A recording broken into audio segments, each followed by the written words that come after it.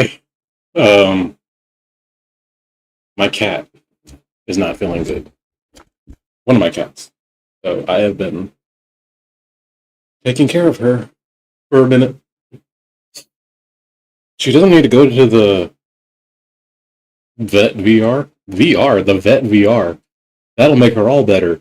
We'll take her to the VR world and she'll enjoy her time listening to rage baiters. That'll make her feel good. No, I meant the vet ER. We've never had to use it before, but she has insurance, so it's not that bad.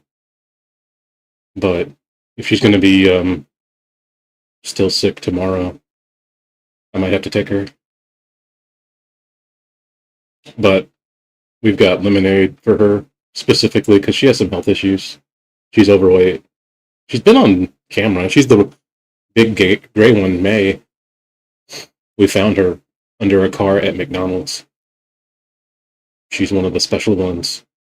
I actually think she is kind of a runt. She's so she's funny. She could do most things most cats others, but she's just chubby. I wish she wasn't. I need to be better about her get losing weight. It's really hard. Cats lose weight very slowly.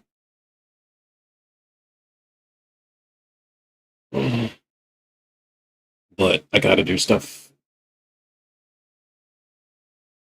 She's so sensitive. Like I remember a vet tried to do something and the vet actually hurt her because May was resisting.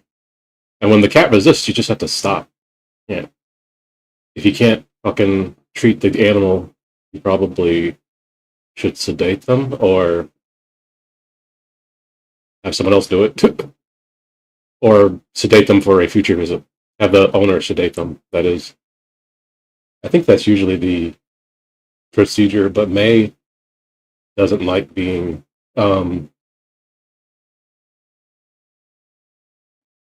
held for too long. I can do it.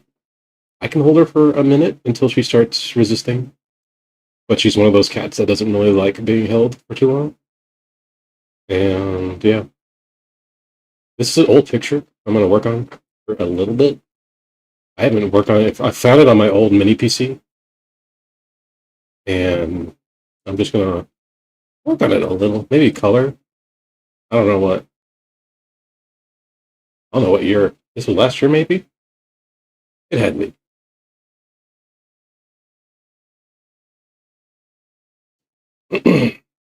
um, let me have my avatar. Shut up, that bitch. Oh, I never posted my social medias. Uh-huh.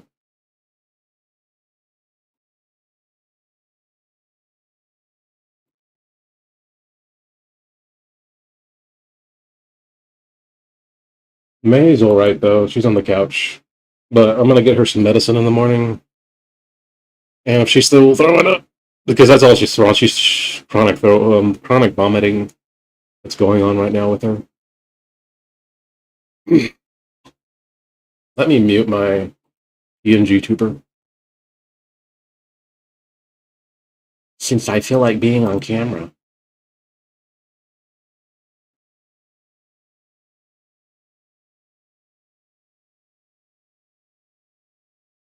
Is there anything to watch, or should I listen to music?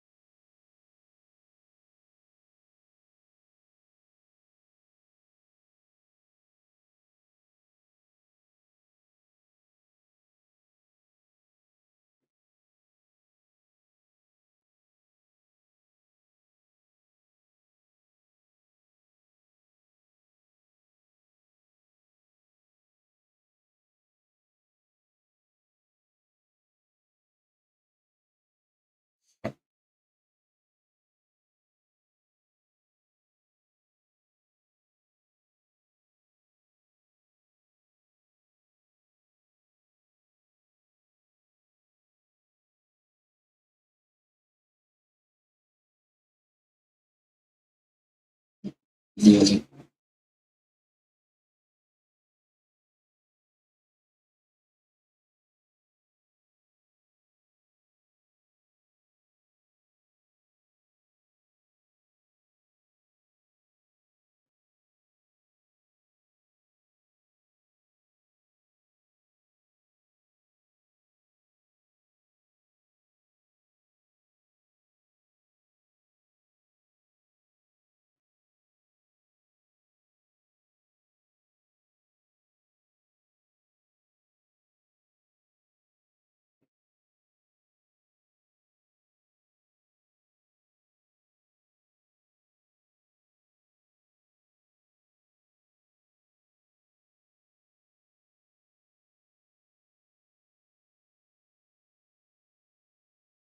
don't have my headphones on. Let me fix that.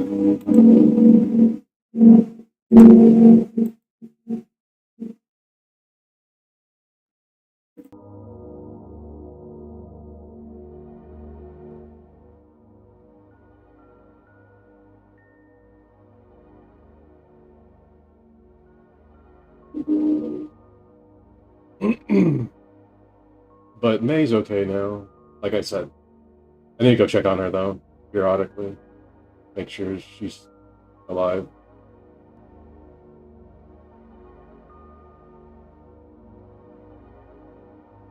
Decent.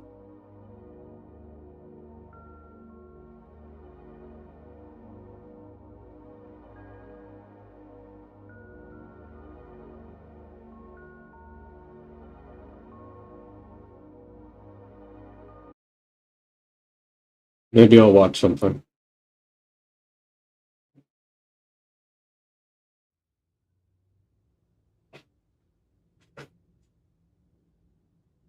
You've got mail. You've got mail. You've got mail. You've got mail. You've got.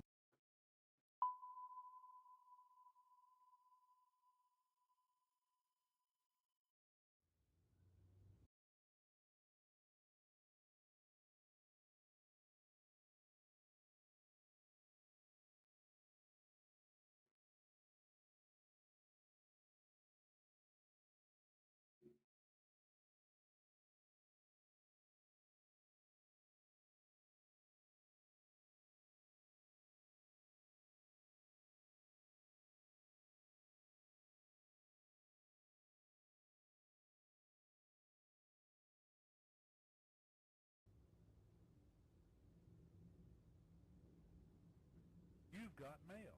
You've got mail. You've got mail. You've got mail. You've got.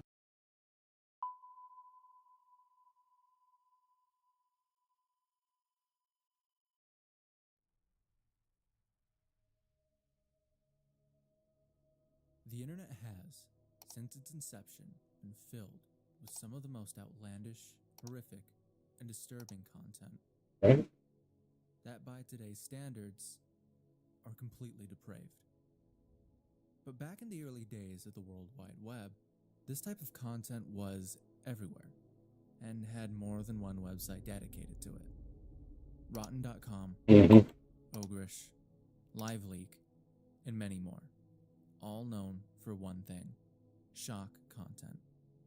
This was a very unfortunate part of the early online culture, and still to this day, haunts corners of the internet.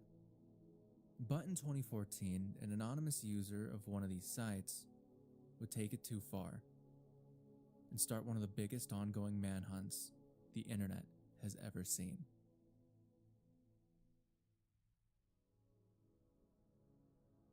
It's the early 2010s, and the internet has changed forever.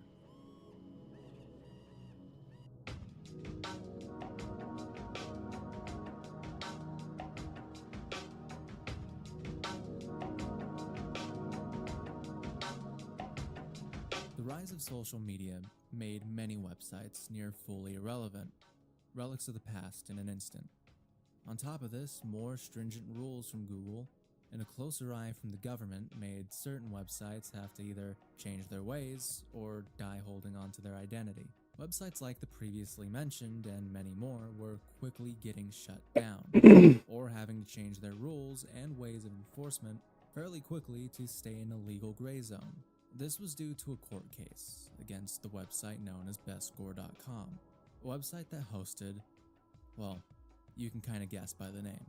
But there was one specific video that they hosted on their website, and it was what got the entire thing shut down. One man, one ice pick. In 2012, Luca Magnotta murdered a man named Jun Lin and uploaded the video onto the website.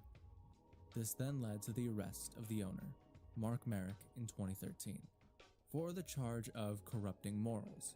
A very rare charge, but a very severe one passed out by Canadian law enforcement, prohibiting the creation, publication, or possession of obscene material. This set a major precedent in the way websites were to operate, and as coverage of the Merrick arrest and criminal proceedings started to gain more traction by mainstream news outlets in 2014, more and more public outrage started to come down on Google and the internet as a whole to crack down on sites like Merrick's.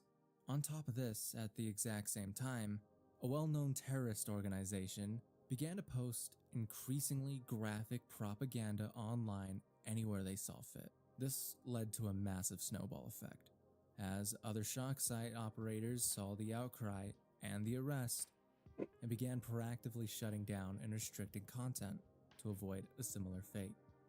Because of this, many of these websites could not keep going, and the ones that did wouldn't last very long. Ogrish effectively vanished and became part of LiveLeak, which would be shut down later in 2021. This would be the fate of many of these websites, especially since website host providers started to effect stricter rulings, destroying what little websites like this existed. But on top of this, as stated previously, social media was on the rise and was quickly eating away at the share of user attention that We can post our murder videos on TikTok and Facebook now. But unfortunately, one of them tried their hardest and succeeded for a time. In 2014, in the midst of all the website shutdowns and legal battles, one website went by practically unscathed. This being due to the way that they handled. Isn't it interesting how you have shows like Squid Games, which is about monetizing like people dying, and this is exactly what is going on, but it's not a fucking TV show, it's real life. It's exactly the same.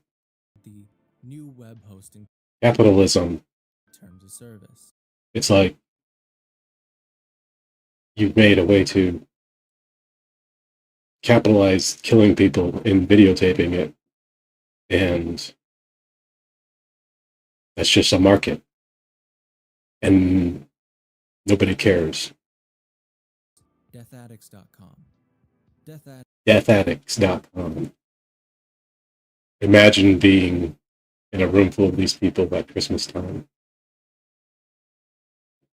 Addicts was a little different from the other major shock websites from the get-go. They were privatized, a closed community of folks in it for the worst of the worst. Jeez. Unlike these other sites, you actually needed to register an account to be here and view most of the content, with the most risky of content having been locked behind. Check out threats these dead bodies, for buddy. veterans of the website to see.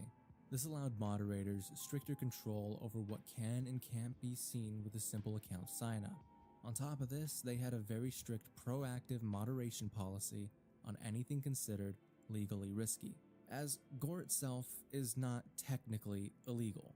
Some forms of it can be, but things such as historical videos and things considered medical fall into legal gray areas. This bought them a lot of time and made them practically immune to the changes. It also made them the de facto website. Those are laws that need to evolve. I don't even know how to begin to describe that, but what's stopping someone from having a mass shooting and calling it a historical occurrence, having it on video, and just being able to have it posted for free to watch? This is for educational purposes. I wanted to watch these children die so I could study in case I ever get into a school shooting. Asshole. For all things graphic, taking in more and more users from the now gone shock sites that once sat on top of the web. And with this newfound popularity of the site came something sinister. In the beginning of our story. Loading. In 2014, on both deathaddicts.com and on the 4chan board /B, a new user would abruptly. My history with B is something I would say I was more engaged with in my 20s. I think I've been there randomly once or twice in the past year, just out of curiosity. But when I actually used to go to 4chan more frequently, I would browse in B just to see what people were fucking up to because they're insane, and I'm just curious. And what stopped me after a while was like the animal cruelty people would post. Like someone posted a video of a woman first there's like lots of human death. But when I see people doing cruel things to animals and recording it, I don't know, it hits different. And I saw a picture of a dog getting just its face beat to death with a bat. And it was around that time I just kind of had to just... But like I said, I still go to B every now and then. Something like animal cruelty still bothers me, but I just don't understand how you could go here like every day, I guess, and look at it all the time. I don't go actively looking for it. It's just more out of curiosity. Make a name for himself. And Master was his self-given title. What the hell? But it wasn't what people would come to know him as. Dr. Gloves was the name given to him by those who saw his posts, for obvious reasons. What I am about to show within the rest of this video will be heavily redacted, and even with that being said, given the context, is not for the faint of heart. If for some reason the mention of shock content and the warning at the beginning of this video didn't scare you off, maybe now is a good time to reconsider your viewing. Right off the bat, what Dr. Gloves would post on a Death Addicts would become too much, even for those who regularly enjoy content centered around death. Enjoy it. Extreme, as his posts were not your average cartel or horrible accident caught on camera. He was making his own original content. According to Dr. Gloves himself, all of the pictures he was uploading were, to his own admission, self-made. The images he uploaded were something else. All of the photos showed a man wearing surgical gloves and a homemade GIMP mask, most of which would be set in a medical setting of some sort. All of which showed children, fetuses, some of them dead, some of them alive. The images, according to investigators, were released in batches. The first batch released sometime in 2014 and is known as the Walk-In Cooler series. The primary focus of the set was, disgusting as it is to say, infant organs, and a deceased preterm fetus he would throw into the air, most of which would be showcased on a broiler pan The used for hell? cooking, and was clearly People are so not from his depraved. home, as it looks to have been used over the years. How do you get to that point? He appears in this set. Am I too soft? Am I too goody-goody? I've tried to be a Hellraiser. I'm almost 40. I've been detained, but I'm not juggling fetuses. This guy obviously hasn't... Oh, at this point. What have I done? This... To be detained, have I done something this bad? I don't know why I'm comparing myself. Why does this exist? Why are Americans so insane? This couldn't be... This might not be an American. This might be a good old alien. In a blue pair of scrubs, with clear latex gloves. The setting in these images are a bit of a mystery. I Still to fucked me. up on this. Also, I fucked up on this fucking. I had copy and pasted this from my mini PC, but I think it was originally a JPEG. And it's not the original sci file, which I was hoping it was the sci file, so I could edit it a little bit better. So it's not letting me actually color over everything. It's not that bad, but it makes the lines a little off, I guess, if that makes sense. I just have to be careful, I guess. I guess it's like a stylistic choice with lemons. I don't know. The fuck am I talking about? Dumb shit? Gay shit? Why didn't this shit? Fucking. Wait. No. This is all white. Yeah.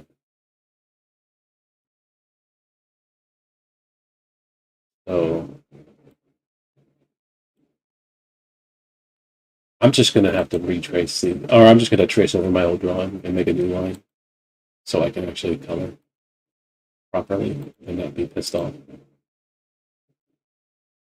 Something. Yeah. So let me ink for a little. It's fun. I'm having a good time listening about insanity. As I don't believe that he is in a walk-in cooler, as the title suggests. Let me explain. The wall Let me looks more explain. like painted over wood, like something. What's up with the Silent Hill sounds?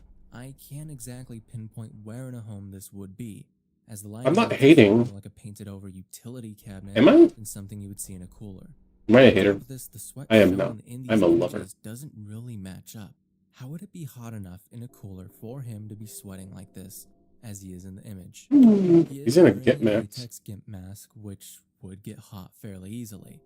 But from experience myself of working in industrial walk-in coolers, even having something skin tight would not make you sweat this much. I sweat. Especially if that cooler is meant to host fragile, in my pup mask sensitive a material. lot. On top of this, the not plate is latex. very Is clearly it? No, not it's fake. from a hospital environment. Like rubber. I believe that this set of images were more than Maybe? likely I don't know. taken inside of his house, in which he smuggled the items out of a hospital-like environment, which is why he was comfortable enough to take these images in the first place. Where and how in a hospital would he have gotten enough free time without being spotted by others or by a camera? Would he be able to not only wear a gimp mask, but also toy with organs and cadavers? Where in a hospital would you even find a setting that looks like it was completely made of plywood? And why is he sweating so much if he's inside a cooler? The next set of images is far more disturbing. More than likely posted sometime within 2015, came a vlog series, as dubbed by investigators. This set contained a lot more photos, and a lot more identifying information. In these photos, he appears to aggressively handle and choke deceased infant remains, approximately aged between 2 to 3 months. The individual also poses for photographs while using their left hand to choke a deceased infant. He starts to use a thumbs up gesture next to the deceased infant remains, and using various medical instruments to mutilate or feign mutilation of the infant remains. Look what I can do! Was a lot more medical than the first photos, and through that, investigators actually had some leads. In these photos, the setting is an unkempt, old-looking wing of a medical building. The floors are stained and in some parts cracked, as if it has been unused and unkempt for some time, with wooden and what looks to be falling apart interiors. Yet there's modern medical tech here, refrigerators, lifts, from a company that investigators found to be Mortec Manufacturing. The models could be from the M600/2 or M600/3 series, dating from 2005 to 2012, meaning this was still clearly being used as a medical facility, despite being so worn down. Mortec Manufacturing ships This shit never saves. and This even is into real. Mexico, but the vast majority of its business comes from the West Coast. Oh, It has no. to be more than likely in California. On top of this, it's a known fact that many coroners' offices and morgues run on very thin margins, meaning that upgrades to these buildings rarely happen, if at all. UCLA is known to run many of its medical buildings out of old, dilapidated buildings, along with morgues and coroner's offices. So unless we can pin where this exact floor pattern is, I doubt we will know exactly what building this is in. But there was another piece of evidence in these photos that seemed to be a major glaring mistake for Dr. Gloves. His badge was right there. That me? And two of the images said a badge at his side. Edvin Balians. We had a name. Oh, weird looking guy. Was or is a doctor working for the Glendale Memorial Hospital. We know of that because of internet investigators. Once this was found, he immediately started to get hunted down. This led to constant harassment toward Edvin, and honestly justifiably so. But unfortunately, I was hoping that was a sound effect too on little, too late, video. that the badge was a red herring. I think it was me. Upon further Where's my- investigation onto the set of images, it turned out that the badge was photoshopped in. That's Dr. gay. Gloves, or a troll, was very meticulous. This was very clearly thought out. But I question where he could have even gotten the badge in the first place in order to Photoshop it in and frame an entirely different doctor. Then came the third set. And it's honestly even more disturbing. I'm looking for my stylus. And this I must have is due to the fact that unlike the other images, this one has a live child, not in a medical setting. Oh, that's fucked These up. showed up sometime in 2015 to 2016. The first three show Dr. Gloves holding a hobby X-Acto knife set that you can buy from any retail store across the country. But they also show a little girl from around the age of 4 to 9 being abused. We know little to nothing about this set of images. We don't know who the girl is, and she remains fully unidentified to this day. What I find interesting about this set, however, is that the background of these images almost fully matches the background of the first set. I believe both of these sets of images come from his own house. The paint is almost identical. Are you serious, And man? as messed up as My it is, sensitivity isn't fucking I hope working. the girl in the picture is his own daughter. Because if not, we might be looking at a missing person. The next set, despite me saying it for all of them, somehow is even more disturbing. Set 4, known as the medically vulnerable children, came out sometime in 2016. This set had the most evidence yet, but it also had the most victims. In all of these photos was a new child, and in one of them was a newborn. Dr. Gloves poses with several medically vulnerable, ventilator-dependent children. Ages are estimated to be between 2 and 12 years old, while pressing his fingers over their mouth and noses. The picture of the infant is of Dr. Gloves smothering it.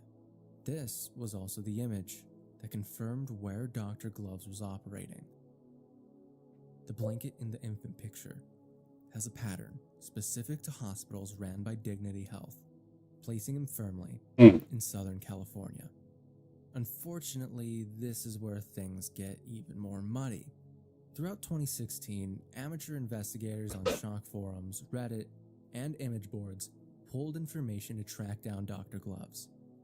Users on Death Addict and 4chan scoured the photos for any identifying details: hospital signage, equipment labels, the style of electrical outlets, even the distinctive orange 6-pointed star logo on a hospital baby blanket visible in one image. These efforts yielded important leads, and by late 2016, the consensus was that the hospital images were taken in Southern California. For example, the infant blanket. It was traced to a 2015 branding campaign for Dignity Health hospitals. Death Addict, which has since gone completely offline, reportedly disallowed further sharing of the images due to their extreme and possibly illegal nature, and 4chan threads on the topic were basically removed by mods under rules forbidding sexual or obscene content involving children. The case, thus, entered online folklore as an unresolved internet mystery. On top of this, almost every single post relating to Dr. Gloves before 2023 on any website has basically been erased, making it fairly difficult to get any newer information. Luckily, a true crime podcast known as Invisible Choir has made a dedicated website with all of the information currently known, along with the images. Any clues that could have been in the original posts have been deleted. That, mixed with a lot of misinformation and trolling, has led to a bit of a muddy dead end. Most of the investigation was done within 2018, but would die off only to be revived again in 2021, thanks in part to the crowdsourced findings on Reddit. This case was brought directly to authorities. In 2022, the San Bernardino County Police opened an official investigation. Investigators reached out to Dignity Health. Crazy how much you have to go for to any help they can get. By consulting hospital officials, do that. they confirmed that several photos in one series were indeed taken at a Dignity Health campus in San Bernardino, California, but have confirmed that whoever this person is was not in their system, yet somehow got access. This meant that at least some of the abuse occurred on actual hospital premises. However, hospital records showed no employee matching the suspect. The perpetrator was likely an outsider who gained unauthorized access, not a staff doctor or a morgue worker. Throughout 2022, detectives, cybercrime specialists, and even medical professionals formed a task force to identify the man behind the mask. Over the course of the investigation, more than a dozen search warrants were obtained to gather any evidence they could. By the end of 2022, law enforcement had also reviewed the photographs with medical staff and prosecutors to determine the applicable charges. They did believe crimes had occurred, such as child abuse, battery, and desecration of remains, disproving a rumor that seemingly started about Dr. Gloves, stating the FBI had no interest in this case and couldn't do anything due to statute of limitations, or because nothing illegal was done here, which it's very clear that this is illegal. Unauthorized access to cadavers, corpses of children, I'm having issues with my abused living fucking ones, clearly side in need of care. pissing me off. I honestly am a little shocked that it was a theory in the first place, but that's what happens on Am I the internet. inside too? Anyways, Yes. with the Why is it ongoing being shit? investigation happening in San Bernardino, and Dr. I want to Glove's say, but you're not letting me location, say. Fucking we bitch. do have a chance of finding him. The investigation got most of its breakthroughs in 2023. The multi-agency I investigation know this happened made before, headway so on I know several fronts. probably research will By figure it out. mid-2023, police had interviewed multiple people of interest, people with access to the hospital or similar profiles, though no arrest had been made. In the fall of 2023, the case gained wider public exposure when the Invisible Choir True Crime podcast released a dedicated multi-part investigative series titled Who is Dr. Gloves? Invisible Choir worked very closely with the Reddit sleuths and law enforcement, turning their findings into a narrative while keeping key details censored for the public. In that appeal, it was revealed that local police and FBI were actively involved, with, again, the multiple search warrants executed and multiple individuals interrogated, but no arrest or identification of the perpetrator yet. The public was urged to help identify the locations and any people in the photos. And as a reward, bounties of up to $1,000 were put on helping the investigation out. Despite the lack of an arrest, community efforts have continued. By late 2024, most leads pointed towards a perpetrator in Southern California, as stated prior. And as the San Bernardino police have stated, the case remains open and active. Some forensic avenues, such as facial recognition on the child victims or extracting fingerprints from the images, are being explored or suggested by more tech-savvy users. And to this day, the case remains open, and we still have no idea who it could possibly be. During all of this, a lot of misinformation around the case was fully cleared up, and with it came some darker implications. So let's talk about them. Rumor 1. The FBI refused the case. As mentioned before, there was a theory that the FBI refused to investigate this case due to nothing illegal taking place in these images. You're an idiot. Which we know is false. The FBI is, not this guy. And again, not exactly the smartest theory out there. Number 2. Dr. Gloves is a child mortician or staff member at the community hospital of San Bernardino, or in the broader California region. This theory relies on the idea that he worked in hospitals, but we know he doesn't. So as much as this theory makes sense, it's just not applicable here. On top of this, child mortician isn't actually a career, as there's zero distinction between a normal mortician Child mortician. and a I only work on dead children. It's What just the fuck? same. Number 3. There is one individual behind the Dr. Glove series of images. This one I wish was true. But we know the internet. During the investigation into Dr. Gloves, it was noted that multiple images from the sets were not from the original Dr. Gloves, 2 of which were from a Mexican hospital training video, thank God, but the others, unfortunately, point to something even more sinister. There were copycats. But yet again, we don't know that for certain, and it's more of a leading theory than concrete. We do know from the angles taken in the photos that he may not have been alone during the photo shoots, but it's possible he was just using a tripod. But that's just me hoping. And the FBI and the vast majority of investigators believe there's multiple Excuse people me. involved in the taking of these photos.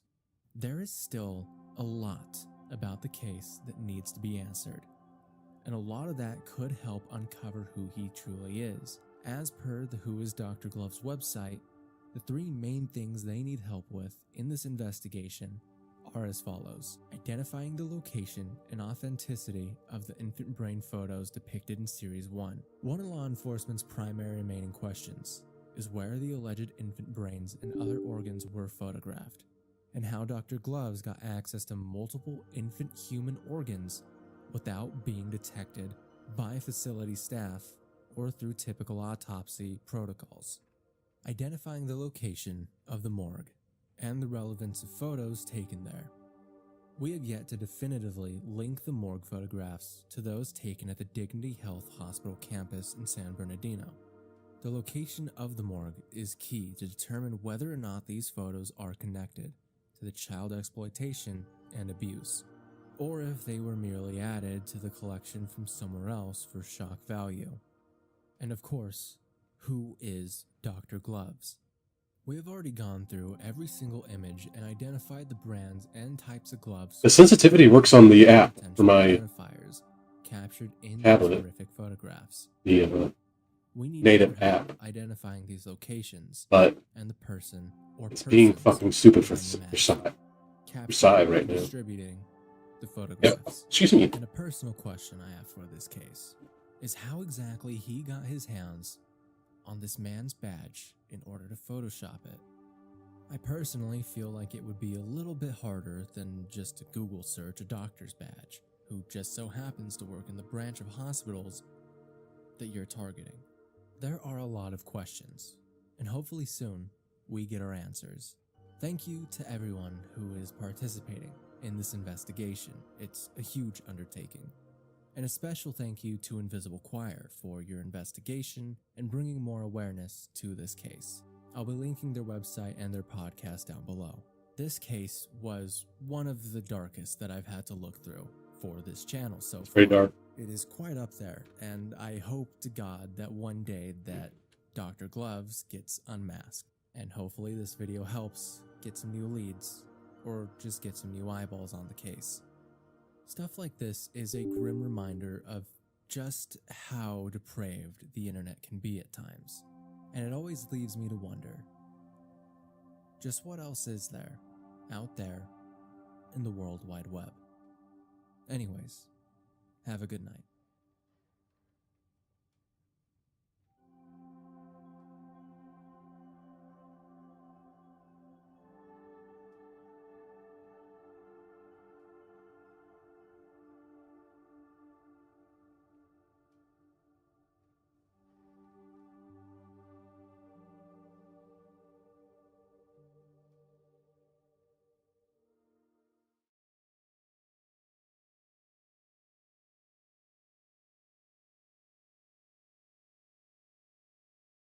Tons.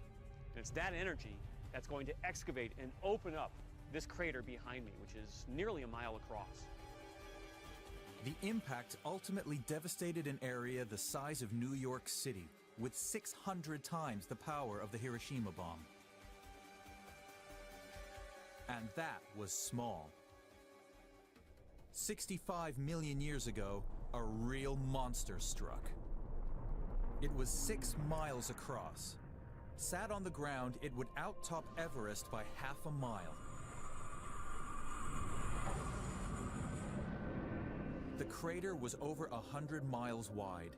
The impact wiped out the dinosaurs and destroyed most of life on Earth. Still not working. I'll be right back. Space rock could destroy the planet.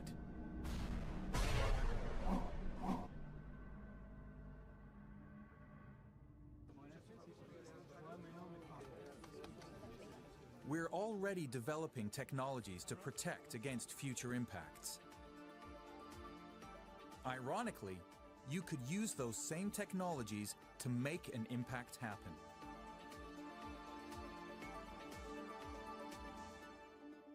One approach is to hover a space probe near the asteroid.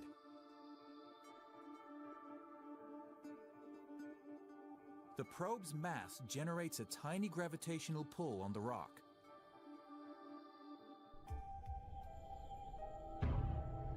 Over time, that can change the asteroid's course enough to miss the Earth, or to guarantee a hit. Another protection technology that we could use is a technique called solar sublimation. This diverts an asteroid or comet using nothing more than sunlight. To demonstrate the effect, Judas starts by building a homemade comet. Some fraction of near-Earth objects are comets, so let's examine what comets are made of. Let's actually make a comet. Juice went to Soil, add dry ice, then water, and some chocolate. We'll put in a few percent of organic material into our comet. And of course, in the outermost solar system, there's a little bit of ammonia here and there. We'll let that be represented by this ammonia cleaner. Let's see if we can pack this up and make ourselves a little comet nucleus. A magnifying lens completes the apparatus. If one were to actually focus the light from the sun onto the surface, one could cause some of that water to vaporize away. And just like on this comet nucleus, the jetting action of those evaporating gases act a little bit like little artificial rocket motors attached to the object. And over time, they really do cause it to be pushed slightly off course. The power of sunlight alone is enough to divert a space rock onto a collision course with Earth. But solar sublimation may not be effective on an object big enough to pulverize our planet. To destroy the Earth, our space missile needs to be big. Like Mars big. We know this for certain because it's happened before. 4.5 billion years ago, a rock the size of Mars struck the Earth a glancing blow. The impact debris created the moon. If it had hit head-on, none of us would be here. We've come here to the vertical gun range at NASA Ames in California for proof. This 12-foot gun fires beads up to 4 miles per second, 6 times faster than a rifle bullet. Professor Peter Schultz, a planetary impact geologist, uses the gun to simulate a Mars-sized object, represented by this small projectile, hitting our planet head-on. The Space Environment Chamber is ready. Schultz makes his final adjustments. Schultz office. Will our scale model Earth break apart completely?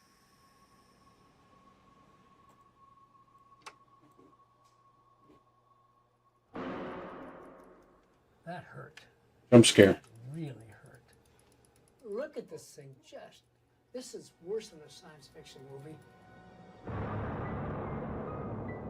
That's just glorious disaster. I don't know what's wrong with my fucking sensitivity. It's because I changed my my Head-on strike, destruction graphics card recently. That So the things that destroy an object is going to be a combination of the size of the object, the speed of the object, and the angle. dicks. The lower the angle, the less likely it'll completely bust it apart. So to really destroy I don't know what to do. you need something that's humongous and needs to hit straight on. Now we know what it takes to use an impact to destroy planet Earth. Now we know how to die. Asteroids and comets are just too small. That's We need to move something the size of a planet onto a collision course. in tablet. That's a level of technology we won't be reaching anytime soon. Now, we can move asteroids around and we can move comets around, but those are only a few miles across. The problem here is that we need something really big. Mars is about a third of the size of the Earth, and even that hitting the Earth won't destroy it. We would need something almost as big as the Earth itself, something like Venus. And even then, we just don't have the technology to be able to move something that big with that kind of precision to aim it at the Earth and blow it up. Destroying the Earth with a space rock just isn't gonna happen. Perhaps the killer punch won't come from space, but from right here on Earth.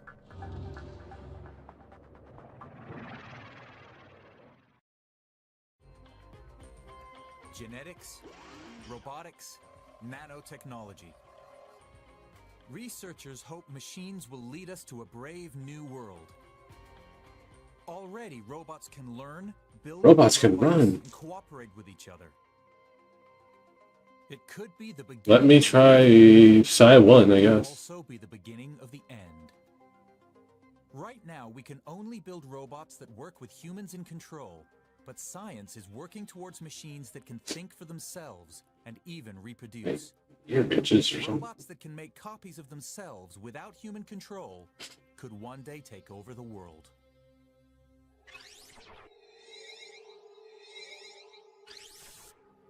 Hod Lipson, professor of robotics. Lipson is a pioneer in robot replication. If this robot could make another robot identical to itself, and then those two robots can make 4 robots and so forth, these robots could fill up a space Robots. such as this here fairly quickly. Once the first replicate is made, there's no stopping the process. But first, we've got to make them.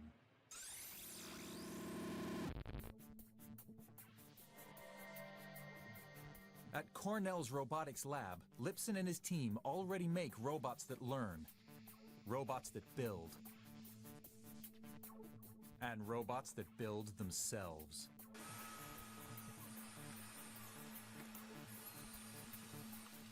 This is the world's first self-replicating robot. Supply it with building blocks and What it the assembles fuck? them to make a Oh. copy of itself.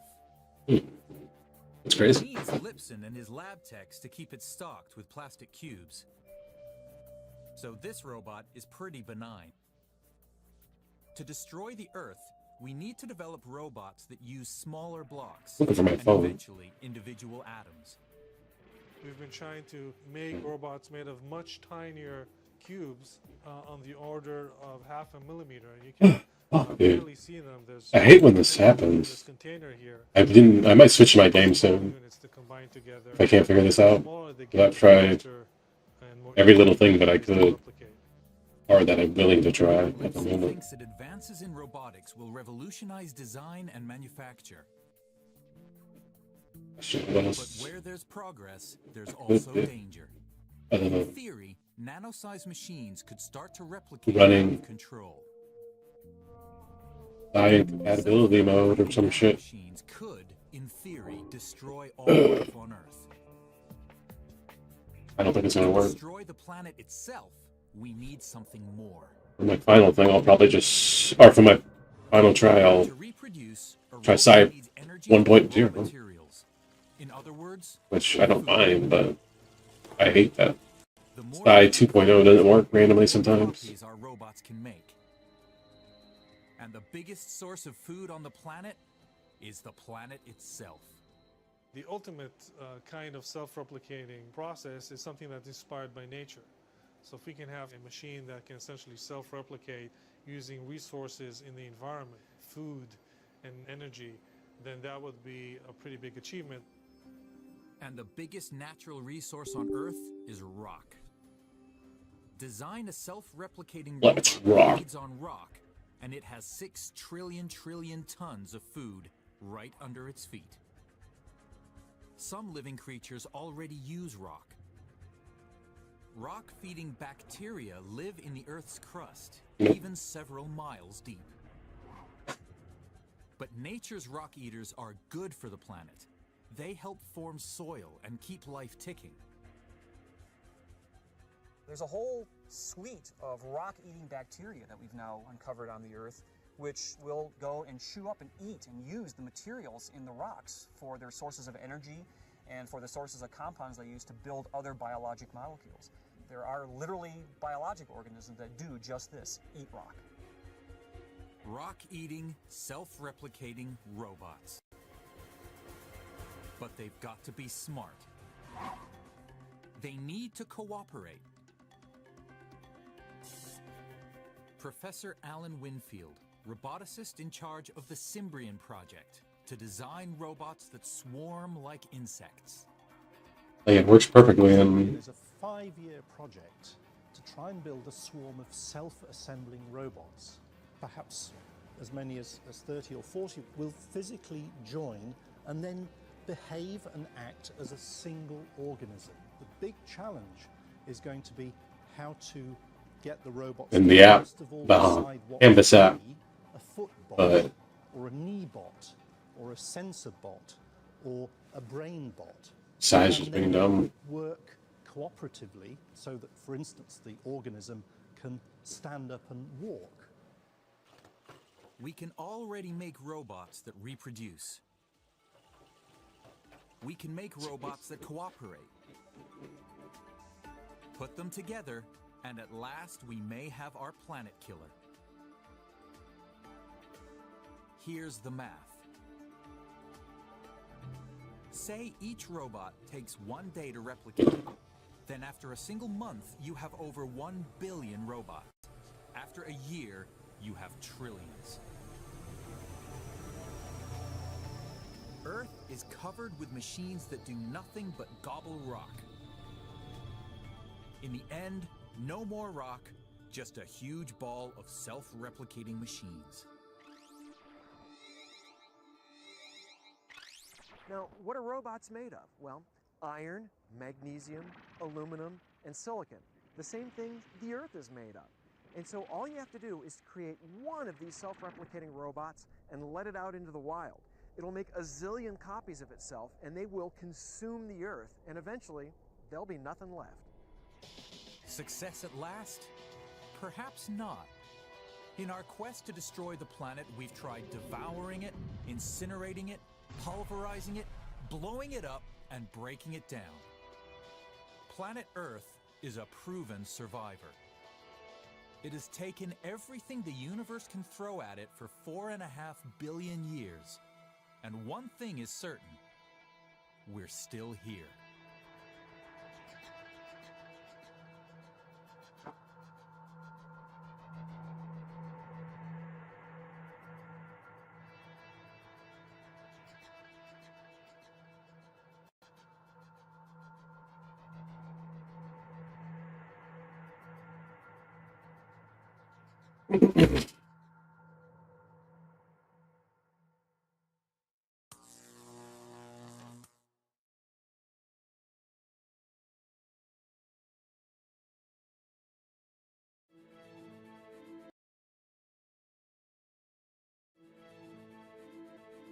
The Rocky Mountains, the backbone of North America.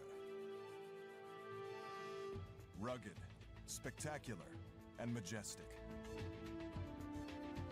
Today, geologists are cracking open these rocks to expose their secrets.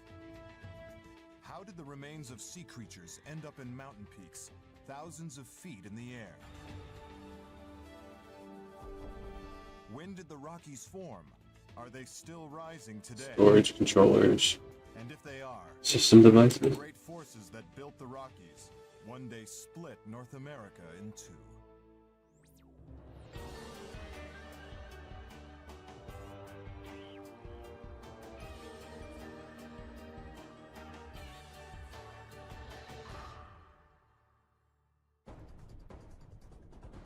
The Rockies, Oh, rock. one of the greatest mountain chains on Earth. They stretch over 2,000 miles from the northern tip of British Columbia to the Rio Grande in New Mexico.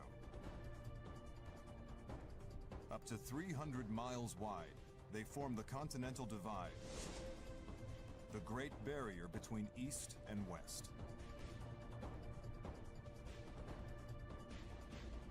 In Colorado alone, there are 58 mountain peaks. Goddamn, dude. 14,000 I wish this would work. tall. That's around 2.5 miles high. The Rockies were created by the most powerful geologic forces on Earth.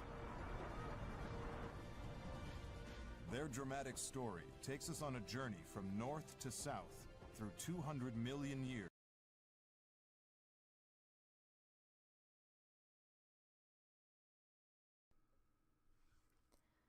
Hey guys, what is up? So today is going to be a very different video, and this is how I got my pressure. And as you can see, we have a 0. The mouse is selected, make sure it's pen, and then bring this 100 down to a 0.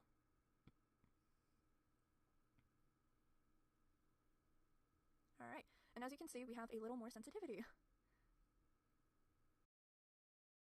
Alright, I go back to options and I personally work on 12. That's the best for me, and as you can see, I have a lot more control over it. Also, the brush size really makes a difference. It makes it look a lot better for this video.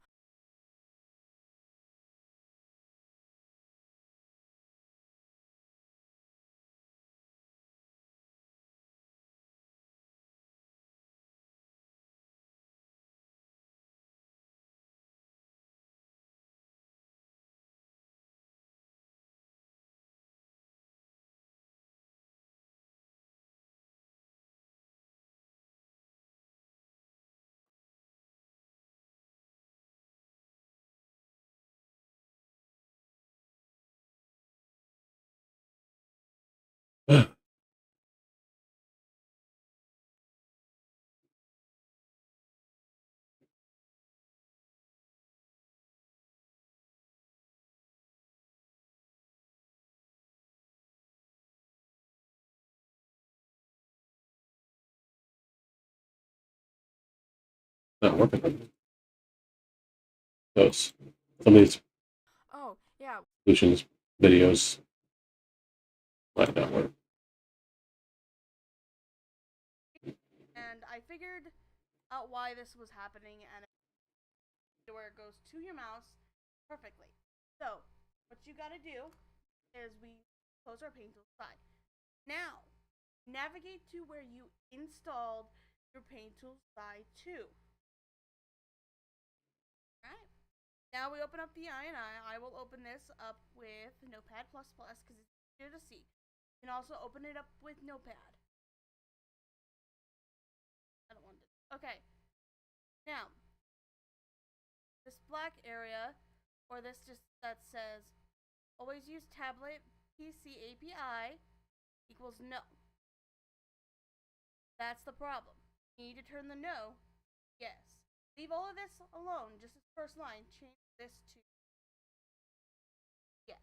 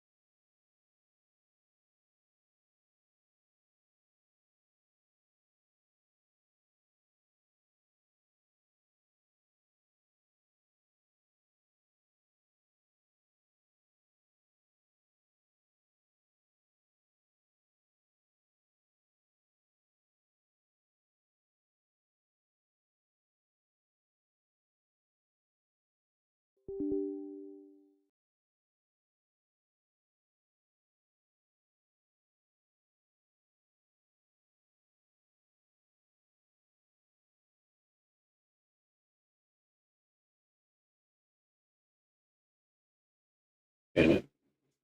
I was hoping that would work, but it didn't. Unfortunately.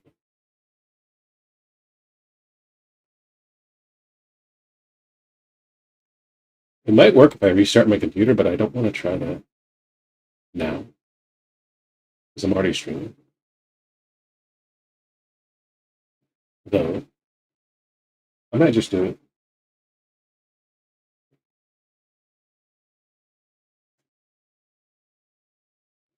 I don't want to. I just want this to work.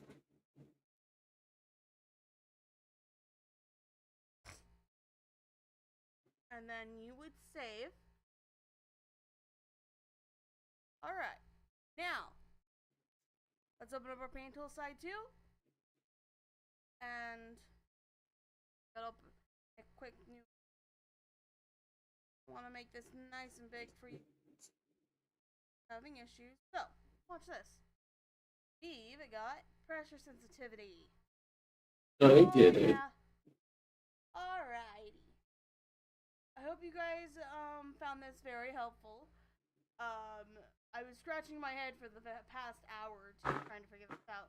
And I found a simple little solution, which I will link his little solution down in the description that I found, so you guys can go check it out. Because, yeah, I can't take full credit for this solution at all. Anyways, hope you guys enjoyed. This is Little Miss Rose, and I'll see you guys in the next one. Hello everyone, it's Little Sky Rose, and today I actually have a tutorial for you. Now, VC... It's Skywars. I'm sorry, I have to watch something else. I'm going crazy.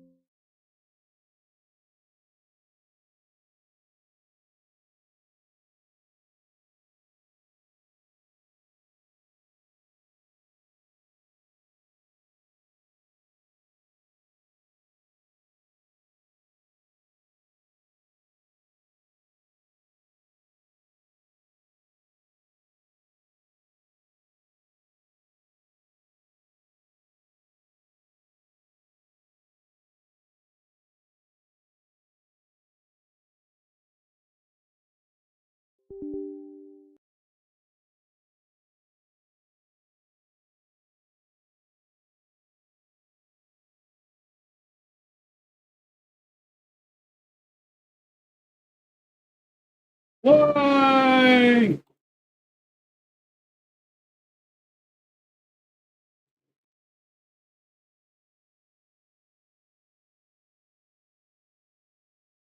I wish I had I do. I have a copy of Clip Studio, but I lost the fucking key to it. So I probably have to purchase a new one. Butthole. This sucks. I just want to draw my picture with sensitivities, as I'm a sensitive person. Fucker. God damn the video. I'm being an asshole. The video, you fucked it all up. You're supposed to make it easier for me, God.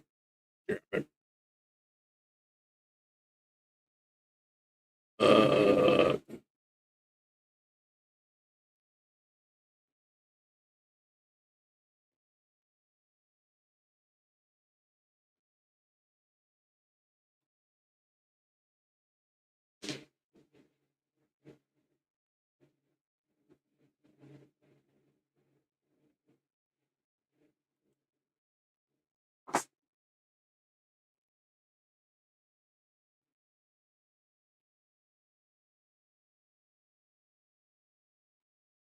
Look.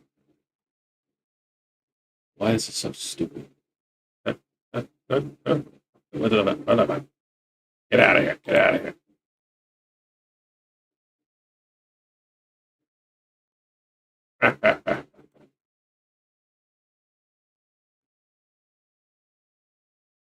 Gosh darn butt, face, ass, dick, face, butt, shit. Stupid. Select your device. I did. Stupid. Bitch. Fucker. Dumbass. Bitch. Fucker. Dumbass. Dumb. Fuck. Work. God damn it.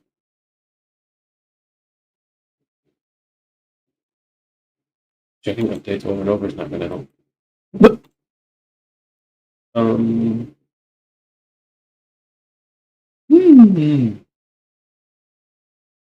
A bunch of bullshit.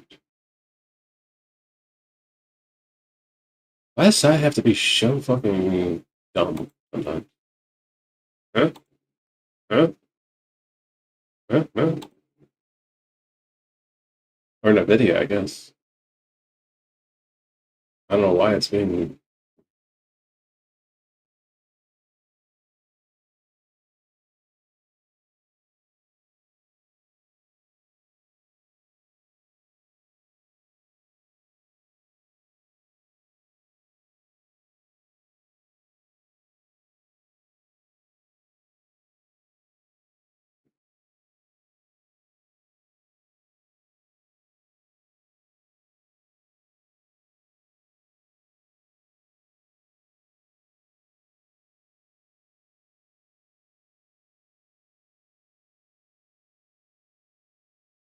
Good reinstall side too, but I don't feel like it. My last choice, or last try, hope, is side 1.0. I'm trying to think if there's anything else I can do though. I feel like there is. I just don't. It's not coming to mind. Eating a dick?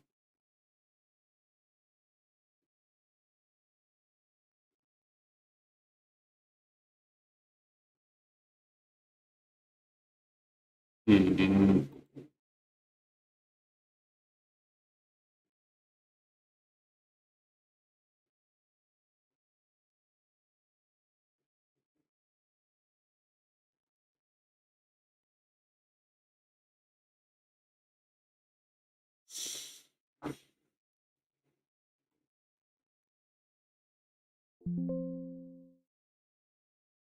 What is it?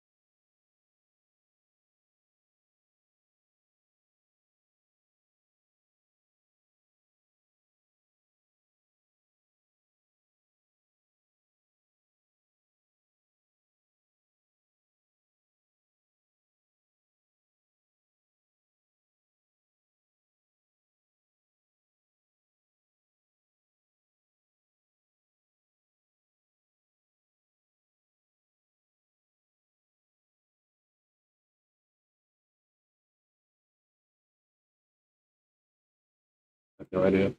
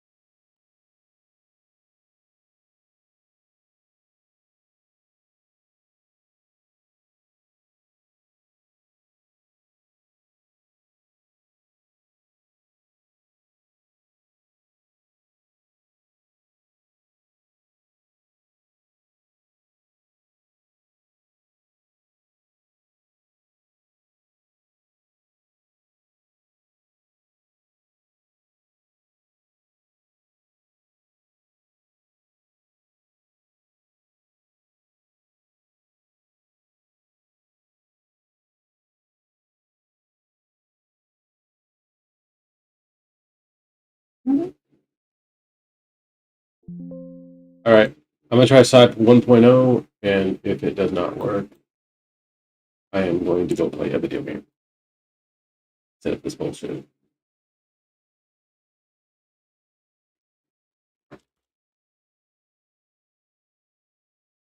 Always use default context.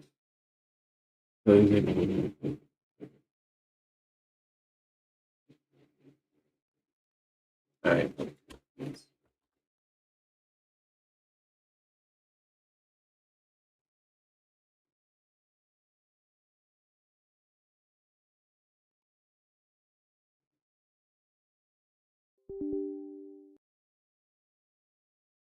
This is inside 1.0. I'm just trying something else.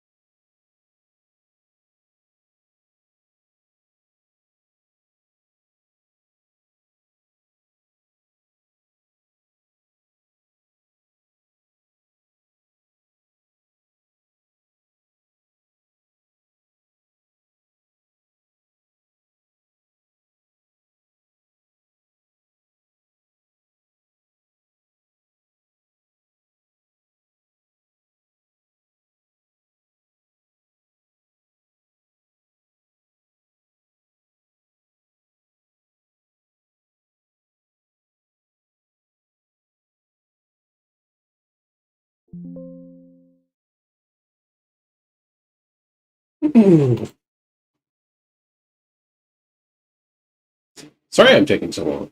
I usually don't really fucking do all this shit, but I don't know. At least the camera's on. See me. Hi. Anybody? No? Okay.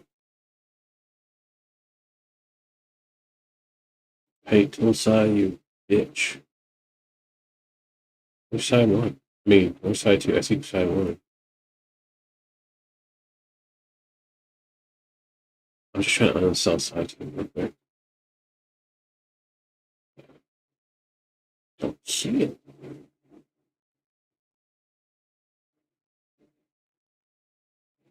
Search. Oh, God. Huh. 32-bit.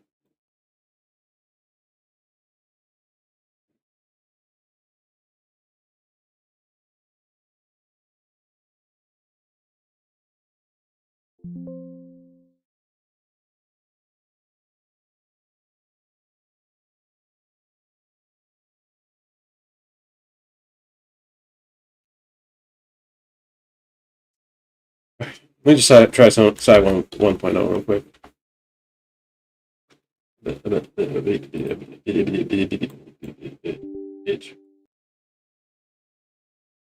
Alright, let's see what happens.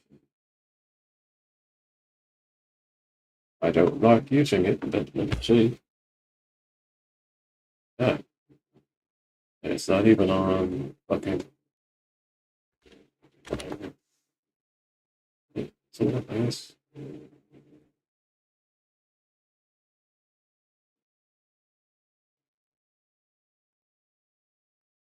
Hallelujah, it works, I think. That still pisses me off. It's not that big of a deal, but I wasted a bunch of time trying to get side 2.0 to work. I guess it's what's annoying.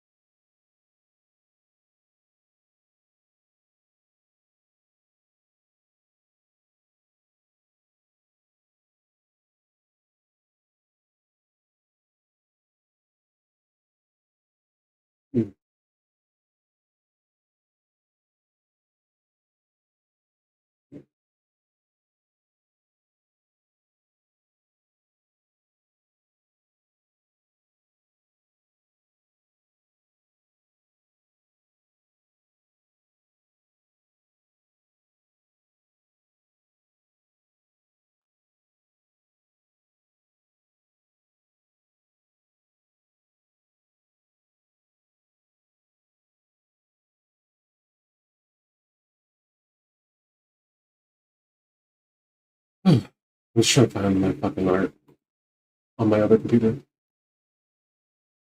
I've already forgotten where I found it.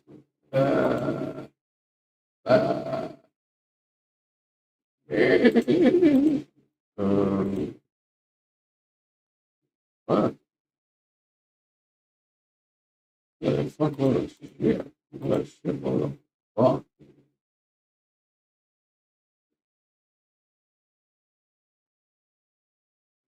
Documentaries.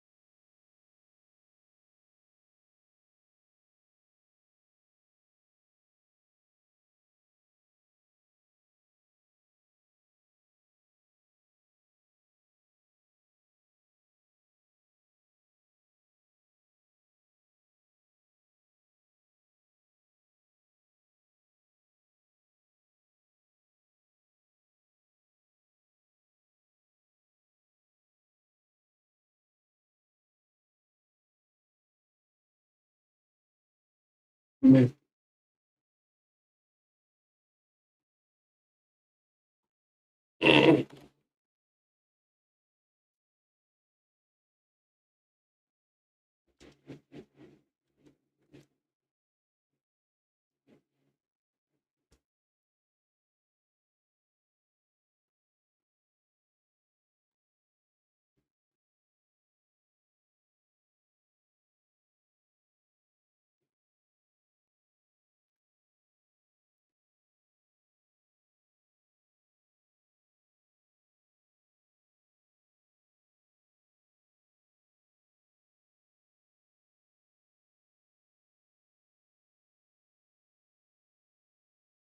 Just had the fucking picture.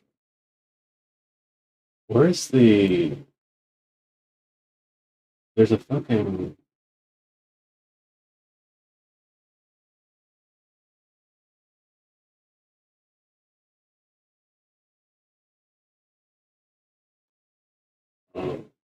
Thank you.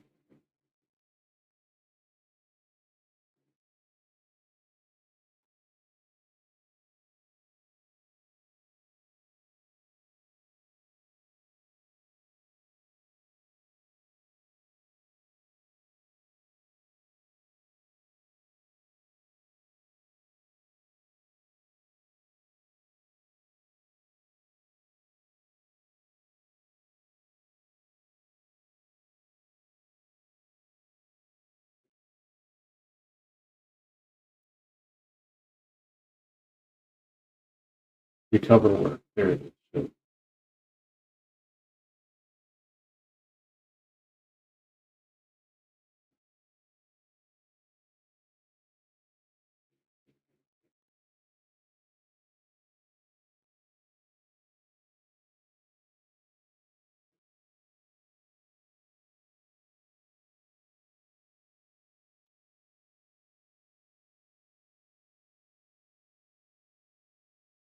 not what I want to do, but...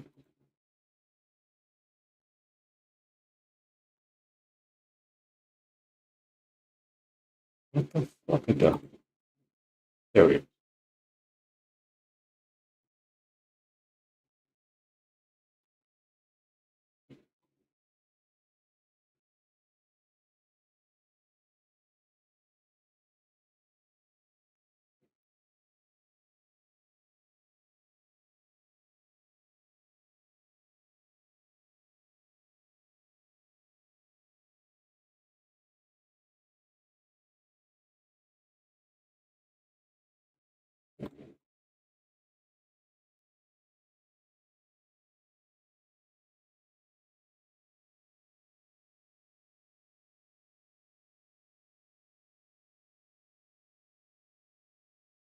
Or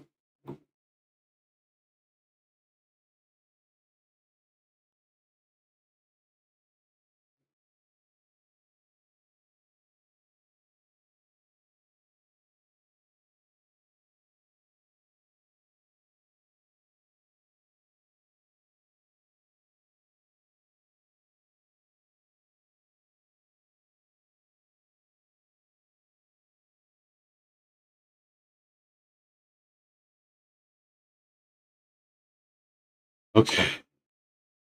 I've fixed it, more or less. Probably not.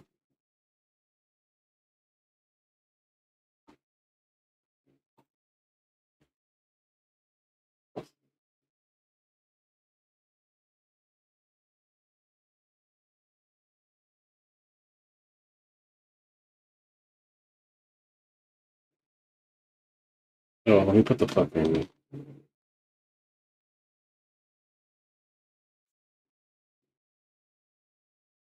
I thought it was already set.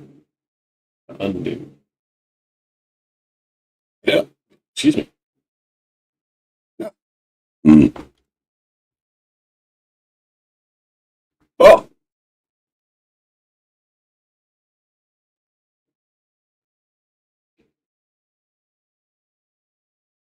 Darn.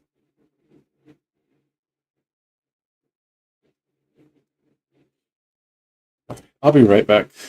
Sorry about that fucking shit. But I'll play something rather than going to a commercial. Leave something on. Whatever it may be. I'll try to get side 2 working later. It might work after I restart my computer. I don't know. What should we watch? What is something...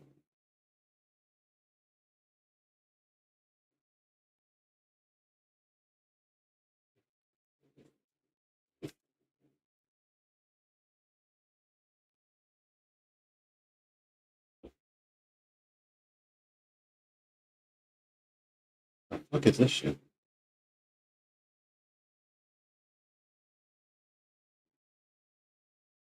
He shot up a theater for showing an Amy Schumer movie. As a man slowly lost his mind over decades, he got into trouble for all manner of things such as arson, serving alcohol to minors, plastering a giant certain World War II symbol up on the side of a building, and more. However, it was his final act and his bizarre behavior leading up to it that would truly come to make him infamous.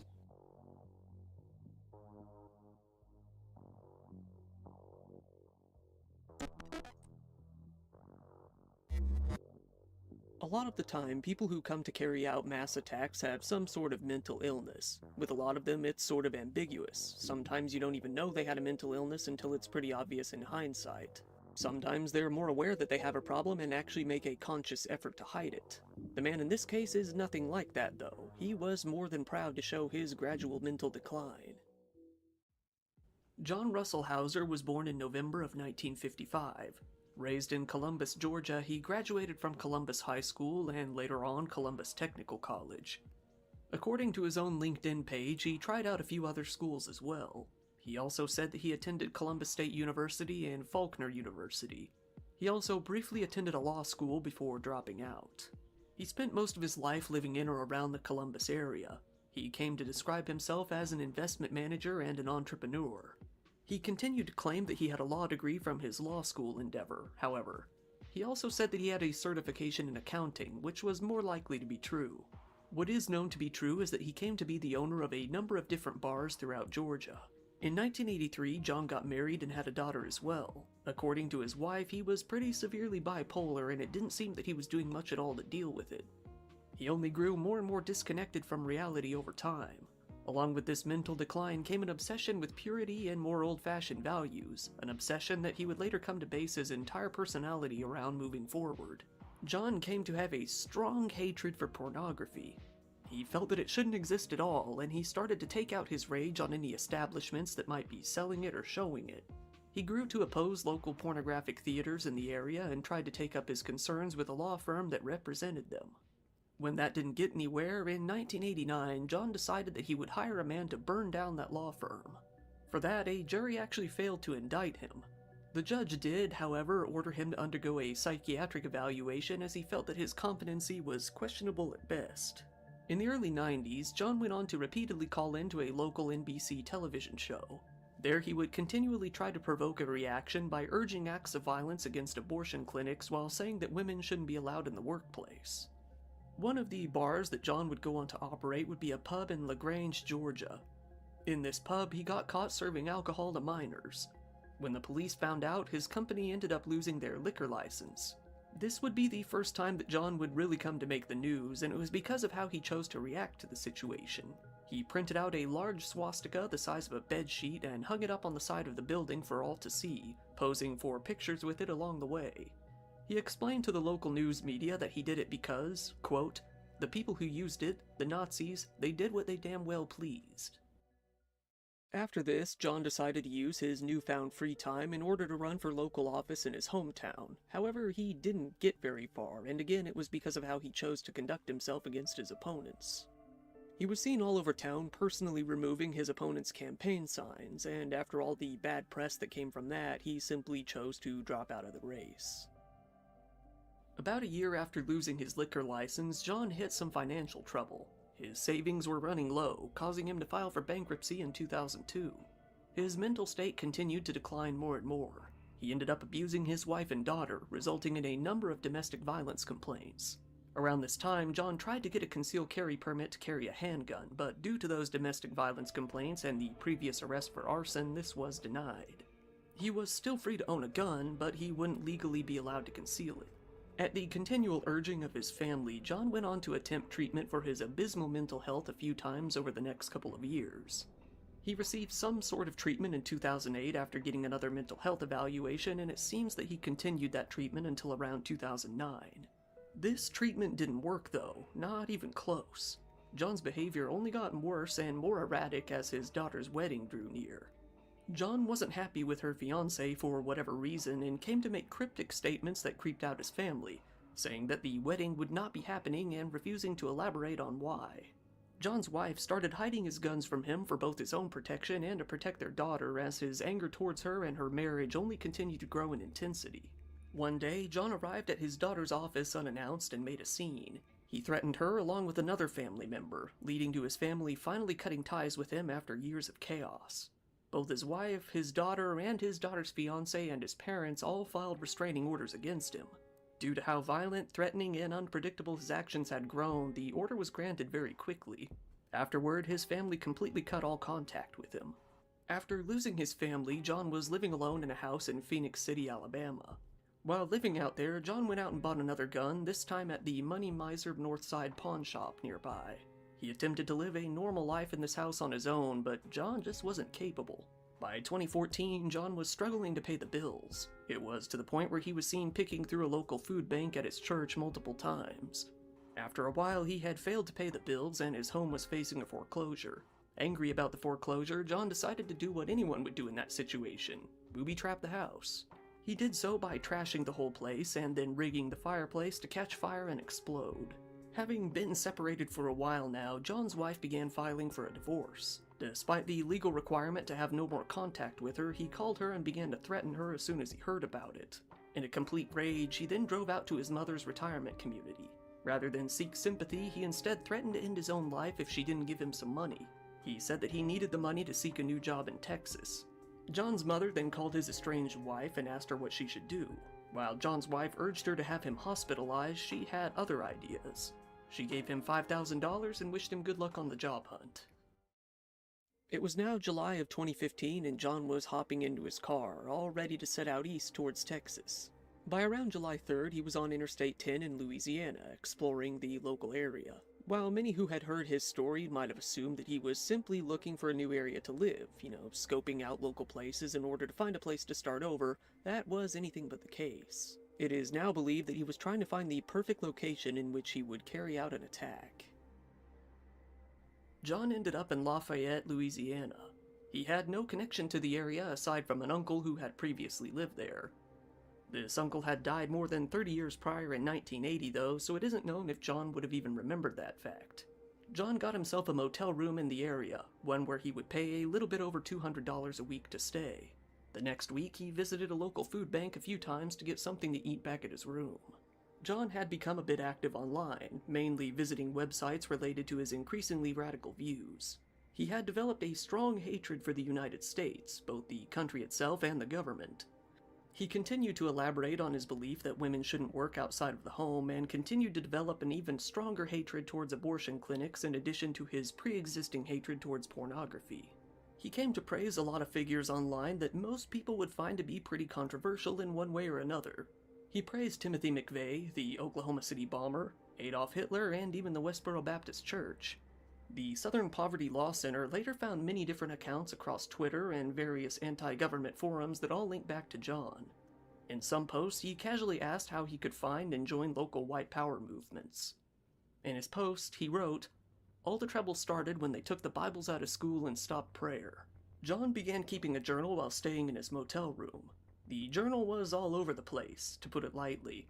He went back and forth between ranting about the government and praising killers to writing about mundane things like his favorite movies and music. At points, he would pause and write things like, "I'm going to take a shower," as if someone were listening to him. Some of his rants were things that many would find completely inconsequential. He adamantly stated that softball, volleyball, and lacrosse should not be considered spectator sports. He said that people shouldn't be able to be called a doctor without specifically having a medical degree. He said that American colleges should only have about 1/4 of the student capacity that they had at the time. One constant theme throughout the journal was John's hatred for the United States. He, on several occasions, referred to America as a financially failing filth farm. He said that the country was all set to collapse soon and that it was very deserved. He wrote, "America as a whole is now the enemy," while listing out problems that the country would soon be facing. One of the problems that he listed was a drop in the stock market that he felt would lead to a total collapse of the world economy and that billions would starve. He said after this, as he put it, "The liberal cesspool will then be on top." This brings us to the biggest target of John's hatred, liberals. However, his definition of what he considered to be a liberal was anything but consistent. While ranting about figures that were more traditionally seen as liberal, he also took shots at Fox News multiple times. He stated, "Fox News is as guilty as all other networks but has a different assignment, to weaken the strong." He also said that not one commentator on the channel is actually conservative. He even expressed a bit of anger towards Donald Trump, who was running for election at the time. This is because homosexuals still had rights, affirmative action still existed, and both pornography and abortion clinics still existed. It appeared that he was frustrated that Trump wasn't expressing interest in eliminating all of those things, but he seemed to remain hopeful that he might. John continued to write, stating, "I have hidden nothing and have hated the US for at least 30 years. And soft targets are everywhere. Military, police, etc. designations are not necessary." In his journal, John thanked a few other criminals. One of these criminals was none other than Dylan Roof, a young man who shot up a historically black church and killed 9 people in order to push his white supremacist views. However, John did have a bit of criticism for Dylan, saying that he had the wrong idea about who his target should have been. He wrote, "Had Dylan Roof reached political maturity, he would have seen that the word is not in words, but liberal. But thank you for the wake-up call, Dylan." On a different page, he wrote that Dylan was green but good. Just under that, John spoke of another criminal, writing Yusuf, very fine.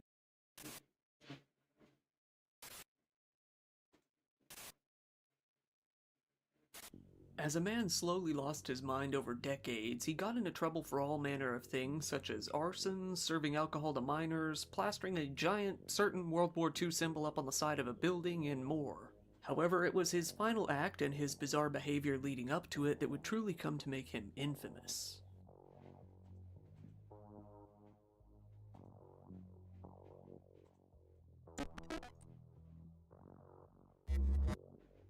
A lot of the time, people who come to carry out mass attacks have some sort of mental illness. With a lot of them, it's sort of ambiguous. Sometimes you don't even know they had a mental illness until it's pretty obvious in hindsight.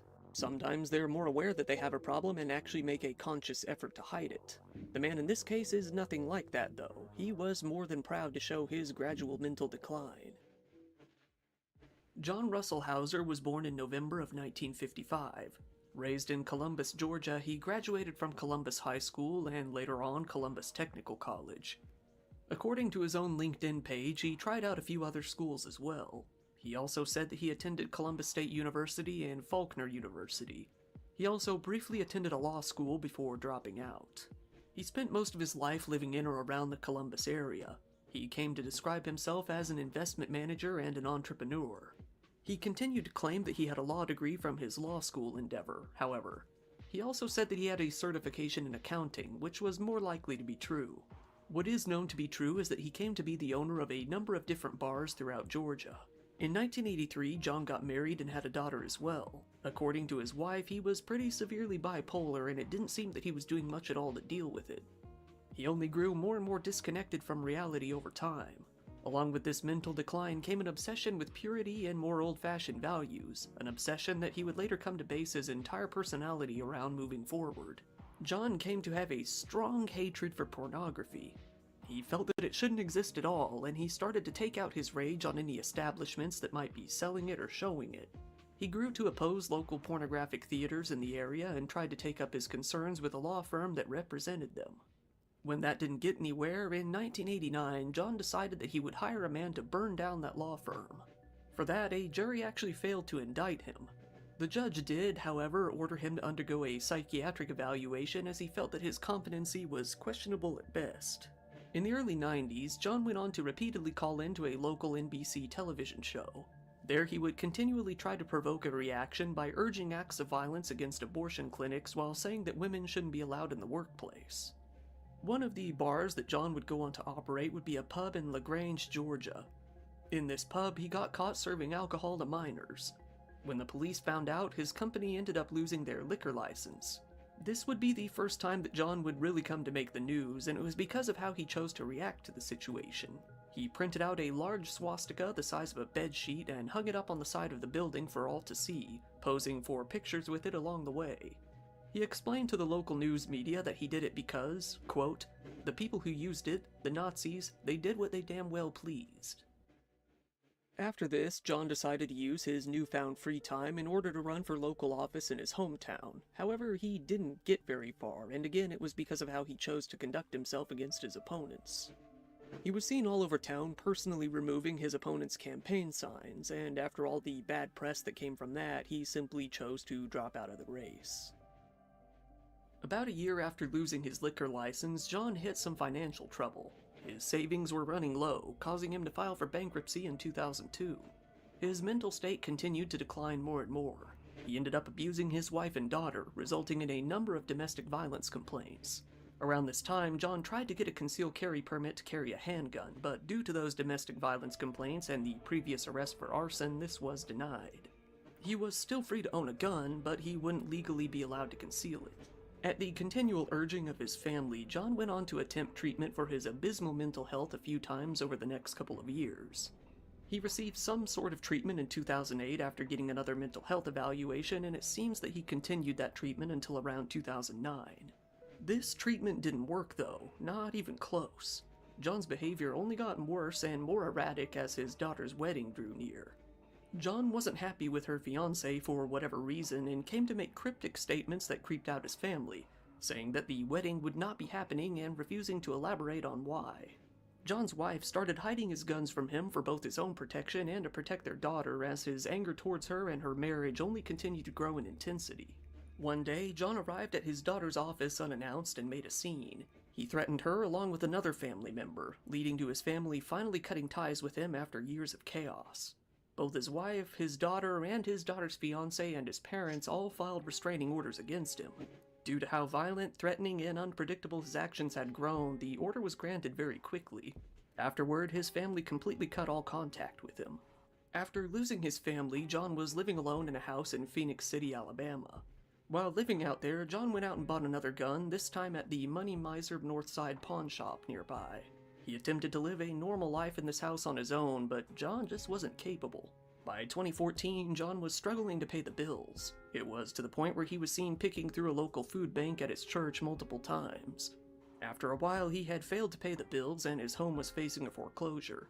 Angry about the foreclosure, John decided to do what anyone would do in that situation: booby-trap the house. He did so by trashing the whole place and then rigging the fireplace to catch fire and explode. Having been separated for a while now, John's wife began filing for a divorce. Despite the legal requirement to have no more contact with her, he called her and began to threaten her as soon as he heard about it. In a complete rage, he then drove out to his mother's retirement community. Rather than seek sympathy, he instead threatened to end his own life if she didn't give him some money. He said that he needed the money to seek a new job in Texas. John's mother then called his estranged wife and asked her what she should do. While John's wife urged her to have him hospitalized, she had other ideas. She gave him $5,000 and wished him good luck on the job hunt. It was now July of 2015 and John was hopping into his car, all ready to set out east towards Texas. By around July 3rd, he was on Interstate 10 in Louisiana, exploring the local area.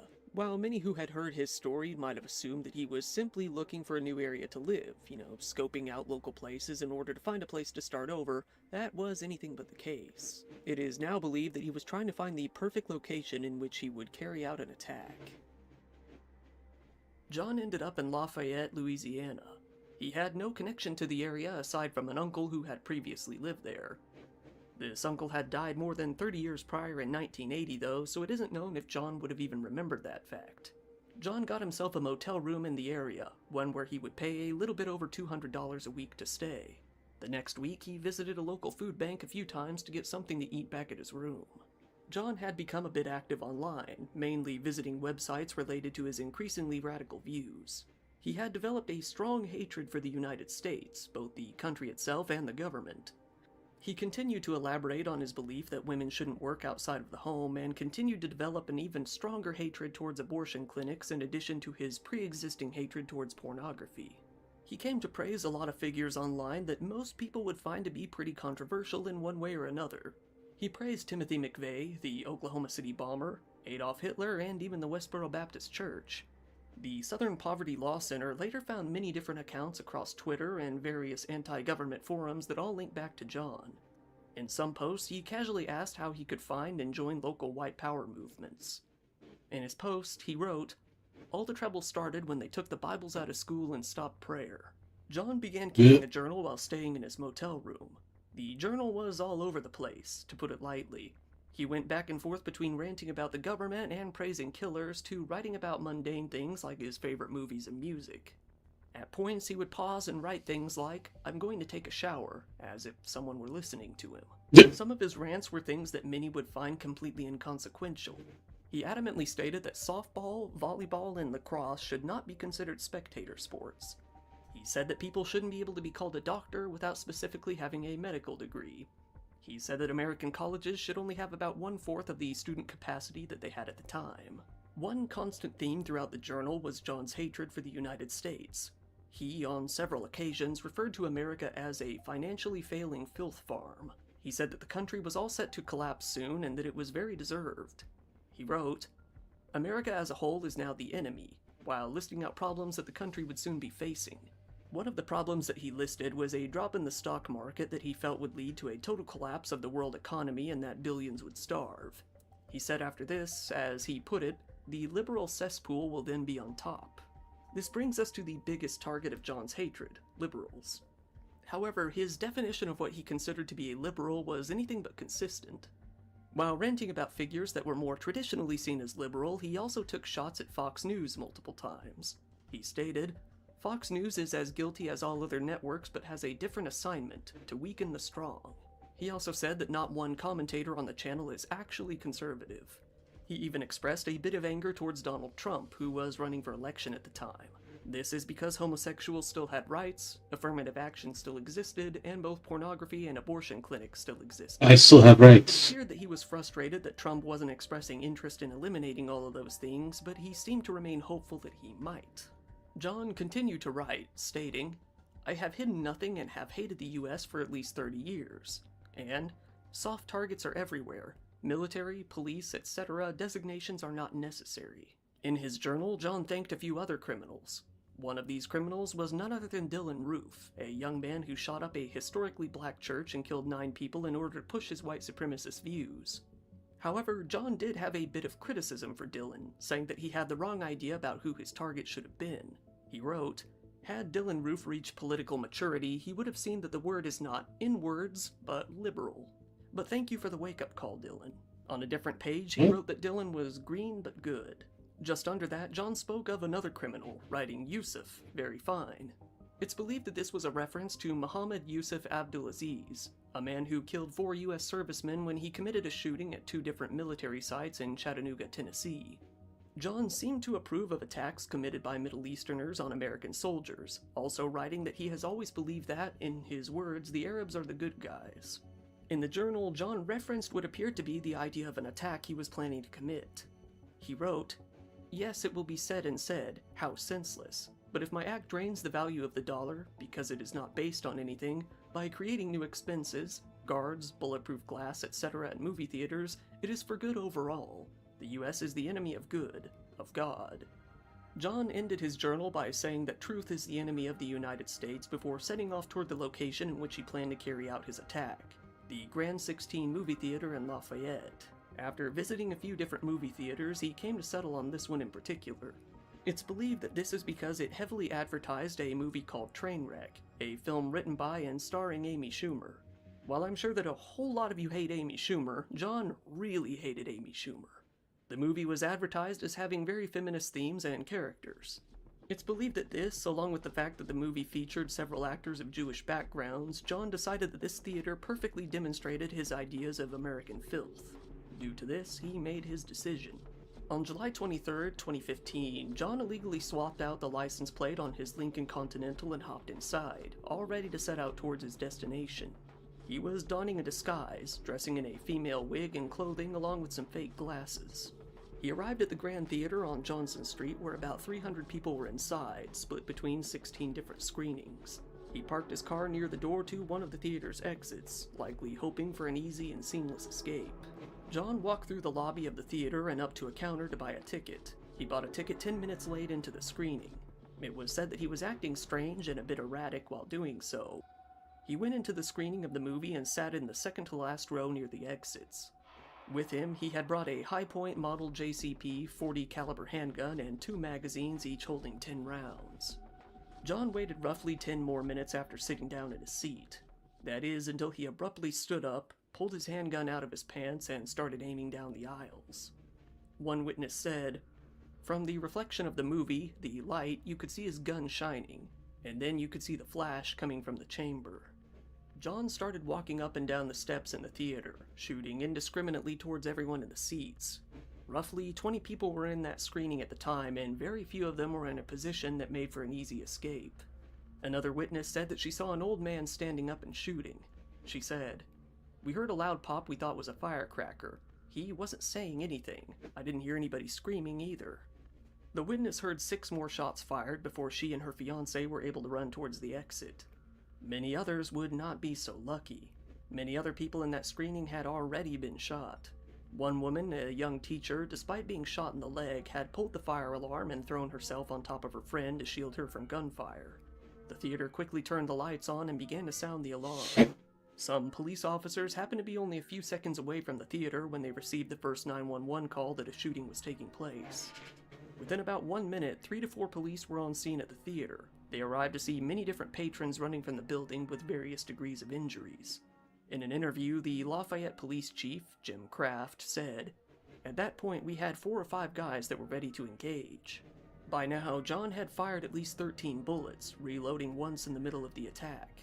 He shot 11 people in total. Satisfied, he decided that it was time to make his leave.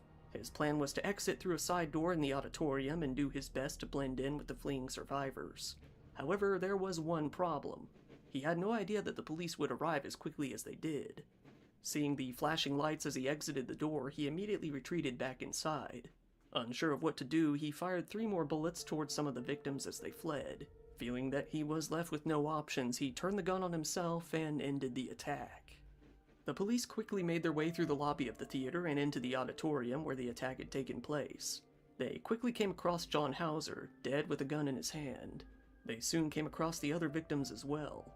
The victims came from all walks of life, ranging in age from teenagers to seniors. One man had been shot 4 times at close range, but by some miracle they were able to load him into an ambulance and he went on to survive. Another victim had been shot a whole 7 times, but also survived.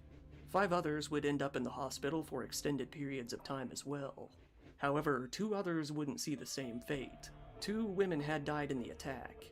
One was 33-year-old Jillian Johnson. She and her husband played in a bluegrass band, owning a shop where they sold toys, jewelry, and printed goods.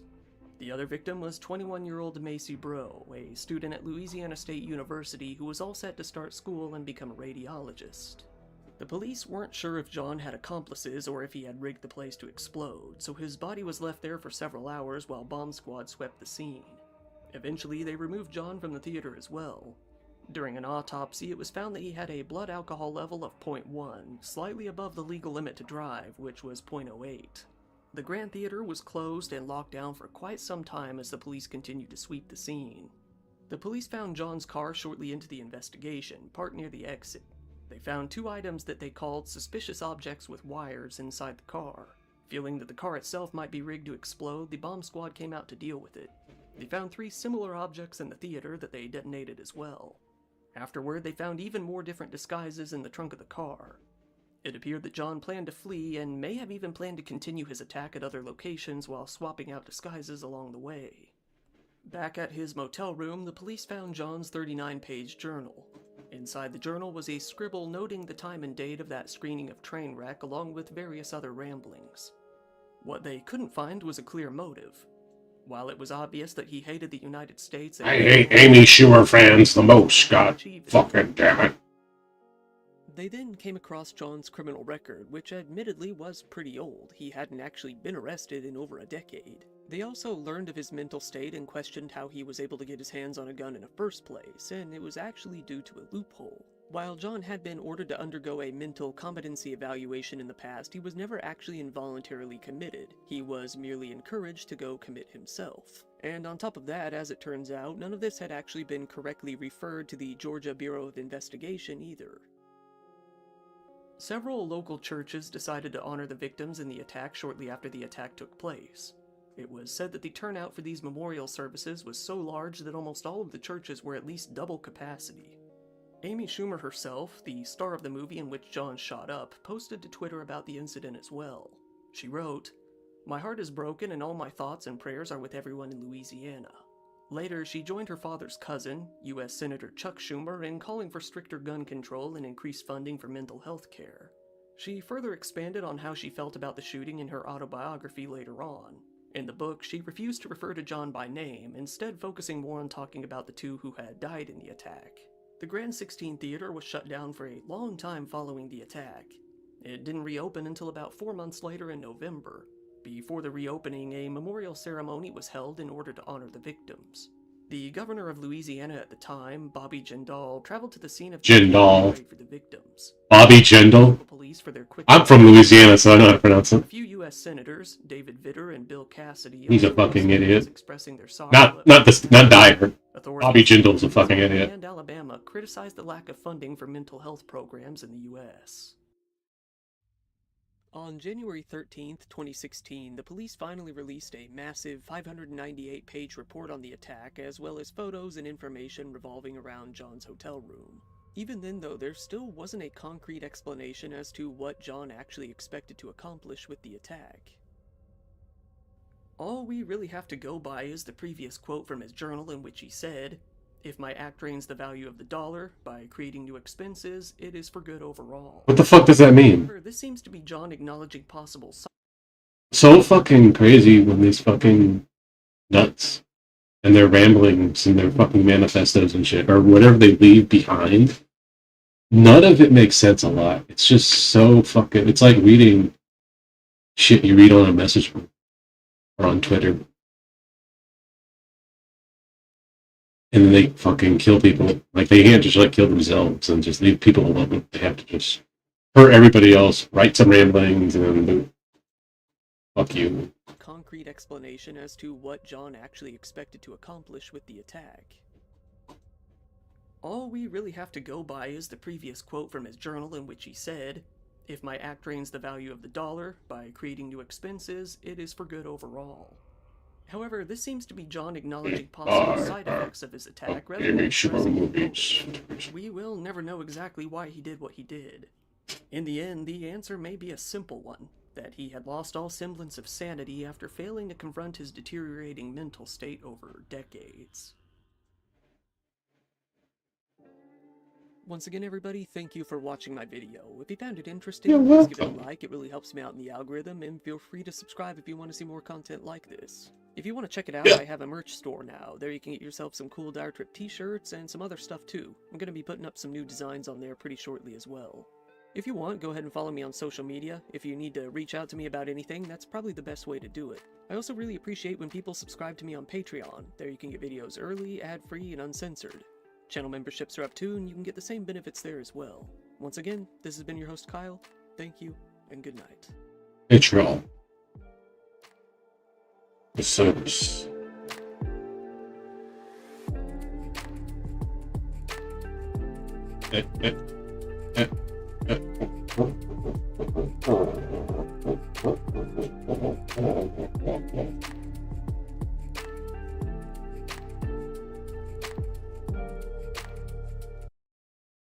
Mass shooters. Why are there so many?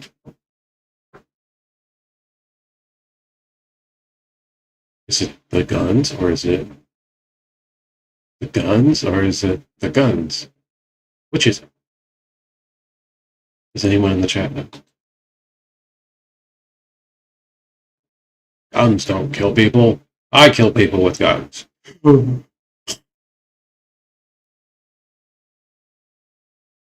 Don't joke about that. Shootings are political. Don't joke about that. That's political. Should joke about that. Shootings. You silly person.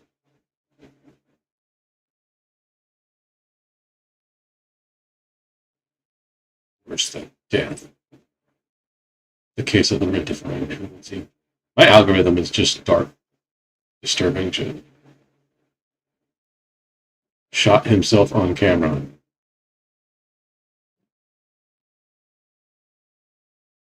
Scared the shit out of me. How I caught the BTK killer. Young boy vanishes after finding sickening photos of dad. The infamous Python pit disaster. Cutting him in. But this is true crime YouTube, fortunately. It's really popular. There's some YouTubers that hate it. Some YouTubers I like. And I mean, I can't disagree with them. I don't think it's right. I don't think it's right to have it. I don't think it's right to have this platform, the same platform I listen to the music that I love, is also the platform that's true crime shit.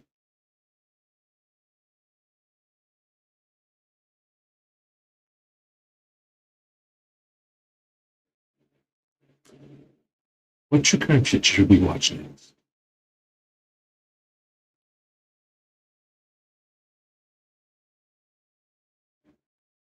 Detective uncovers Brad's war files.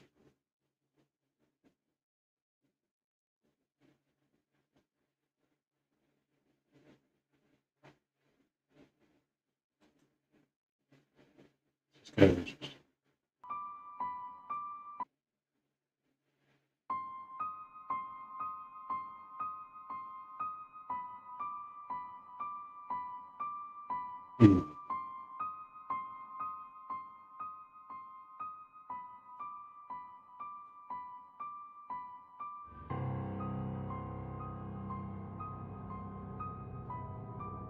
These are crime scene photos from Chris Benoit's house.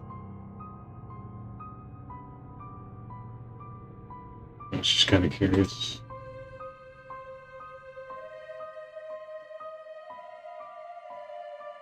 Like a Diet Coke?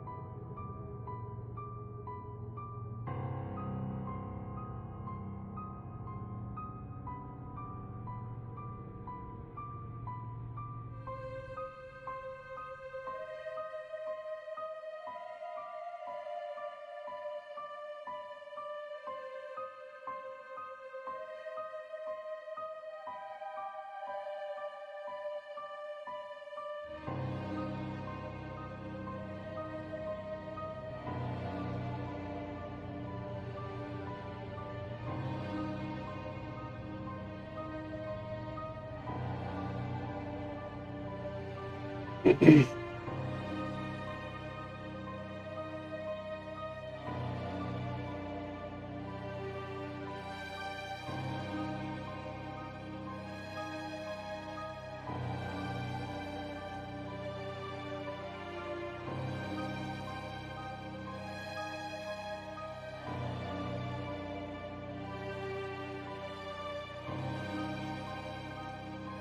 was working at GameStop when this happened.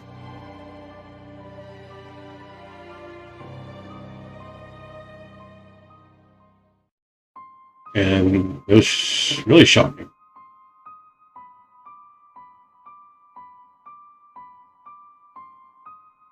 I was like,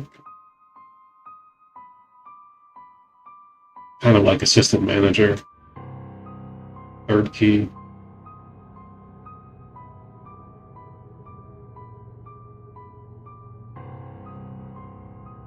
I think I was going to college as well.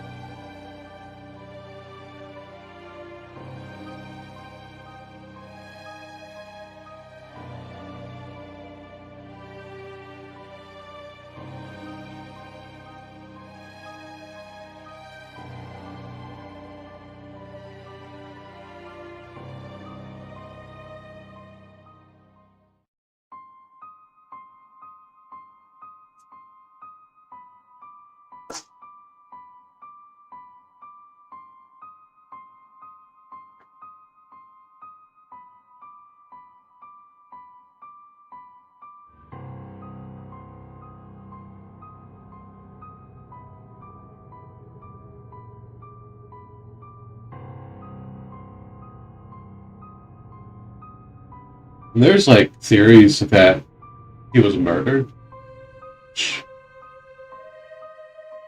I mean, they exist, I guess. I don't really want to comment what I think about them, because people just get mad when you speculate. So, I don't know.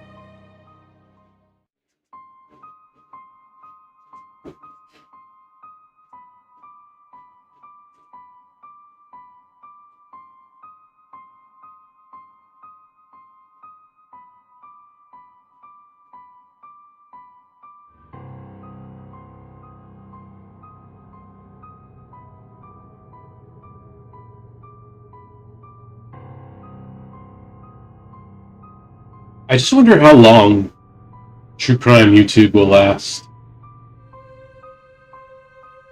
I don't know how legal it is. I think it falls into that like gray area of legality. And it's just really messed up how it works.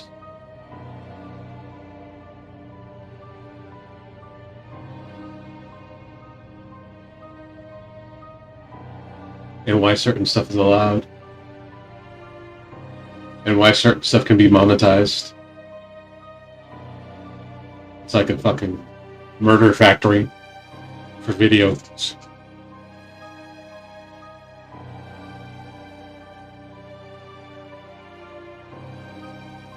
My only thing is whether or not it helps. If it helps solve more cases, then that's a good thing. It sucks for creators, though, that don't want to deal with this shit and get fucked over because of it. Because either they're not talking about the right things to get in the algorithm or whatever. Like, because I look at this shit and talk about this shit, I'm only ever going to get, like, other people that are into this shit. So, this is why Mudahar was, like, into talking about pedophiles for, like, one video, and then I think he took it down. I forgot exactly what happened, but he had to immediately stop talking about, like, Mama Mac stuff or some shit. Because his, like, views were tanking. Because he stopped talking about his usual dumb shit. He went hard into a part of YouTube that a lot of people don't like fucking being exposed to. But that's fucking weird to me that it even exists. And, like, why some YouTubers have to, like, trail around really important shit, I think. But they'd rather talk about fucking Mr. Peanut in the fucking whatever that goddamn movie's called, or any other dumb fucking irrelevant thing that's going on in the world. Like, it seems weird to just talk about whatever, except things that are actually, like, important. Like kids suffering, children suffering.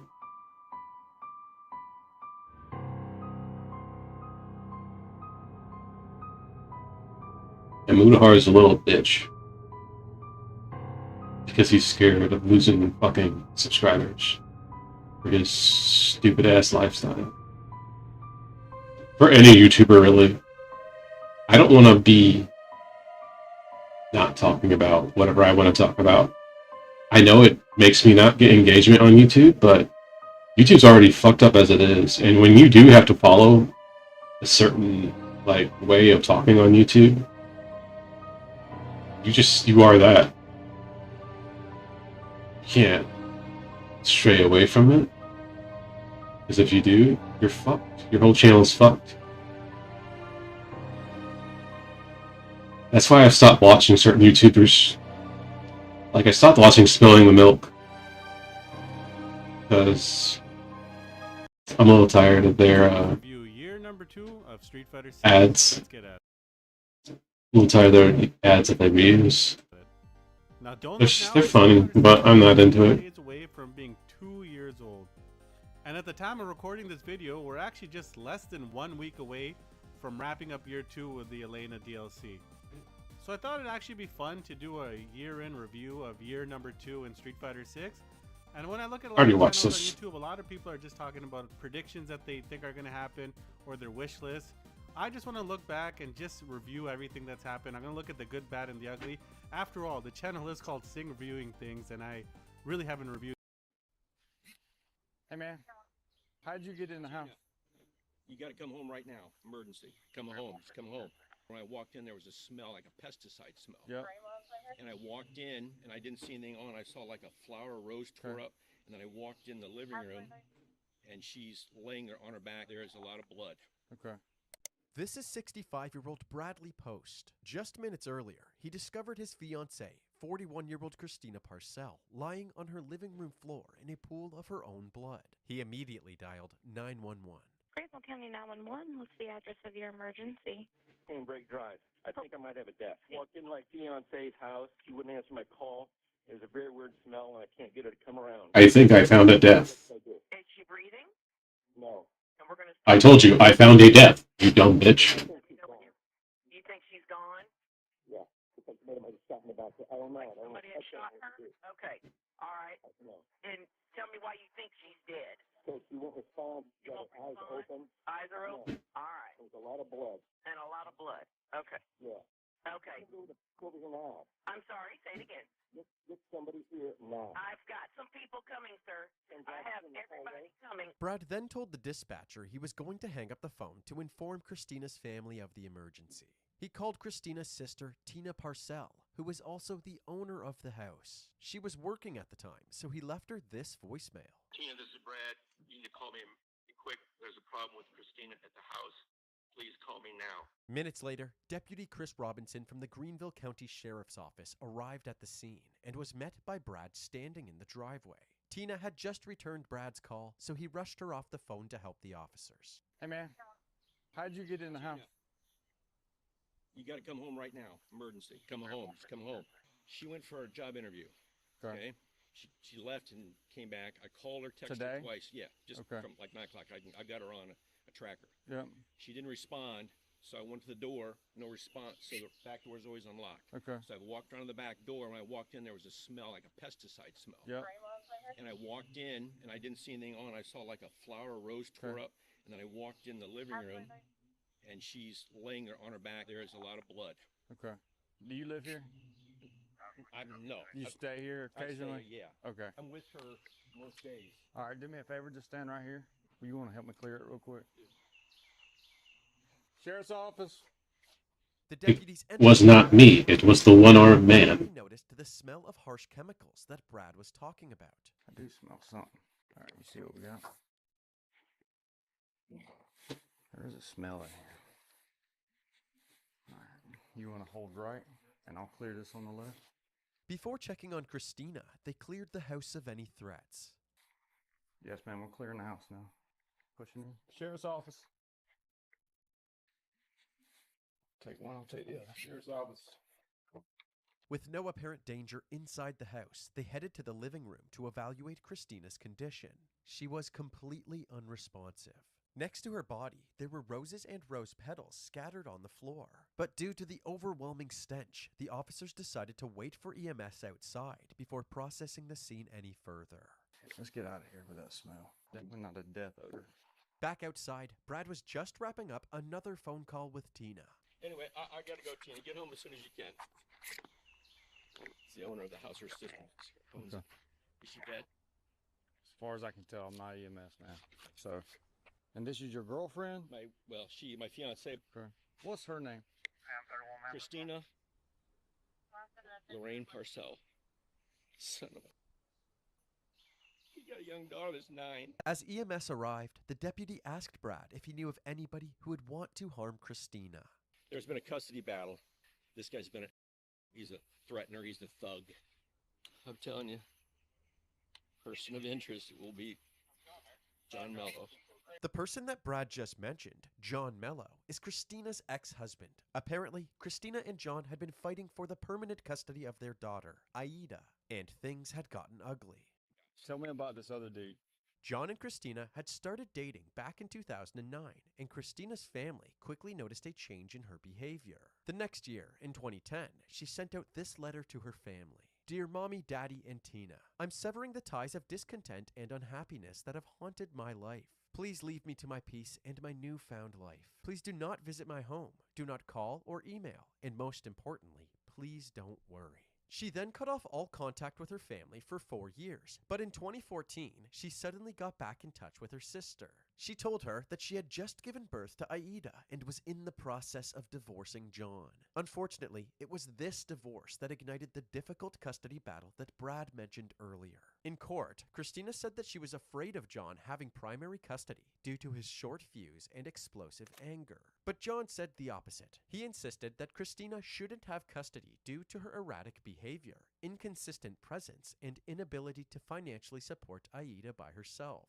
In 2016, the court made their decision. John gained sole custody of Aida, while Christina was limited to scheduled visitations. But the custody battle didn't end there. In the following months, John contacted the police and social services multiple times, accusing Christina of drug use and misconduct during these visitations. The Greenville County Sheriff's Office launched an investigation and found no evidence to support these claims. In an attempt to catch Christina in the act, John began following her. This backfired, and he was charged and arrested for stalking. Even after being charged, his obsessive behavior continued, and in 2018, John was charged again, this time with harassment. However, both of these charges were ultimately dropped, likely a result of the accusations being hearsay. Things seemed to stabilize over the next 2 years. John remained as primary guardian of Aida, while Christina was entitled to weekend visitations. But suddenly, on October 7th, 2020, Christina received a distressing email from John.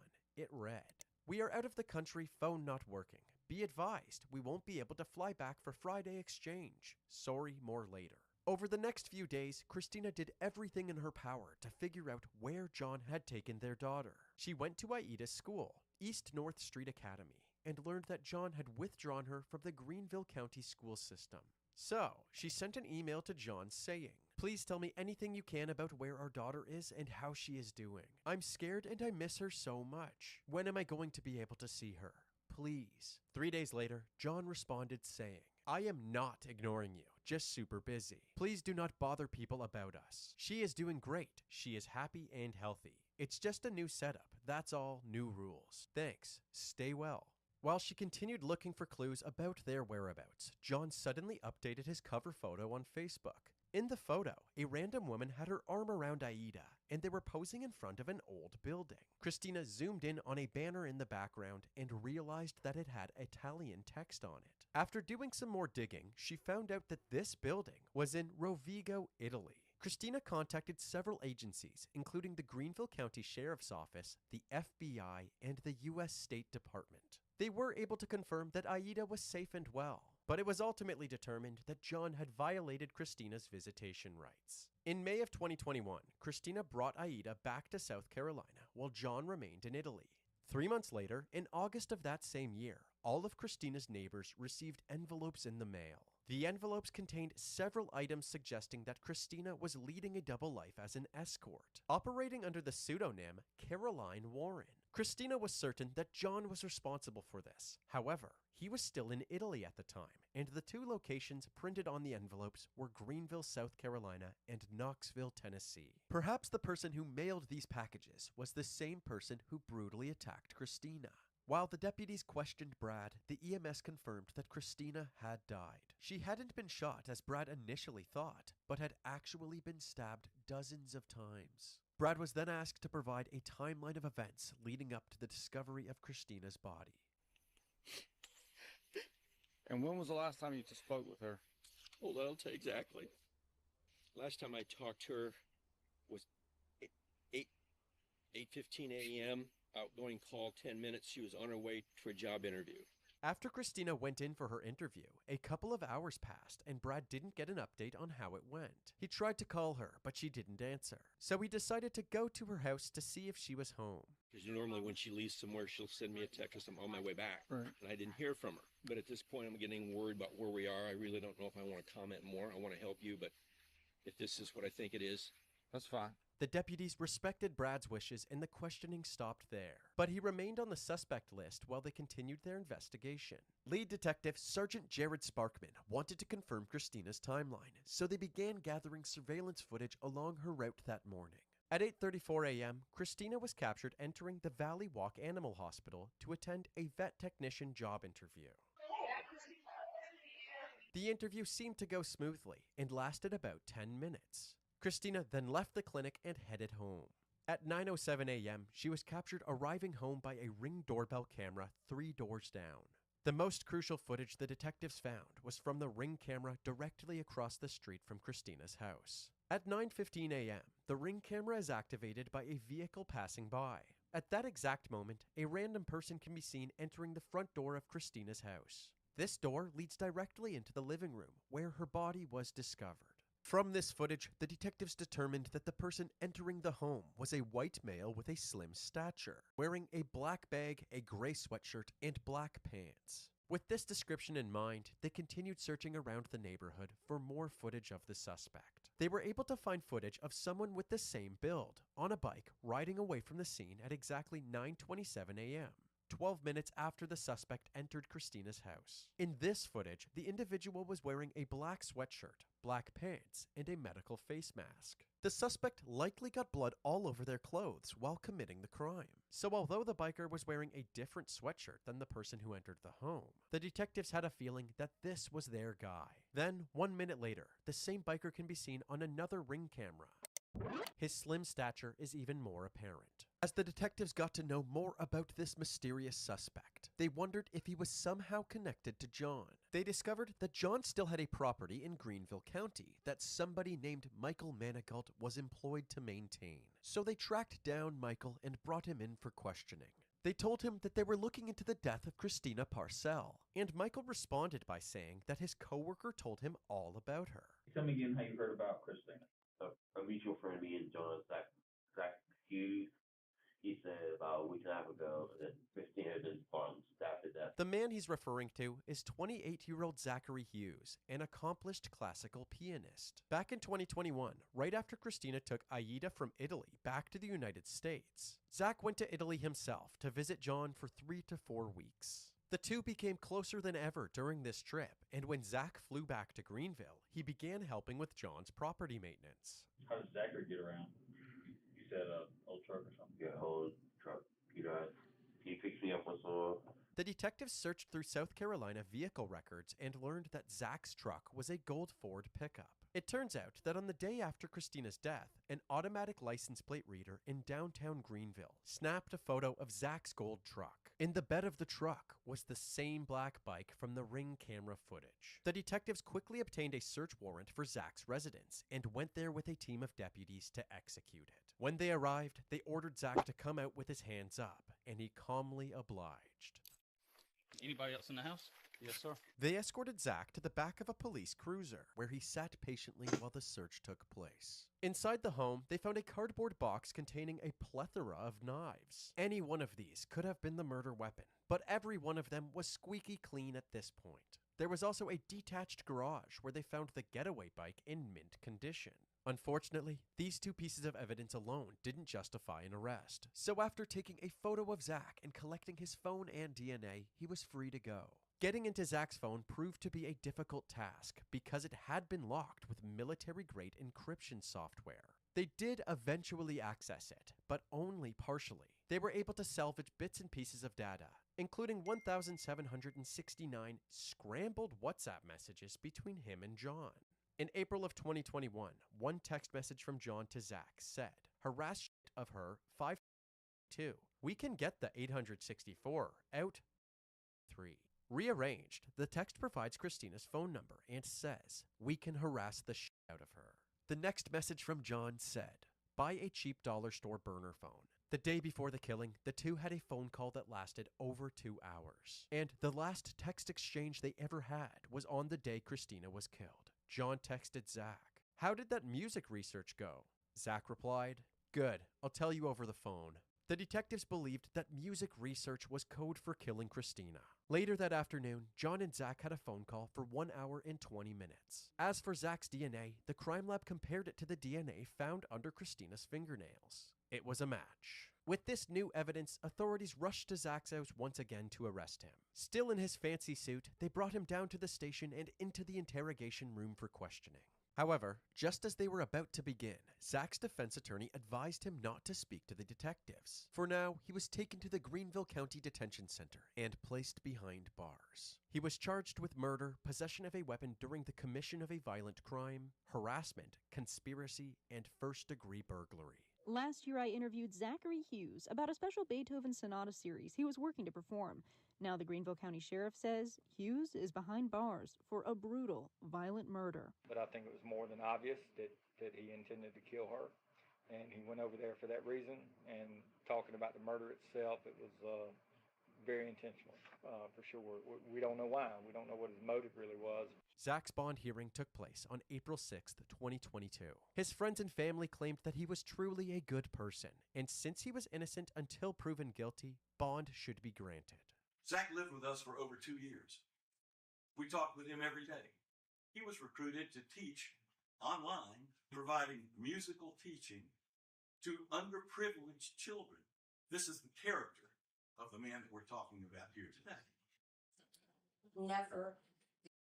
It's so crazy how people go through to just, I don't know the right word to say, lessen people's lives, make them see so unimportant after being murdered. Like, he's such a good person because he taught a bunch of kids online. Like,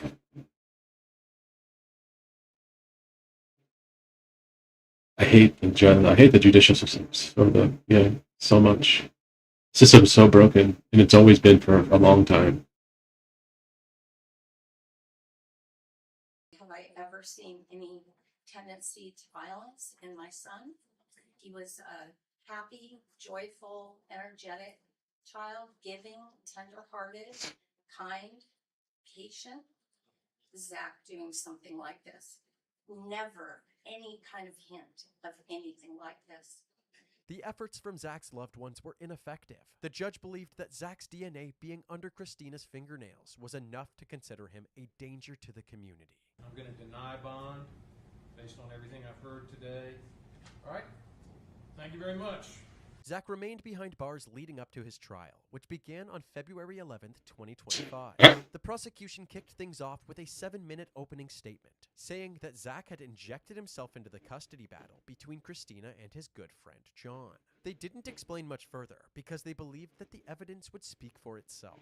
You're going to find beyond a reasonable doubt, and the evidence will show that Zach Hughes is a cold-blooded killer.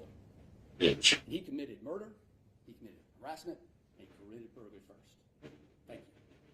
Typically, this is when the defense would present their opening statement. However, they decided to hold off until the prosecution rested their case, because they had something up their sleeve. The prosecution introduced several witnesses who were present at the scene, including medical examiner Claire Rose, who inspected Christina's injuries. What jumped out at you as you were going through there to mark of significance in your report and in your findings? So I found that there were 35 sharp force injuries to Ms. Parcell. They also brought Tina Parcell to the stand to describe the tumultuous custody battle between Christina and John, illustrating just how ugly things had gotten between them. Family law attorney Vanessa Cormelo, who represented Aida during the custody dispute, said she believed John would have done anything to keep Christina separated from Aida. What findings did you make as to the length of Mr. Excuse me. Yeah. Get custody back of Aida? He was very clear that there was nothing off limits. He was, like I said, threatening, harassing, intimidating, hundreds and hundreds of emails. This was the worst case I've ever worked on. I think in May of 2021, I brought a motion to the court asking for a psychological evaluation of him. After 31 witness and expert testimonies, the prosecution rested their case. It was finally the defense's turn to present their opening statement, and they had some unexpected news for the jury. Zach is going to testify because Zach has been waiting for this opportunity to tell a group of people like you what really happened, which is that he took the life of Christina Parcell, and crucially, he's been waiting and wanting to tell you why. So what is murder? Murder is the killing of somebody with malice aforethought. And what is malice? It is the intentional doing of a wrongful act without just cause or excuse. And I want you to think about those words, that definition, as you listen to the testimony that you're about to hear in this case. In this case, you were going to hear that the why was not jealousy or greed or a crime of passion or some other emotion. You're going to hear that this was done for a just cause. And that's not malice, and that's not murder. Thank you. During Zach's testimony, he admitted to sending out the parcels that implied Christina was an escort. He also described killing Christina in complete, chilling detail. I laid my bike down in the driveway. I took a bunch of roses, and I walked up to the door, and I rang the doorbell. and I handed her the roses. And I took the revolver out of the box and I pointed it at her and I told her to be quiet and to go back into the house. When I went to strike her with the gun, my hand didn't really do what I was trying to tell it to. I was hesitating, and she began to try to fight back. And during this period of time, the roses had dropped and the petals and stems had scattered. So I pulled out the knife I was wearing. All I could do was try to overcome this resistance I had towards doing this thing. So I just kept striking her and striking her. I don't remember how many times I struck her. I just remember that when it finished, we were on the ground. And I stopped striking her when she stopped struggling. I looked in a mirror before I left to make sure everything was in order, and I saw that she had scratched my face. And of course I realized that this could leave DNA. So I used the paint thinner to try to clean her hands. I took off my outer shirt because there was blood on it, and I put it in the backpack. I believe that what I've done is the right thing, and I believe that I did it for the right reason. Zach's reasoning for committing such a horrific crime stems all the way back to his childhood. I don't say this lightly, but my oldest sister, Grace, was the most evil human being I've ever met in my life. I would describe her without reservation as an affectionless psychopath. She was just an incredibly intelligent person and incredibly evil.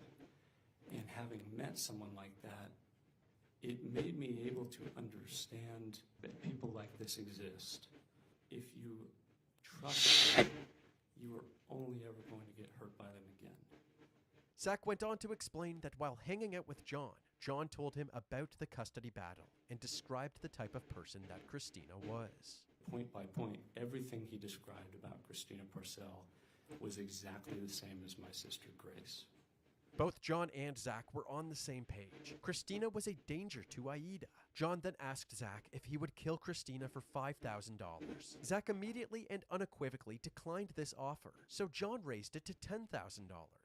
I told him the only way I would ever consider taking action like this is if I was absolutely convinced that his daughter was not only in danger, but that the only way to rescue her from that danger would be to take Christina Parcell's life. As the months passed, John kept Zach updated on the custody dispute. I believed him. Was doing. Eventually, Zach learned a twisted secret behind Christina and Aida's relationship and felt that he had to do something about it. He first sent out the envelopes, but essentially nothing came of that. So he resorted to killing Christina. As soon as I left the house, I felt the most enormous wave of relief wash over me because I knew from that moment on, Aida would be safe. Aida would be safe from that her mother was perpetrating on her. And there is proof to that the state is hiding from you. Instruct him to be quiet. This may seem like a baseless accusation, but there is some vital context that might make you think otherwise. At the beginning of this investigation, Brad allowed the detectives to search his phone so they could rule him out. What they ended up discovering was something they never would have expected. The contents of Brad's phone indicated that he and Christina weren't just physically abusive, they were abusive in other ways as well. Brad received 7 charges related to these findings. Zach claims that he knew about Christina and Brad's dark secrets, and that he killed Christina in order to protect Aida. But it's important to note 2 things. The first is that the Greenville County Sheriff's Office found no evidence that Zach knew about these secrets before killing Christina, so they claimed that there was no way this could have been the motive.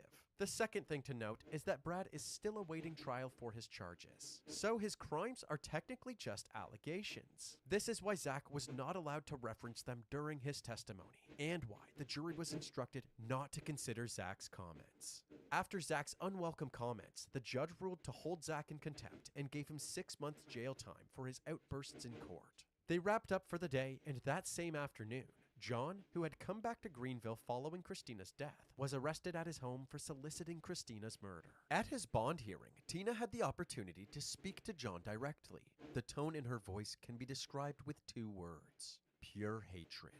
You did this to your family. Your child has to know that you did this to her family. John was initially denied bond, but a circuit court hearing was scheduled to determine whether he would be granted a bond or be held in jail until his trial. The next day, it was the prosecution's turn to cross-examine Zach. They didn't want Zach to have another opportunity to say things that the jury wasn't supposed to hear, so they decided to ask Zach just one question. Mr. Hughes, when you dragged Christina Parcell across the floor of the front room where you killed her, did you drag her by her arm or by her ankle? I don't remember for certain, but I think by the ankle. That's all the questions I need to ask, Your Honor. During closing arguments, the prosecution claimed that Zach was lying to himself when he said his actions weren't malicious. The defense drilled in the notion that even though Zach admitted to killing Christina, that does not mean he is guilty of murder. They said that he had zero hate in his heart and only killed her as a last resort to save Aida. Does a person who kills another person with the intent to save an innocent child have evil? What? In them? I would suggest to you that your common sense would tell you no. And that person who killed another to save an innocent child is not a murderer. I would ask that you return a guilty verdict. Thank you very much.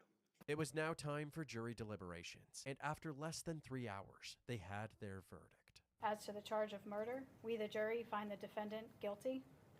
Following the verdict, Zach seemed to hold back tears as he made an impact statement. My son Sucks. He has such a strong moral compass and a desire for the truth that sometimes he actually hurts himself. He would quote Edmund Burke on this. The only thing necessary for evil to prosper is for good men to do nothing. I love my son. I'm proud of my son. Thank you, Your Honor. Shut the Zach fuck was up. also given an opportunity to speak, but chose not to. The judge then handed down his sentence. Zachary David Hughes, indictment for murder.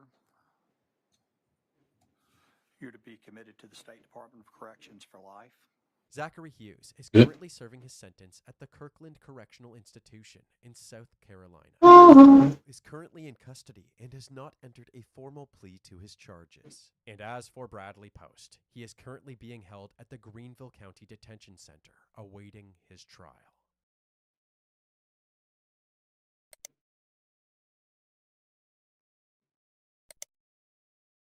Americans are fucked up.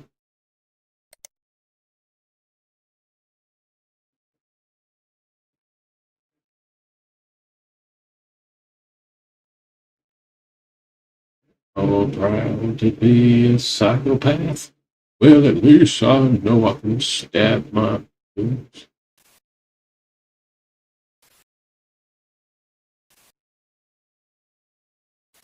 As a man slowly lost his mind over decades, he got into trouble for all manner of things, such as arson, serving alcohol to minors, plastering a giant certain World War II symbol up on the side of a building. Hey, we just watched that guy. Shooting up theaters and shit. Crazy ass motherfuckers. Can we play video games now?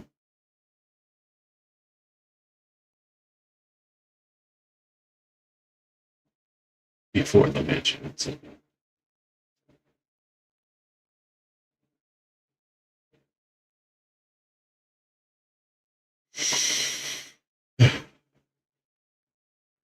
I'm gonna speedrun RE2.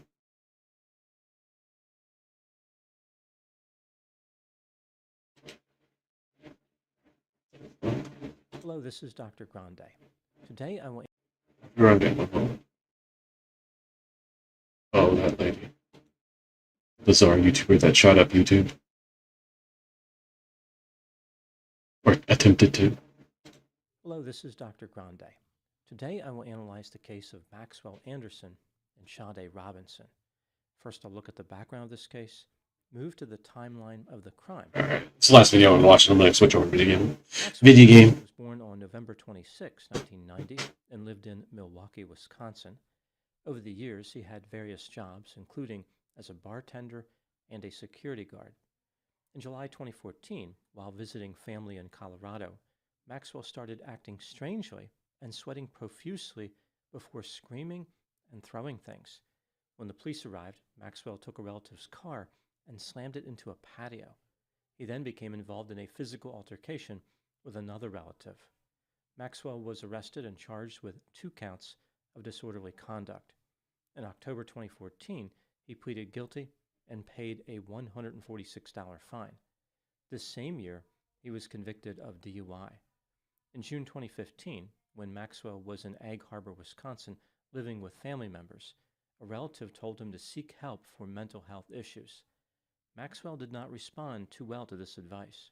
He threw a glass, punched a hole in the wall, and smashed cell phones. Maxwell was arrested. He pleaded guilty to criminal damage to property, intimidating a witness, and disorderly conduct in October 2015. His sentence was probation. In September 2019, Maxwell was arrested after attacking a man on West Wisconsin Avenue in Milwaukee. He was charged with battery and disorderly conduct. Maxwell pleaded guilty to disorderly conduct and was sentenced to probation. In 2020, Maxwell purchased a duplex on South 39th Street in Milwaukee. In January 2022, he was charged with DUI and received probation. This was his second DUI offense. Now moving to the other person in the story. Sade Carlina Robinson was born on May 10, 2004. She lived in an apartment on North Commerce Street in Milwaukee. Sade studied criminal justice at the Milwaukee Area Technical College and worked 2 jobs, including at a pizzeria. Now moving to the timeline of the crime. On Tuesday, April 2, 2024, at 7:32 a.m., the fire department responded to a vehicle fire at North 38th Street and West Lisbon Avenue. The vehicle was a 2020 Honda Civic owned by Sade Robinson. It had sustained severe fire damage to the interior. That same day, at 5:29 p.m., the police responded to Warmups Park on South Lake Drive after a man reported seeing a severed human leg. The caller said that he and his friend were walking along the water and they saw a leg just north of the pump house at the Lake Michigan shoreline. When the police arrived, they found the severed right leg of a black woman about 2/3 of the way down the bluff toward the water's edge. The leg was severed just below the hip and appeared to have been removed with a saw. Sade Robinson was reported missing on this same day. On the next day, April 3, 2024, the police visited her apartment, but she wasn't there. Throughout the course of their investigation, the police were able to construct a timeline of Sade's activity using cell phone data, video surveillance, and other sources. Here's what they learned. On April 1, 2024, at 9 a.m., Sade Robinson left her apartment and drove to the pizzeria where she worked, arriving 15 minutes later. At 4:15 p.m., she started texting Maxwell Anderson and arranged their first date. They decided to meet at the Twisted Fisherman restaurant on West Canal Street, where Maxwell used to work. Maxwell arrived at the restaurant at 5:09 p.m. Sade drove her Honda Civic to the restaurant, arriving 11 minutes later. The couple stayed at the bar where they ate and had a few drinks. It's not clear why Sade was served alcohol when she was only 19 years old. The fuck? At 6:24 p.m., the couple left the restaurant. Sade drove her Honda Civic as Maxwell rode in the passenger seat. They went to a bar called Duke's on Water, arriving at 6:36 p.m. Maxwell used to work at this place as well. At 9:03 p.m., they departed and drove to Maxwell's duplex, arriving at 9:24 p.m. Maxwell lived on the second floor of the duplex. When they entered, a light could be seen in the second floor window. At 12:47 a.m., now on April 2, 2024, Sade's Honda Civic left Maxwell's duplex. The police believed that Maxwell was the driver and that Sade was dead at this point. The vehicle drove around Milwaukee for a couple of hours. It was captured on 35th Street, North 6th Street, Commerce Street, West Capitol Drive, and West College Avenue. At 2:52 a.m., Shottie's cell phone arrived at Warmup Park, where Shottie's leg was found later the same day. The Honda Civic rammed the gate leading to the pump house at 2:53 a.m. The police know this because broken pieces of Shottie's vehicle were found near the gate. At 3:02 a.m., a camera mounted on the pump house captured a human figure on the bluff near where the leg was recovered. Presumably, this was Maxwell, but the figure could not be identified from the video. The figure returned for the final time at 4:26 a.m., and Shottie's vehicle left the park 5 minutes later. At 7:29 a.m., video surveillance captured a white man walking on West Lisbon Avenue, away from Shottie's Honda Civic, which was now on fire. The man was captured by various cameras as he made his way to a bus. At 8:12 a.m., when the man boarded the bus, his face was captured on video. It was Maxwell Anderson. At South 35th Street and West Lakeland Avenue, Maxwell stepped off the bus at 8:35 a.m. At 8:43 a.m., he was captured on video walking through a gate behind his duplex. Based on the timeline constructed by the police, they developed a theory of the crime. Maxwell Anderson murdered Sade Robinson, took her body to the park, dismembered it, drove her Honda Civic 12 miles north, set the vehicle on fire, then made his way to his duplex. On April 4, 2024, Maxwell Anderson was arrested and charged in connection with Sade Robinson's murder. His trial started on May 28, 2025. On June 6 of that year, he was found guilty of first-degree intentional homicide, arson with the intent to destroy property, mutilating a corpse, and hiding a corpse. The jury took 36 minutes to return the verdict. The sentencing for 34-year-old Maxwell Anderson is scheduled for August 15, 2025, when he will face a mandatory term of life in prison. In Wisconsin, there is no parole for someone convicted of first-degree intentional homicide, but there is a program called extended supervision.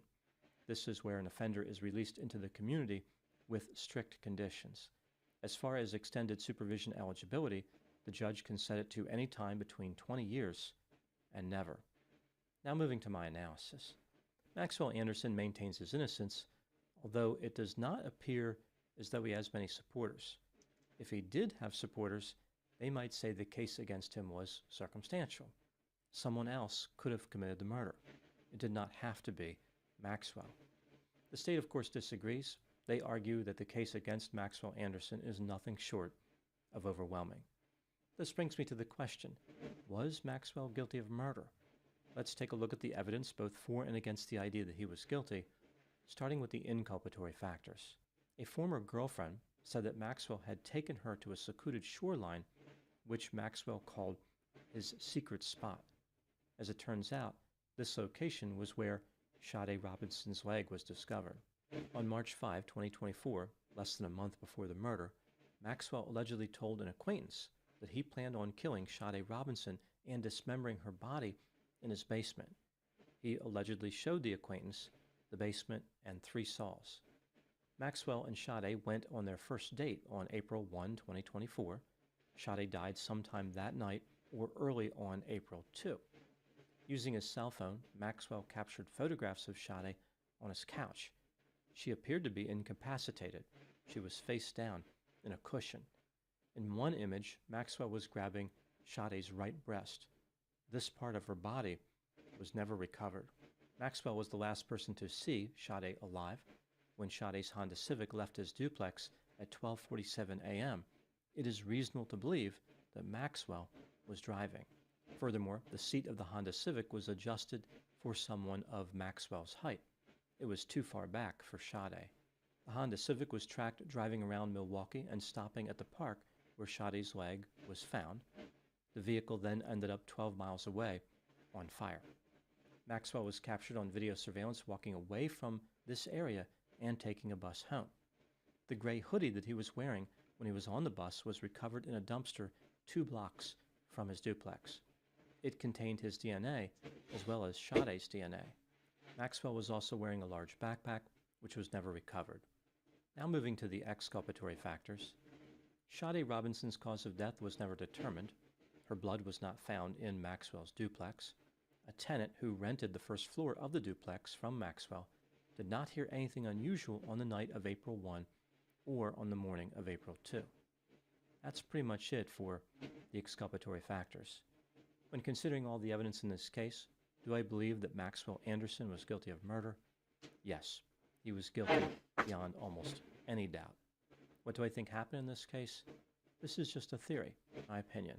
Maxwell Anderson was self-centered, impulsive, irresponsible, erratic, unpredictable, angry, violent, sadistic, sensation-seeking, cold, callous, and exceedingly creepy. He fantasized about murdering and dismembering a woman. At first, Maxwell dismissed this fantasy as something that could never become a reality. He did not want to end up in prison for life.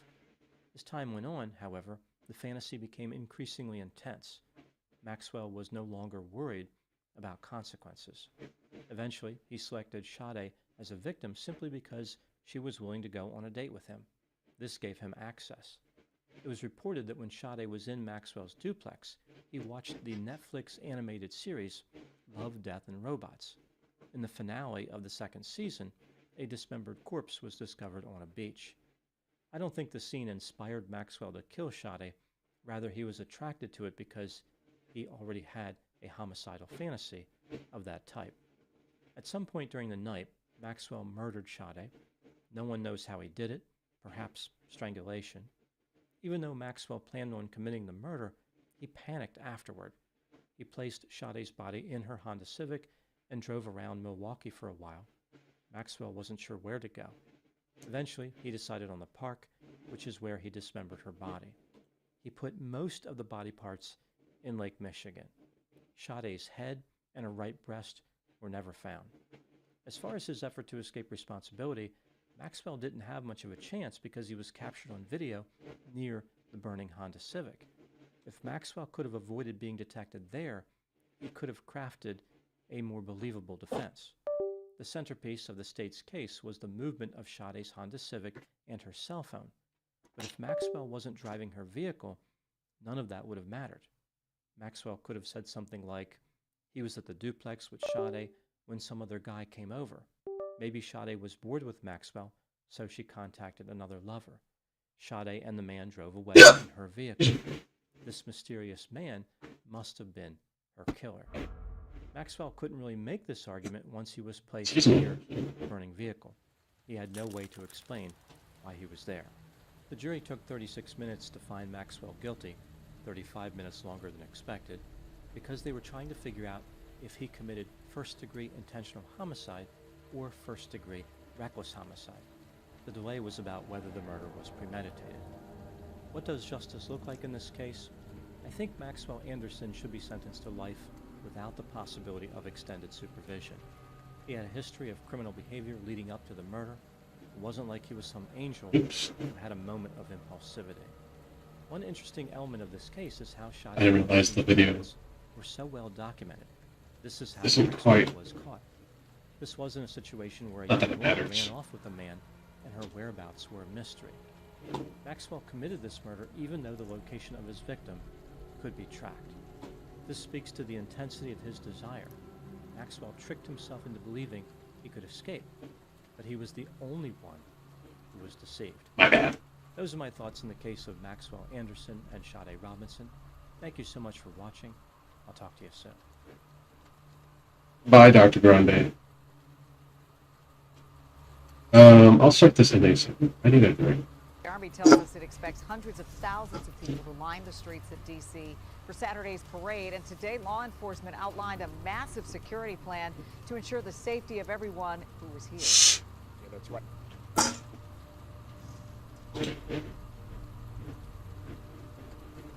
America's on fire.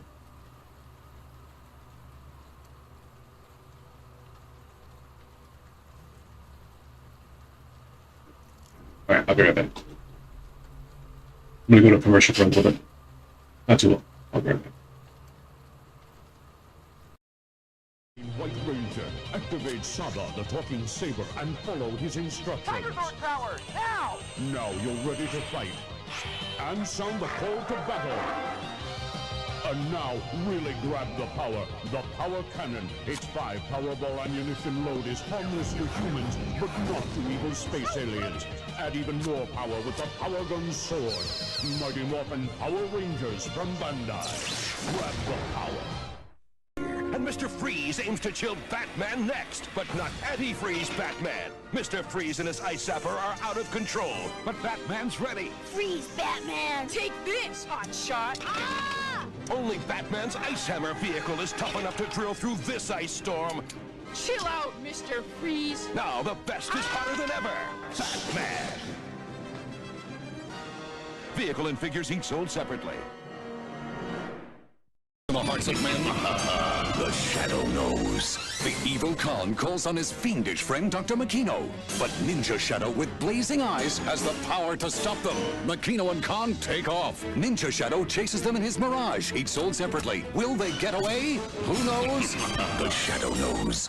Now you can get a free Shadow Agent's ring. It changes! Just like in the movie. Send in 2 proofs of purchase from any Shadow toys for your free Shadow hologram ring. Wow! The Shadow knows. Now you can be as clever as Kevin with Tiger's new TalkBoy tape recorder. Stop drooling on me! Stop drooling on me! It even has speed control. Hi, kids. We're home early. Hi, kids. We're home early. Tiger's new TalkBoy tape recorder comes with audio cassette. Now have more Home Alone fun with Tiger's new Home Alone 2 handheld game. Savage Hunter, Aliens vs. Predator, with awesome new Predators. Clan Leader attacks with whipping dreadlocks. And Stalker, glowing in the dark, fires his spear. Suddenly, flipping up his attack spikes, the wild boar alien charges. And the ferocious mother alien in her monstrous hive traps Spiketail, then covers him in ooze. Ooze 'em! Who will survive? Aliens vs. Predator. Queen Hive playset comes with mother alien figure and ooze. Other figures sold separately. It's a countdown to the ultimate showdown, and Guile is going wild, diving into adventure, stalking the shadows, blasting like a blizzard, his punch-in sonic boom. Spells on Bison's doom! Capcom Street Fighter, figure sold separately.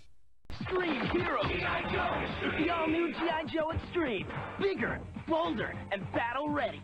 Lieutenant Stone leads the all-new Joes with Ultra Slam firepower against the evil Iron Claw and his Scar forces. Scar's Bone Splitter tank is brutal, but the 2-in-1 Sand Striker strikes back with long-distance Scar resistance.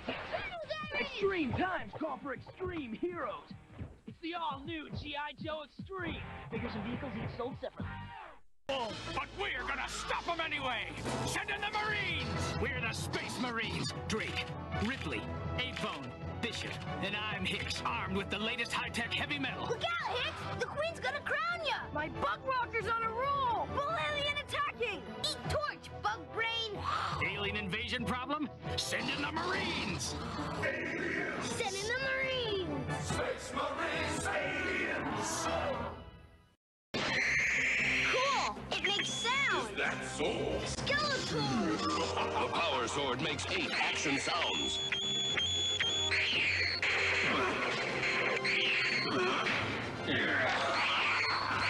It lights up with power. You can be a hero with the He-Man Power Sword. Send for a He-Man video for 99 cents and postage with specially marked vehicle. Up to the challenge of Cube It Up, the amazing motorized cube that spins by itself. It's got a motor inside. How do you play? Good question. Cube It Up calls out a color, which you have to keep on top to rack up points. Yes. Sounds easy? Well, hotshot, it's not. Because the cube's always turning. You can play by yourself or with friends, if you've got any. Rack up the most points and you're a Cube It Up master. Awesome. Very good, Cube Boy. Ready for level 2? Level 2? Cube It Up. The challenge is in the cube. Each sold separately. Batteries not included. City after city, Godzilla's destroying everything. General, who's gonna save us from... Excuse me. Hello? Godzilla! The Godzilla Force and Mecha-Godzilla. The Godzilla Force is here. The supersonic Garuda warship fires laser missiles and a retrievable grappling hook. Can the giant Mecha-Godzilla stop Godzilla, king of the monsters? The battle begins. All figures sold separately, batteries not included from Trendmasters. Hey, dude, bedtime? Do you A, obey the babysitter. B, beg to stay up. C, hit her with thermonuclear breath. It's Godzilla, king of the monsters. His eyes flash as he roars. His arms swing, feet stomp, tail whips. Godzilla rules. Collect Godzilla and all his friends of destruction, then fight the ultimate battle where no one is safe. Cool hair. Batteries not included. From Trendmasters, yes. Fighters came, bashing and banging till only Rue and Guile remain in the Street Fighter 2 tabletop game. Build your punching power before your energy runs out. Are you ready for Hurricane X? Can you come back from Sonic Boom? Street Fighter 2 electronic tabletop game. Next. It's time to get real. It's showtime. Hey, annoying hombres making you do stuff you hate. Don't lose your head. Make them history. Think that's scary? Watch this. Whoa! That went right through me. Did you see that? Now watch this. First, a double team. Now, a double scare. Nobody beats me. So when you want to scare somebody, give me a call. Beetlejuice! Beetlejuice! Beetlejuice! Gotta go. Terminator with the Bioflesh Regenerator. I'm back! Yeah? Think again. Battle damage. Add flesh compound. Terminator created. Terminator. I'm back! Got my looks, my laugh, my voice, and all! Can I do that? So if you can't have me, get the next best thing, Talking Urkel. I just pulled my string. The one and only Talking Urkel doll. Favorite pet? Yes. So what's that make me? Fish sticks? Oh, are you hungry? Oh, no. By all means, feed it. Play till your heart's content. Look, Goldie. I took good care of her, and she changed again. Change?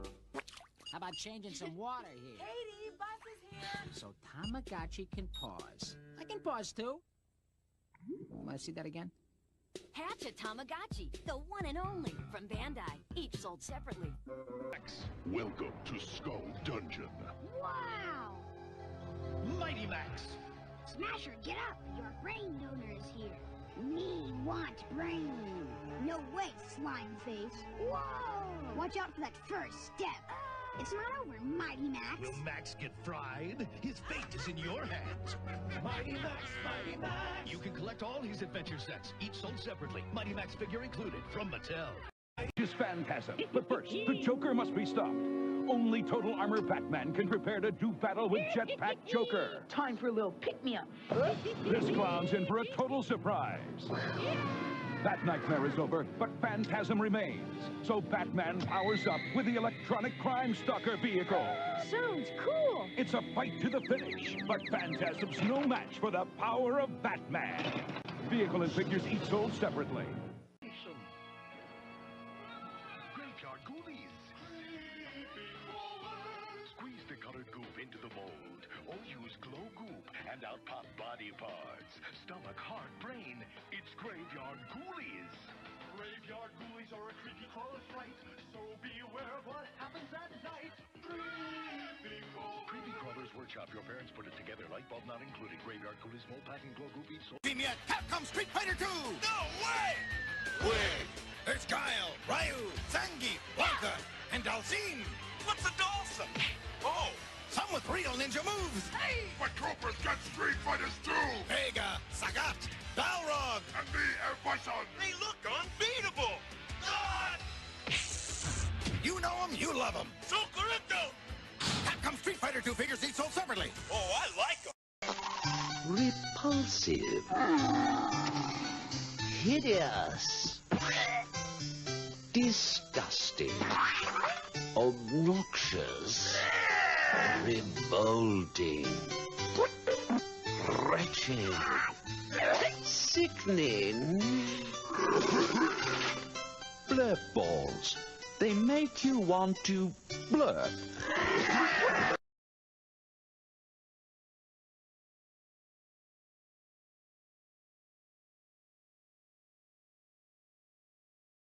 White Ranger, activate Saga the Talking Saber and follow his instructions. Tiger Sword Tower, now! Now you're ready to fight. And sound the call to battle. And now, really grab the power cannon. Its 5 Powerball ammunition load is harmless to humans, but not to evil space aliens. Add even more power with the Power Gun Sword. Mighty Morphin Power Rangers from Bandai. Grab the power. And Mr. Freeze aims to chill Batman next, but not anti-freeze Batman. Mr. Freeze and his Ice Zapper are out of control, but Batman's ready. Freeze, Batman! Take this, hot shot! Ah! Only Batman's Ice Hammer vehicle is tough enough to drill through this ice storm. Chill out, Mr. Freeze! Now the best is hotter than ever. Batman! Vehicle and figures each sold separately. The hearts of men, The Shadow knows. the evil Khan calls on his fiendish friend Dr. Makino. But Ninja Shadow with blazing eyes has the power to stop them. Makino and Khan take off. Ninja Shadow chases them in his Mirage, each sold separately. Will they get away? Who knows? The Shadow knows. Now you can get a free Shadow Agent's ring. It changes! Just like in the movie. Send in 2 proofs of purchase from any Shadow toys for your free Shadow hologram ring. Wow! The Shadow knows. Now you can be as clever as Kevin with Tiger's new Talkboy tape recorder. Stop drooling on me! Stop drooling on me! It even has speed control. Hi, kids. We're home early. Hi, kids. We're home early. Tiger's new Talkboy tape recorder comes with audio cassette. Now have more Home Alone fun with Tiger's new Home Alone 2 handheld game. Savage Hunter, Aliens vs. Predator, with awesome new Predators. Clan Leader attacks with whipping dreadlocks. And Stalker, glowing in the dark, fires his spear. Suddenly, flipping up his attack spikes the wild boar alien charges. And the ferocious mother alien in her monstrous hive traps Spiketail, then covers him in ooze. Ooze 'em! Who will survive? Aliens vs. Predator. Queen Hive playset comes with mother alien figure and ooze. Other figures sold separately. It's a countdown to the ultimate showdown, and Guile is going wild, diving into adventure, stalking the shadows, blasting like a blizzard, his punching sonic boom. Smells on Bison's doom! Now comes Street Fighter, figure sold separately. Extreme Hero G.I. Joe! The all-new G.I. Joe Extreme! Bigger, bolder, and battle-ready! Lieutenant Stone leads the all-new Joes with Ultra Slam firepower against the evil Iron Claw and his Scar forces. Scar's Bone Splitter tank is brutal, but the 2-in-1 Sand Striker strikes back with long-distance Scar resistance. Extreme times call for extreme heroes. It's the all-new G.I. Joe Extreme. Figures and vehicles each sold separately. But we're gonna stop them anyway! Send in the Marines! We're the Space Marines! Drake, Ripley, 8-Bone, Bishop, and I'm Hicks, armed with the latest high-tech heavy metal. Look out, Hicks! The Queen's gonna...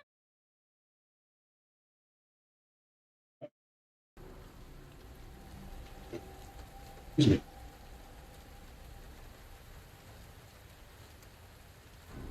Change this.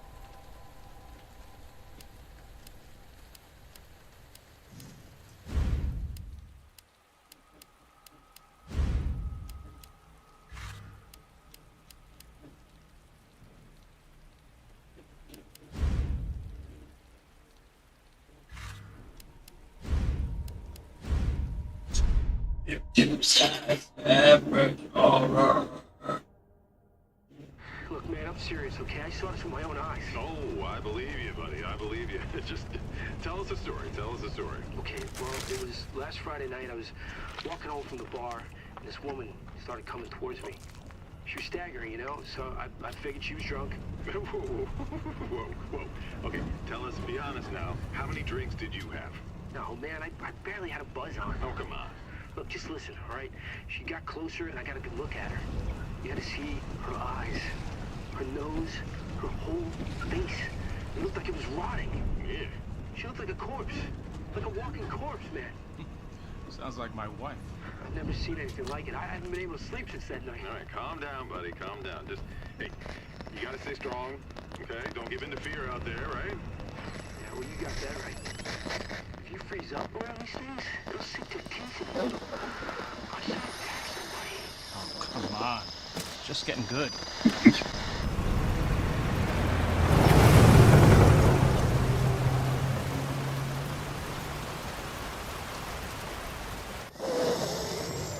You're taking good pieces of sleep. Oh, shit.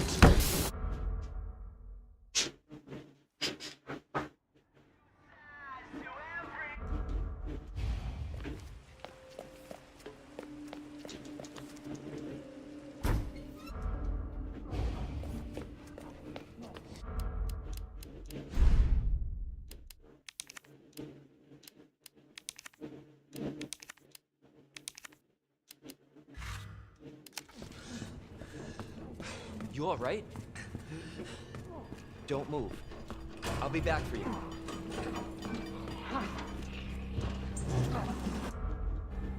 Freeze! I'll shoot!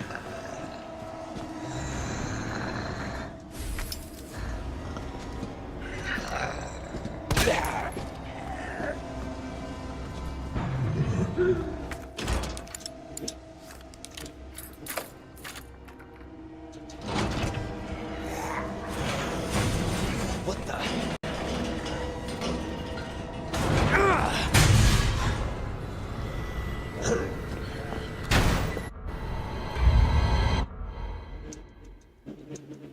Attention all citizens. This is out of control.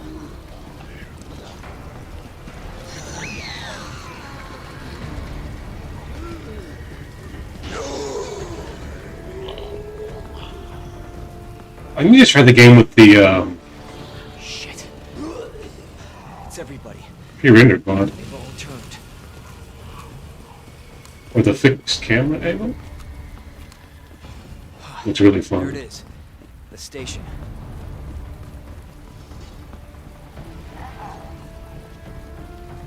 They should do one for Silent Hill 2 remake. They haven't already.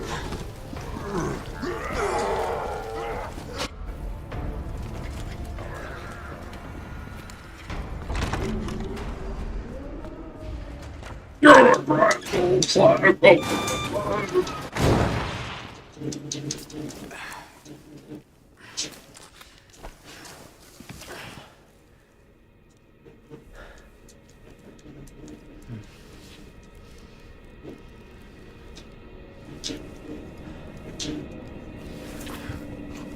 I don't know why it's not letting me skip.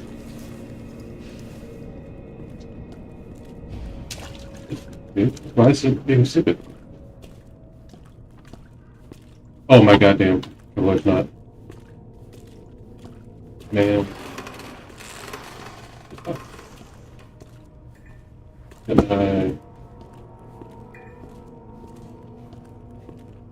Someone's looking at my controller. I don't know. Okay. Did I have restarted? Weird. I just did this all on a sudden. Let me unplug it. Plug it back in. Yeah. Let me just continue where I fucking complete. That's weird. Okay. My controller just. I don't know what.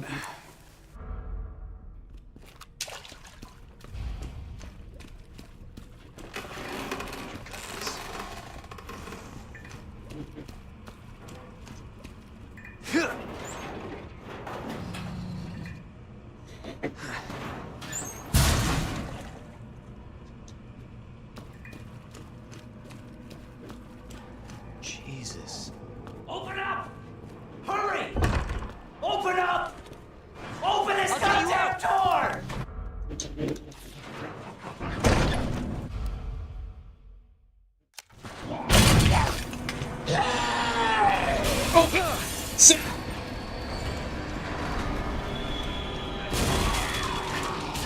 Jesus! They're everywhere!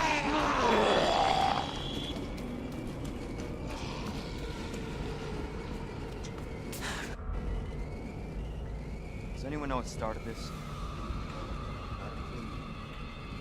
But honestly, all you need to know is that this place will eat you. Good job, dumbass.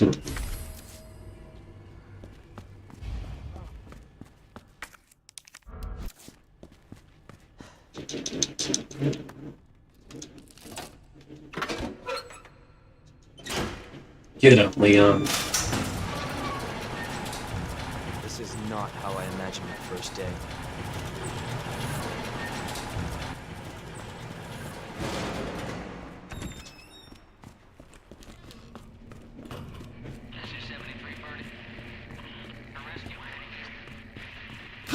You dumb fucking idiot.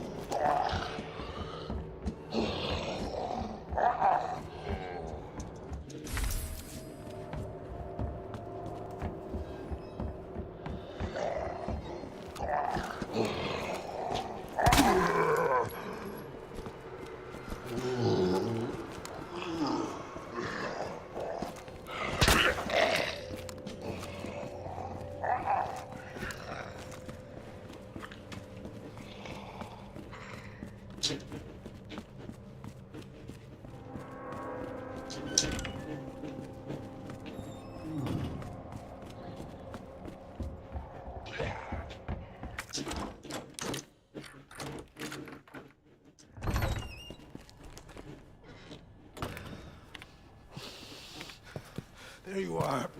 Come here. Take a look. You come here. Yes! I knew she'd make it. You know her? Yeah. Name's Claire. I came into town with her. You can get to that courtyard. Through the second floor. East side.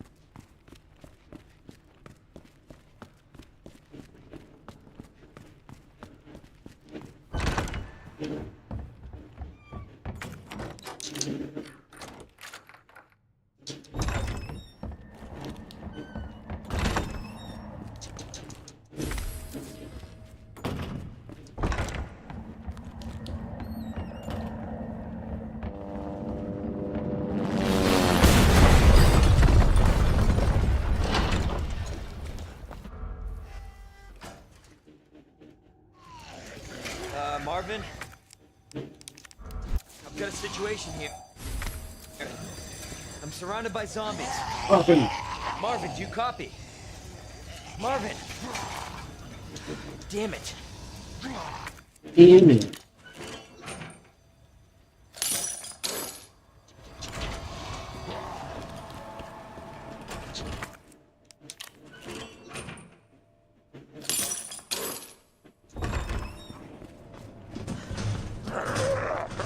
So.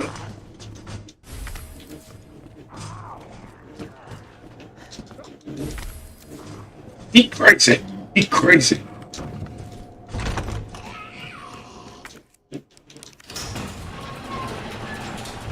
Shit. Shit.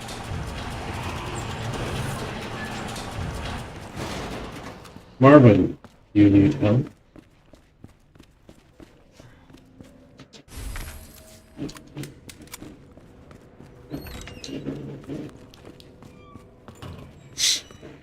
Excuse me.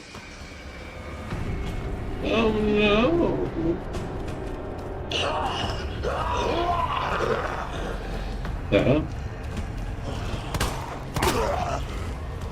Go, dumbass, run.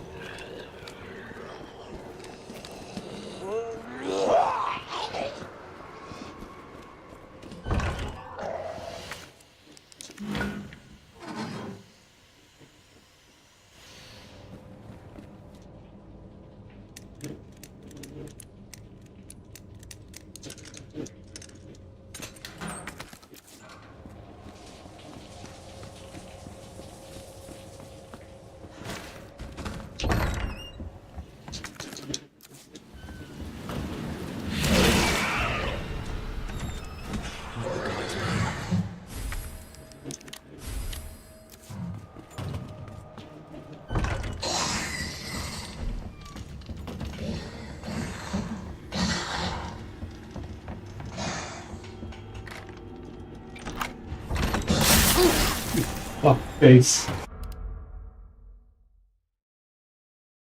I don't know that way.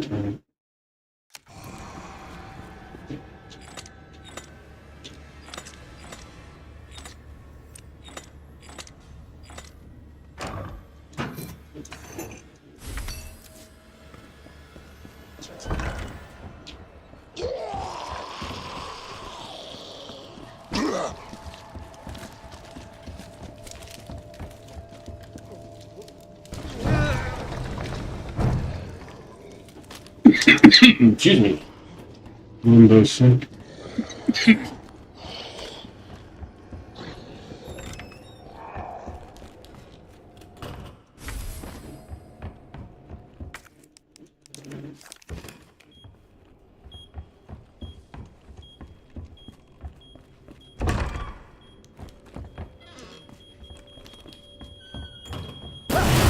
Damn it.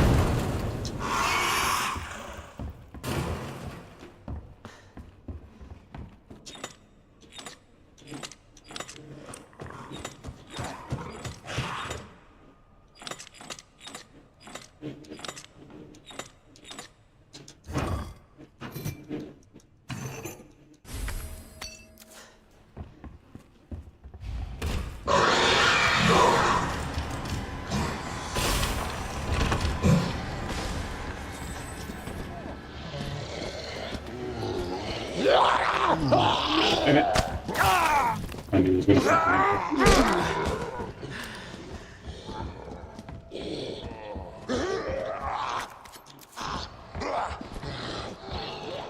I should use my fucking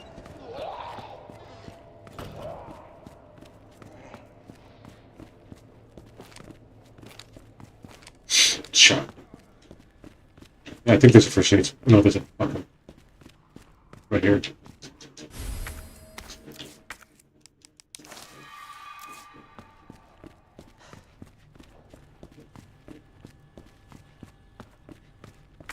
Oh, excuse me.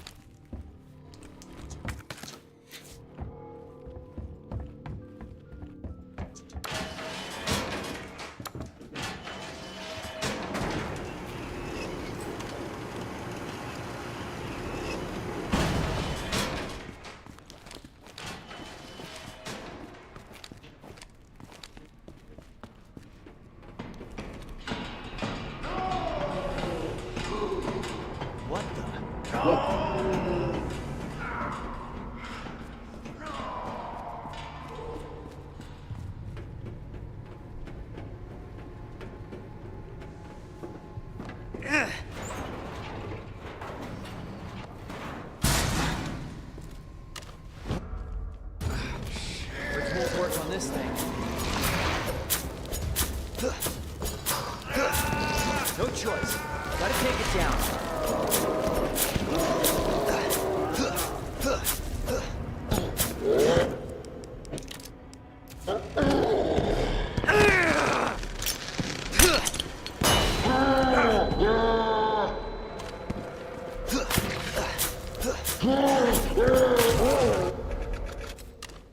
Somebody's watching me.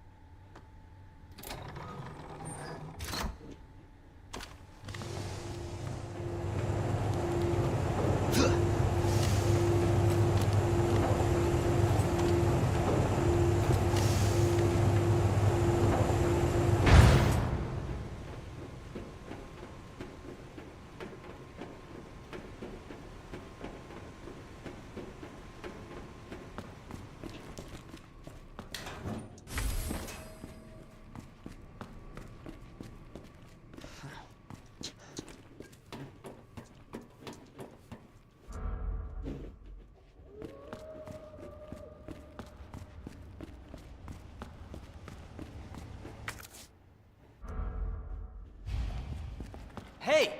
I'm not done talking to you!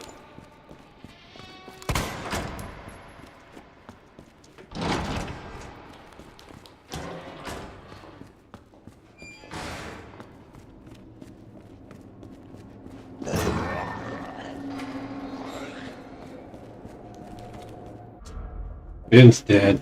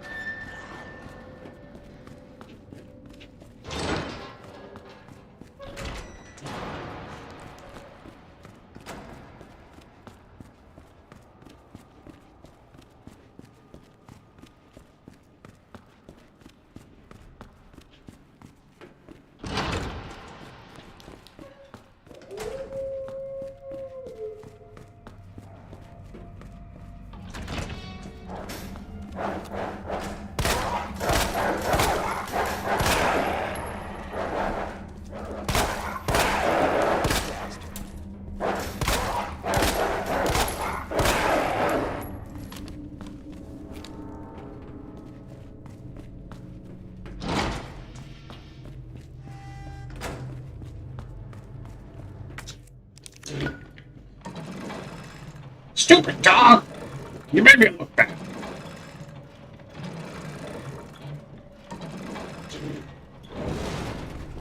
Ooga booga booga.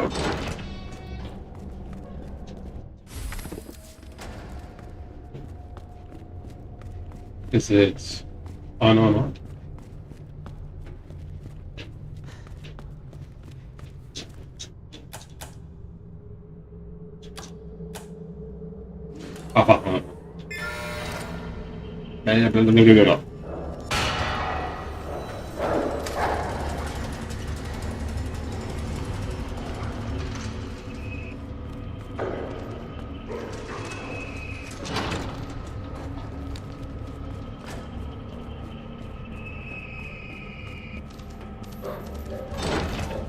Stupid.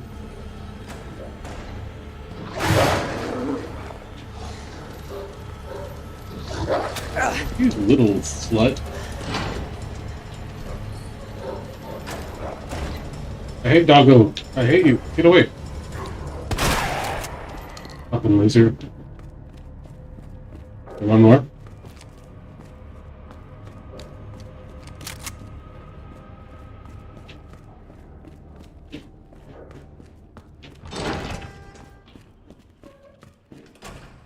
Leon hurt.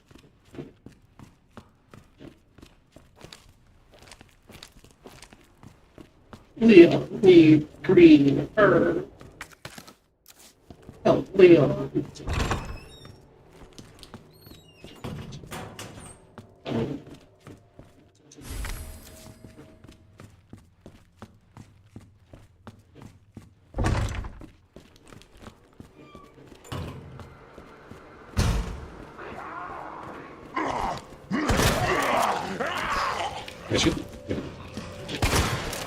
What the hell? Zombies. Ah, shit! Ah, poopy.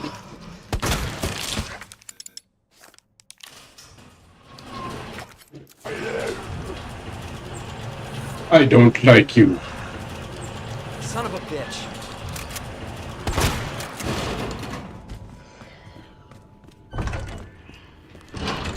Up here, right? Yes. There's green over right here, too.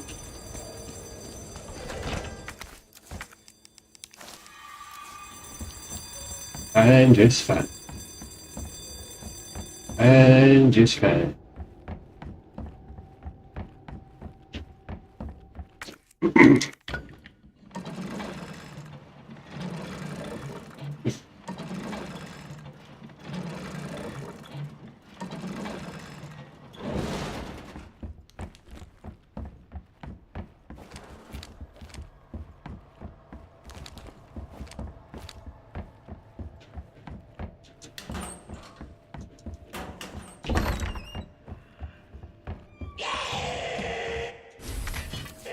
Get your dumb ass up.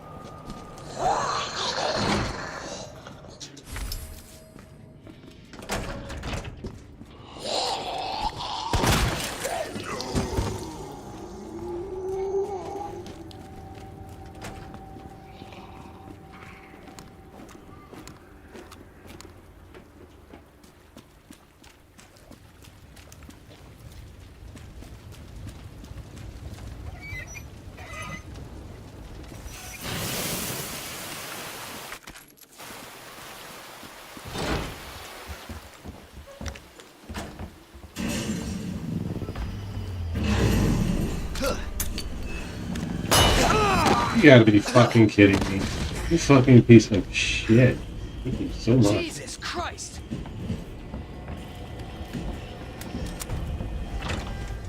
Wasted a whole fucking night. This whole next part's gonna be much harder now. Let me grab shit to fucking try and make it. But at the same time, I have too much shit.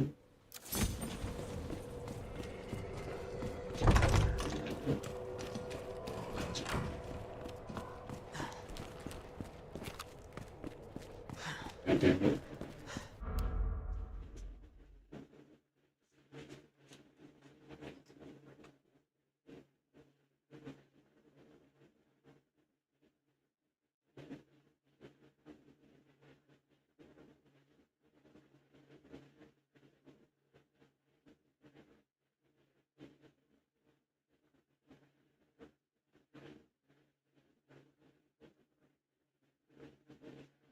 Let me just get up some rid of some noise.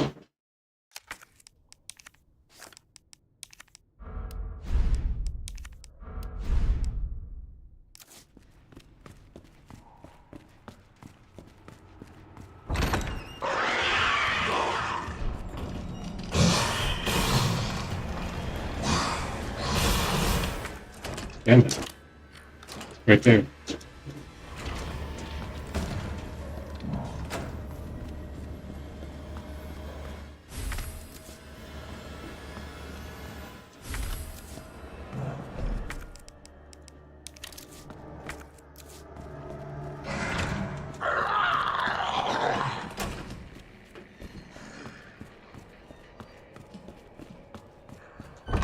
You right here? Where are he?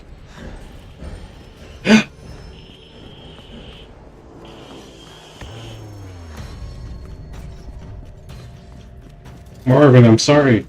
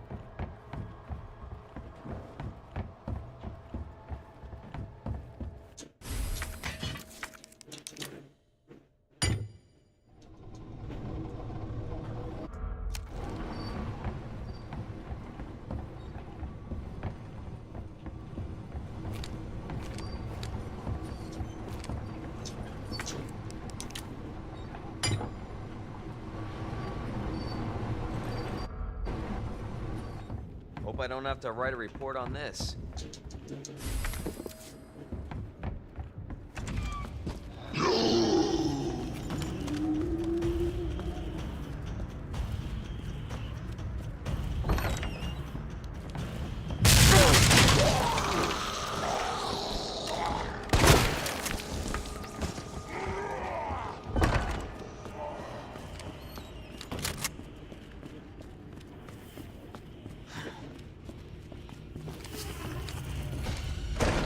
What's up, Marvin?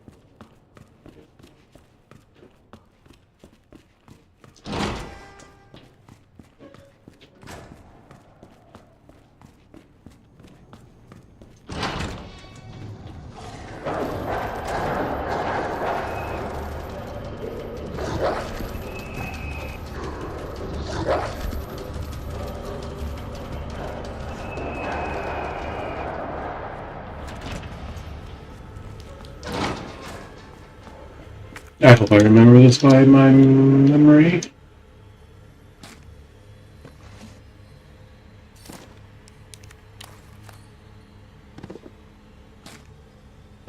Oh wait, no, it's okay.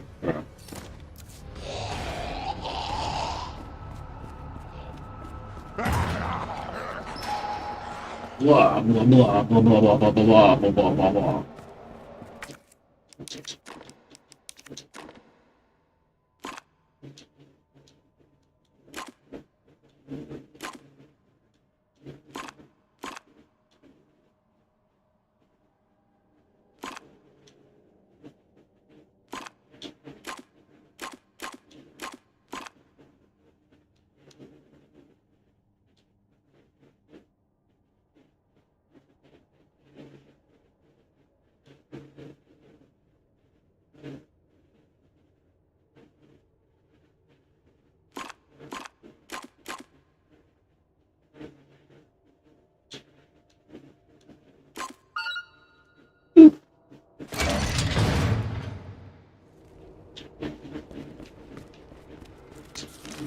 Oops.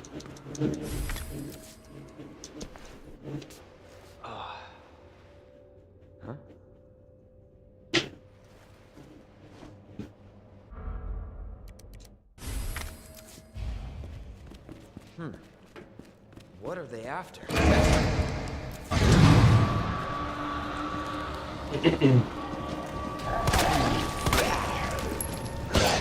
Son of a...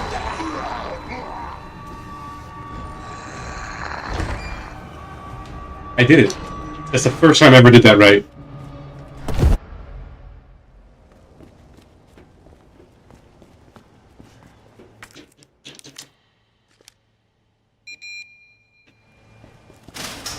You get it when you do it right. The flash grenade hits Mr. X right before he can fucking start walking towards you.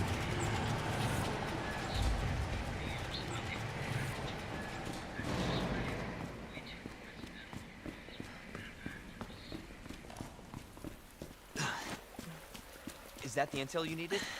Unfortunately, no. Ben didn't come through.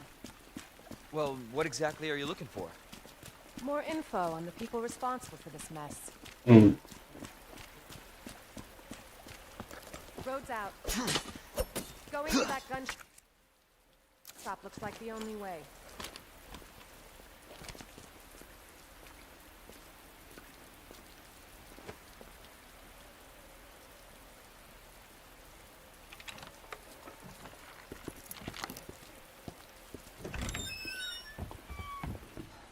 What a mess.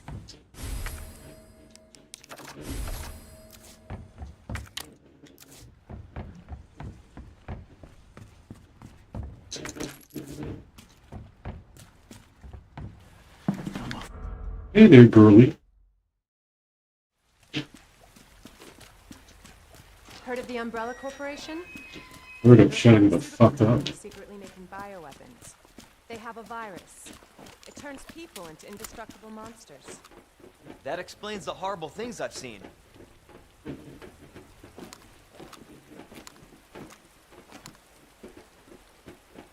And that's why I'm looking for Annette Birkin. She's the one Umbrella's is connected with. Based on what you've said, the sewer seems fitting. Well said.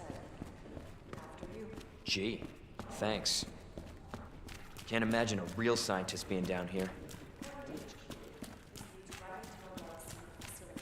Come on. Sewers are run by the city. How could they have a facility without the authorities knowing? Welcome to corporate America. Umbrellas control Raccoon City. Jesus! That an earthquake? What the hell?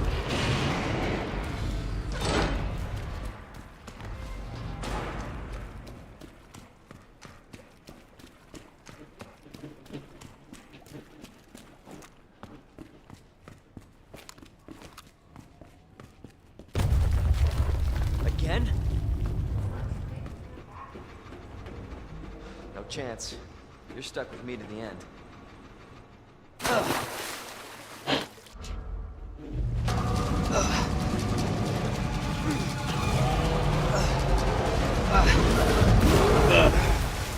Holy shit!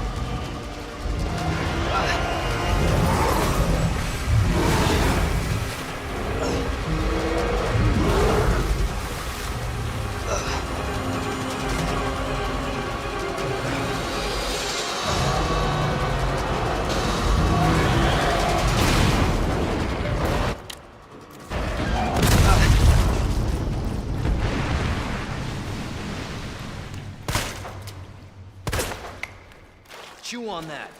You overgrown son of a bee.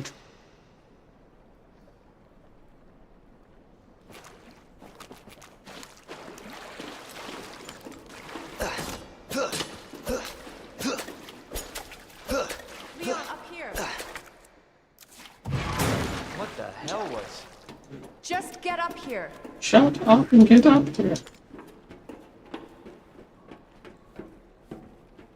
Can't say I didn't warn you.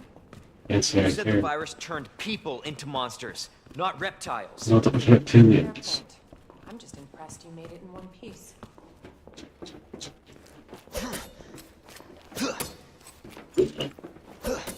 Yeah. Yeah, kid. Yeah.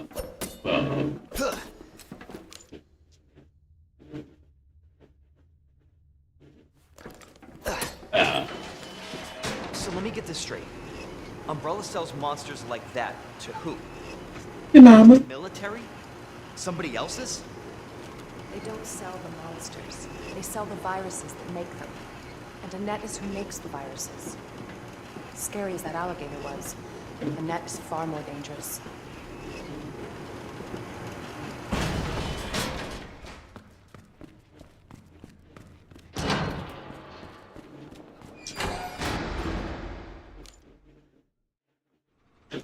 You can run, Annette, but you can't hide. Secret weapon time.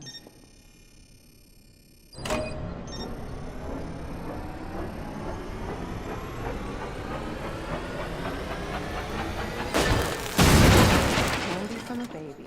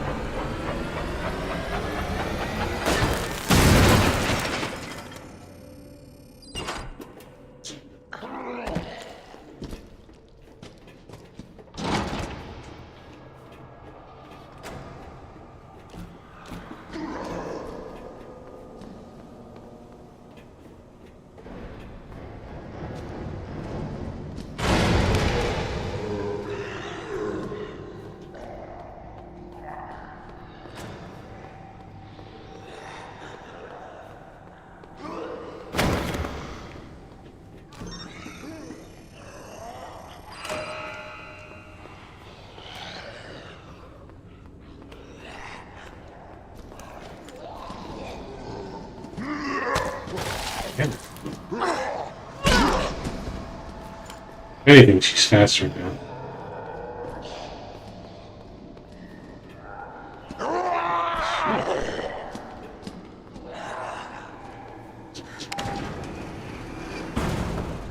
Got you now. Always been good at running, Annette.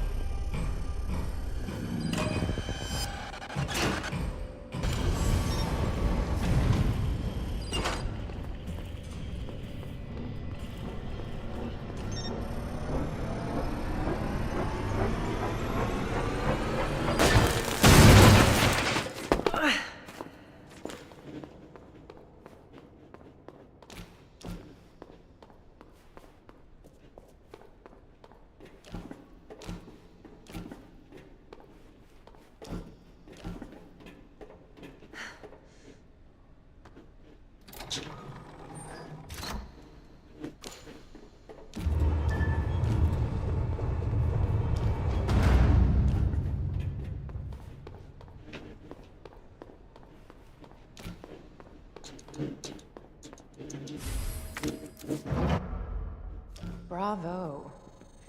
Gonna burn you alive now. You'll never get your filthy hands on the G. I'm not the only one after it.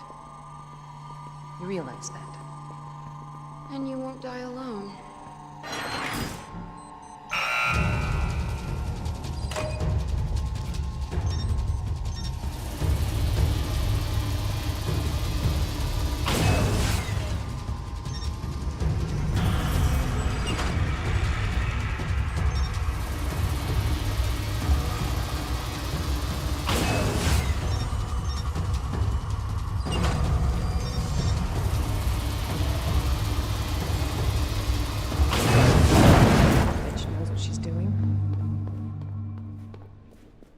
Visitor clearance confirmed.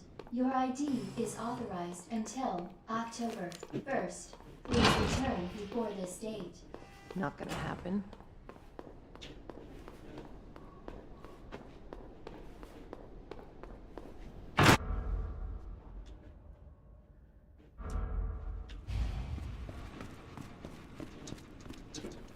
Ada? Where are you?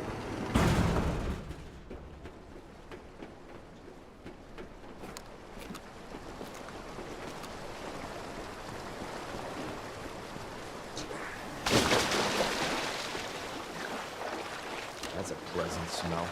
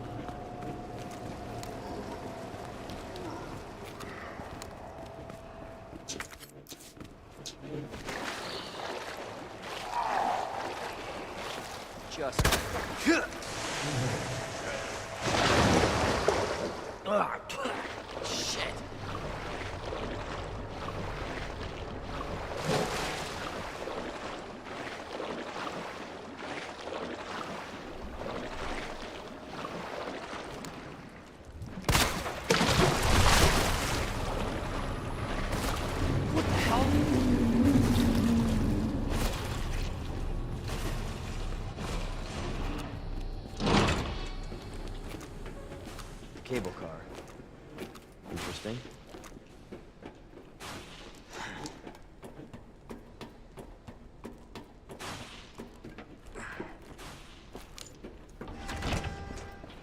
Where'd she go?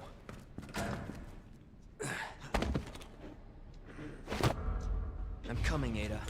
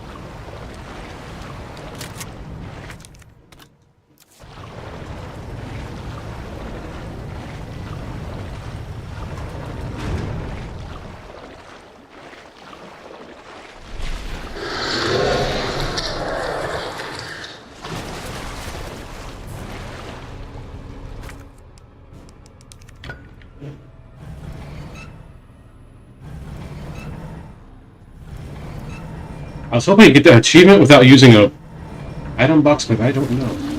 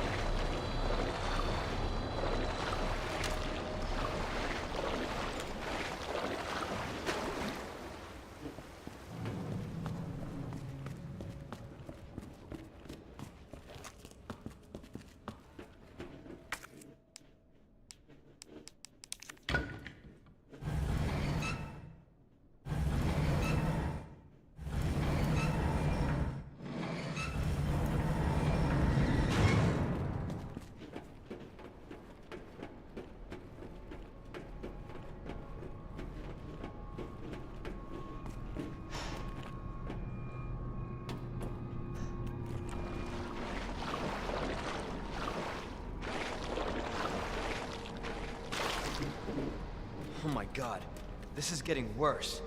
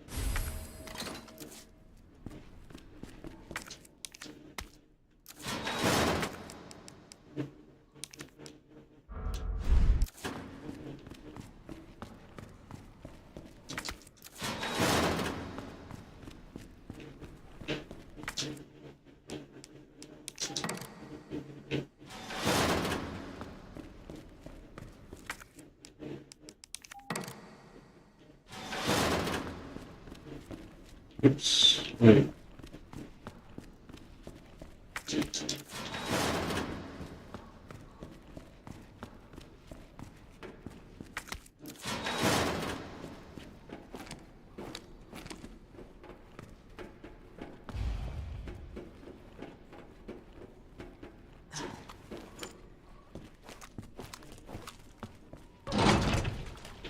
Shit.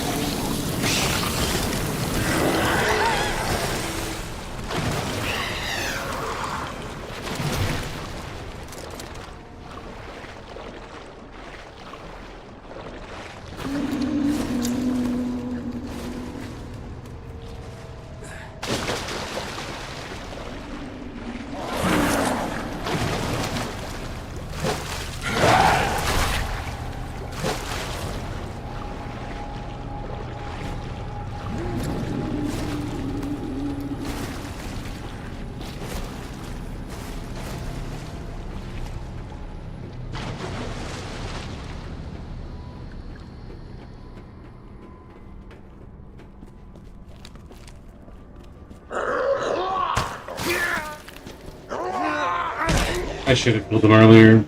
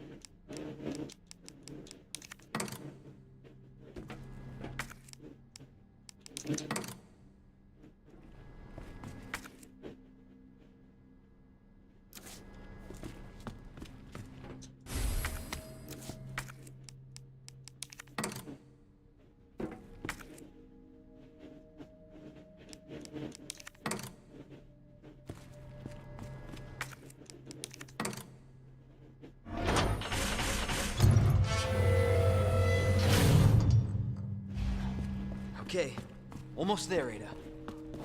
Nice.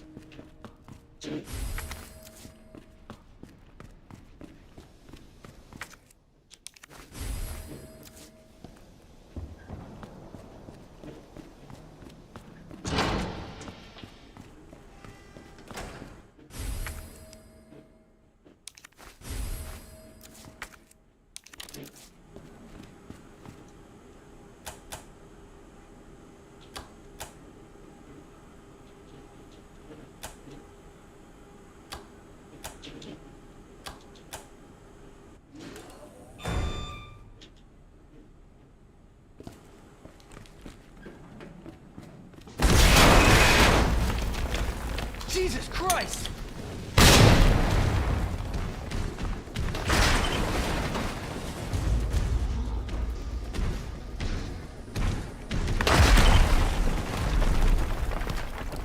Dude.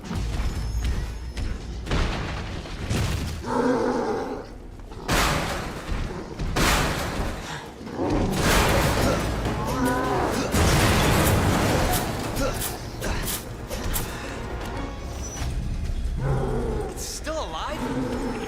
After slicing at it.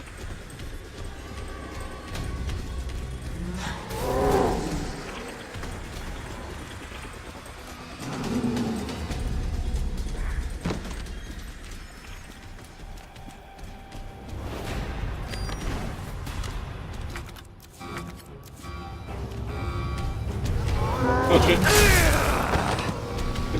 Jesus Christ.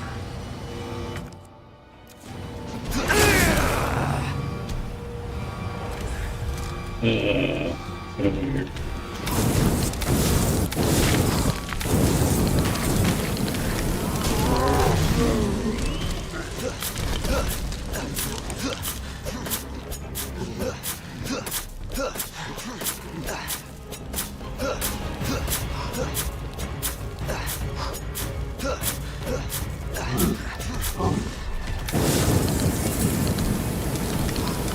Now I got you.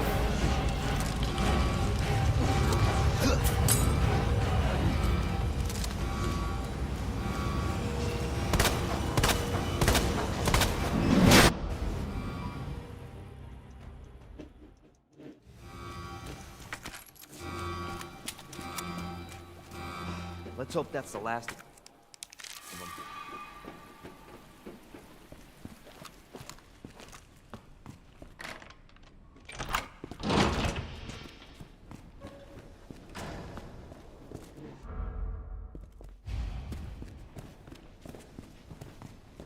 Cable car will take us down to Nest. That wristband's our ticket to ride. Nice. Where'd you get that? How'd you know about my favorite board game? We're almost there.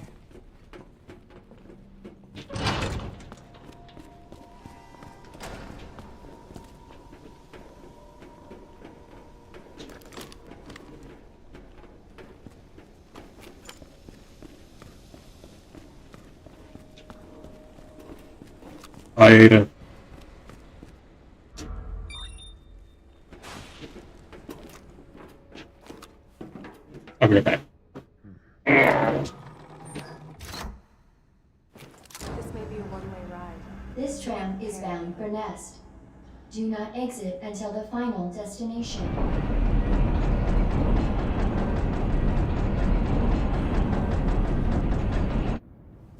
You know what I was thinking?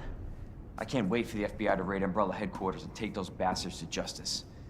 I agree, but to be clear, you're not working in official capacity. This is a federal case. Once we get the G-Virus, I'm back on my own. Hey, Leon. Trust me? You trust me? Honestly, if I didn't, you'd probably be dead. Right.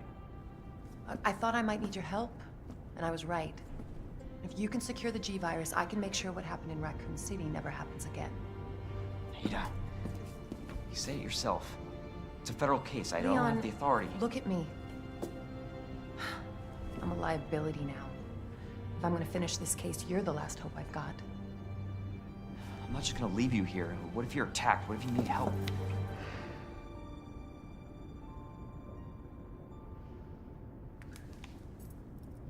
I'll be fine.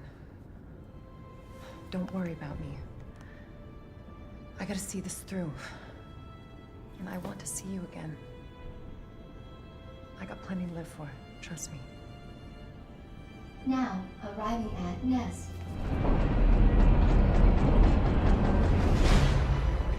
Go. Please, we don't have much time. You're gonna need this. Okay. Leon. Counting on you. I know.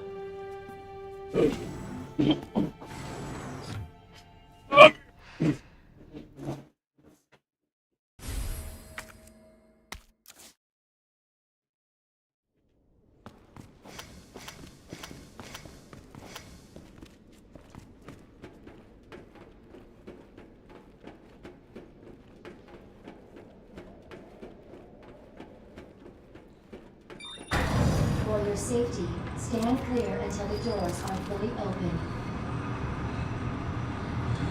For your safety, stand clear until the doors are fully open.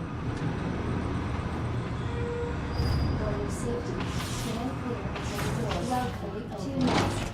Enjoy your visit.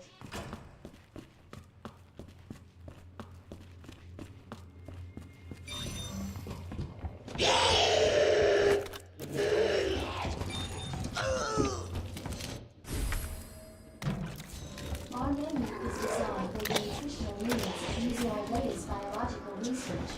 Please enjoy our tasty selection of healthy foods. Tasty.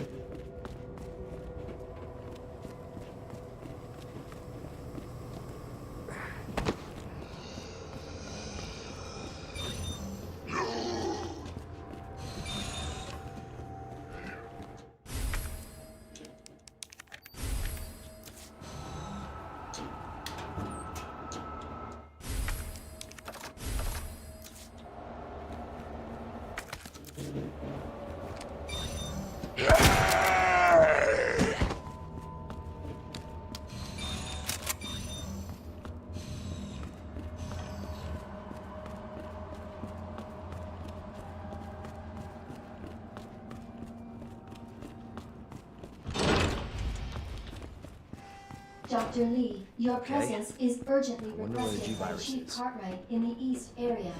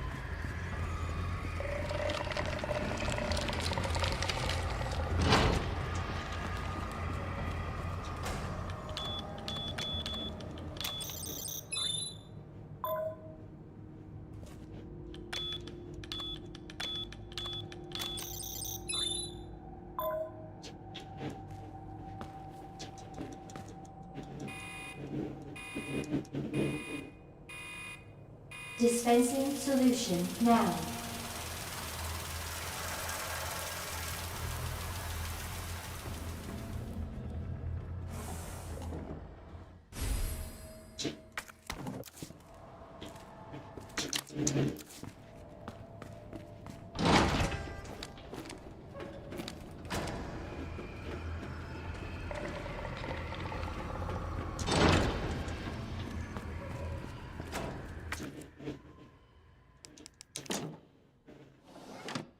Manual mode engaged.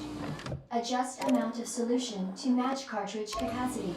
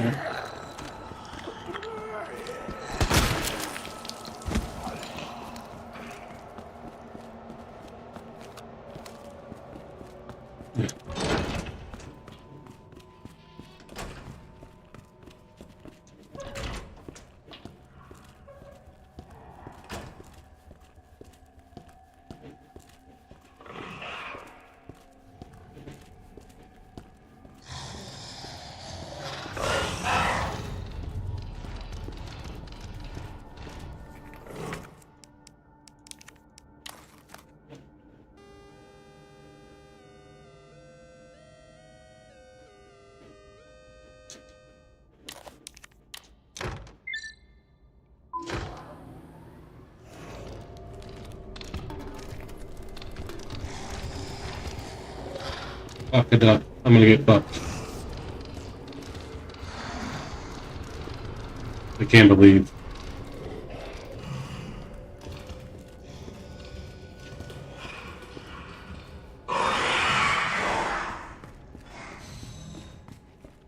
I snuck past him, so Welcome back, Dr. smooth. You have 5 new messages.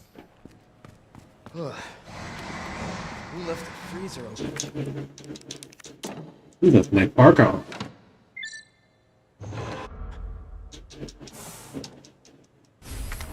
Cooling complete. Is there anything I need? I might be able to get the achievement if I just start fucking.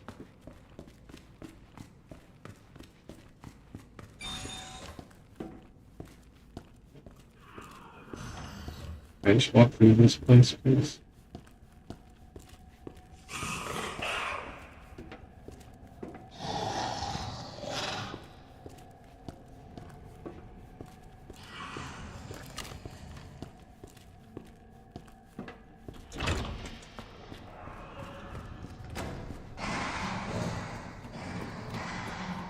I wish I got those shotgun shells.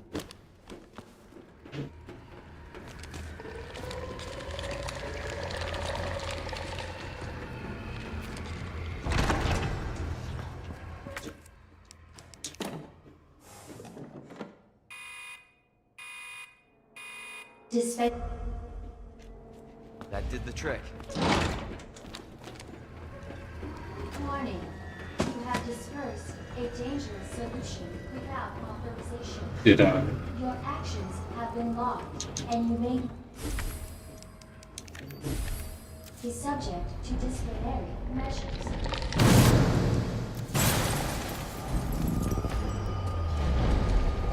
Boom.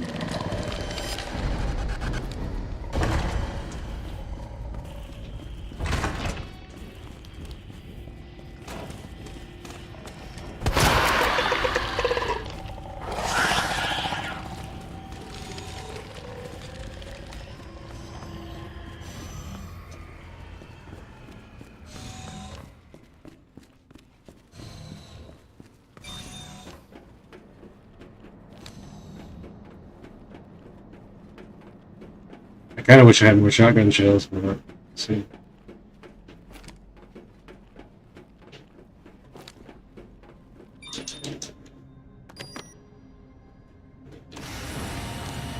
Hopefully the G sample's up here.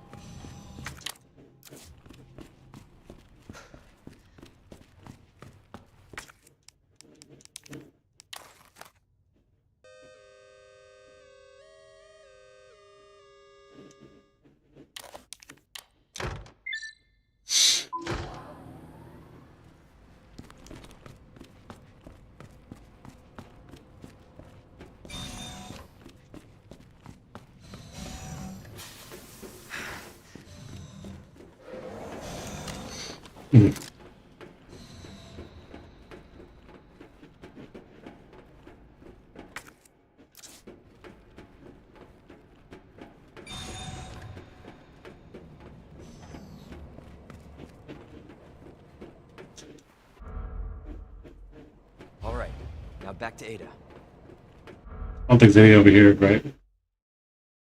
I don't think anything is over here, is what I meant to say.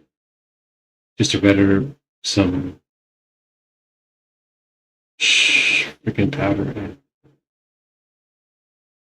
nothing here. Attention. Unauthorized removal of a level 4 virus detected. Facility lockdown initiated. Self-destruct sequence will begin. The lockdown is complete. Class A breach detected. Black original target is neutralized.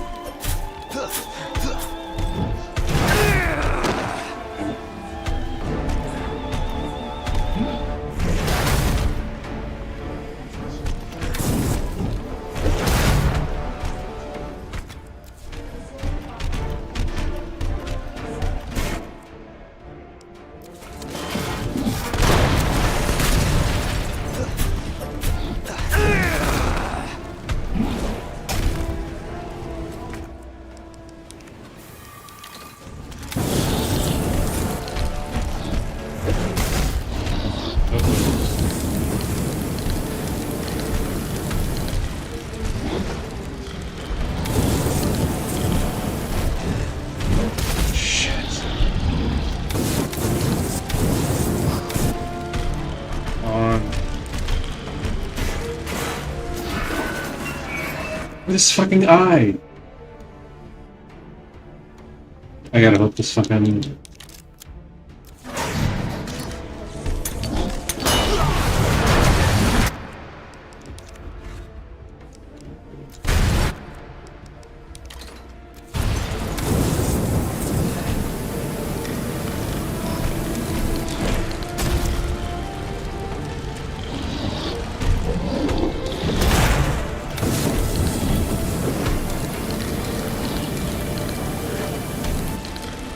Come on.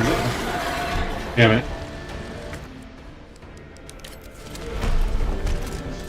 All that time.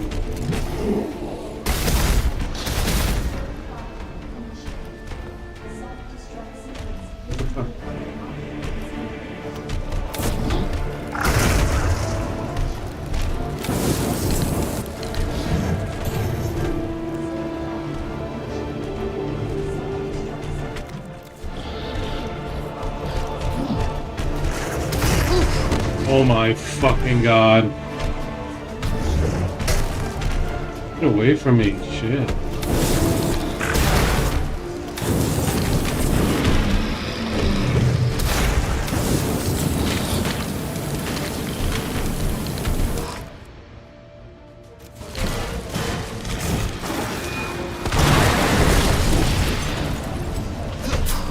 I'm dead. I gotta try again. I just fucked up.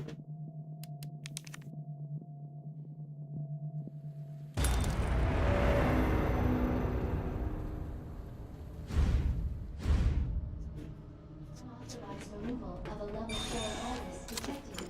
Facility lockdown initiated. Self-destruct sequence will begin when lockdown is complete. Class A breach detected.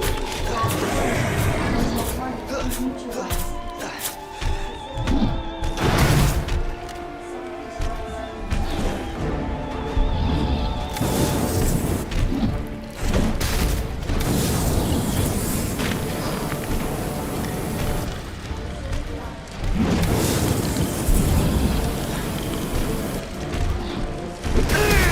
Damn it! Get the fuck away from me.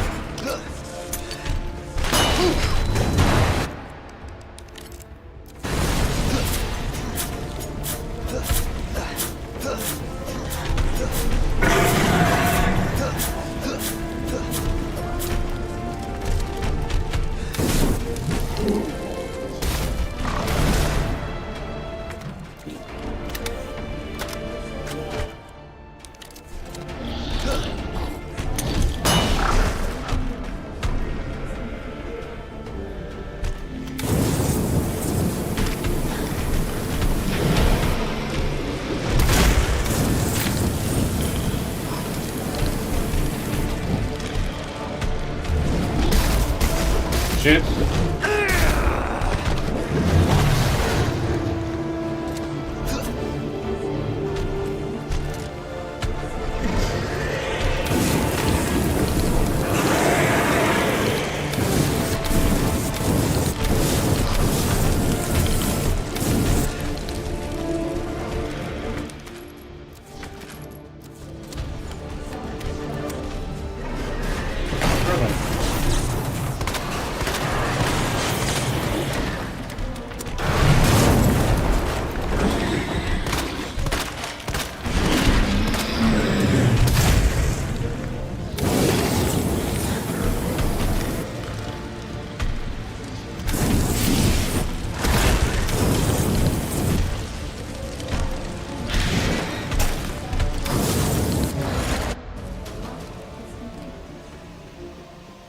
Did I forget a name? Target has been neutralized. Ending quarantine. Facility lockdown initiated. Self-destruct I may have already got it. when lockdown is complete. No, there it is. Attention. Unauthorized removal of a level 4 virus detected. Facility lockdown initiated. Self-destruct sequence will begin when lockdown is complete. Attention. At least I get the achievement. Self-destruct sequence initiated. Use the central elevator to evacuate immediately to the bottom level train platform. Attention. Self-destruct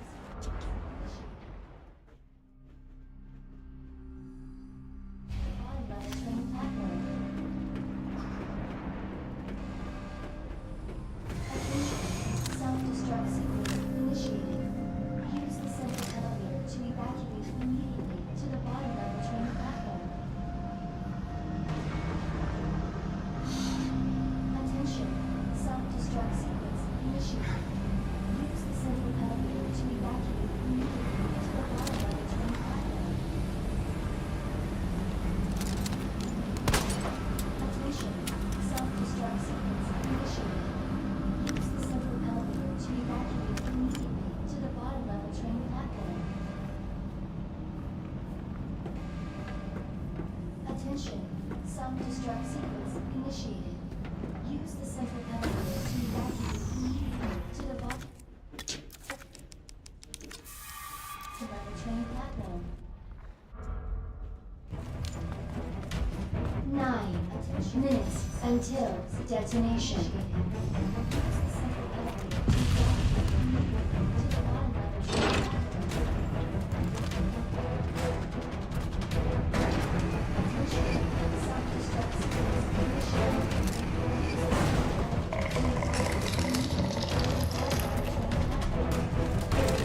Self-destruct sequence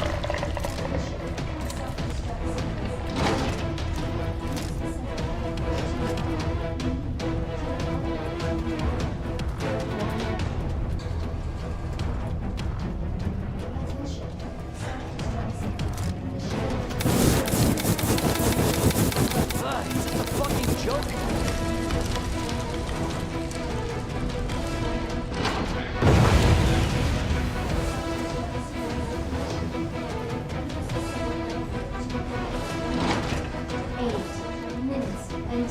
Detonation.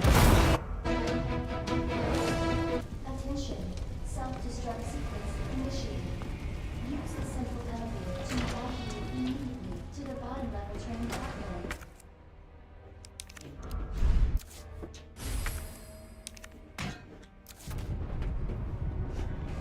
Better be enough. Attention.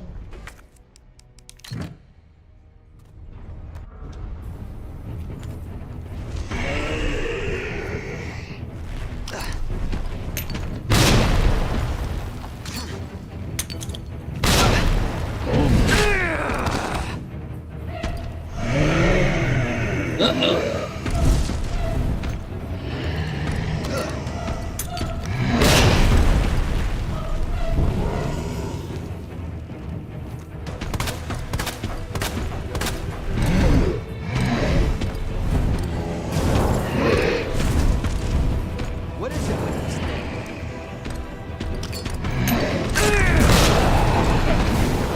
I'm probably gonna lose.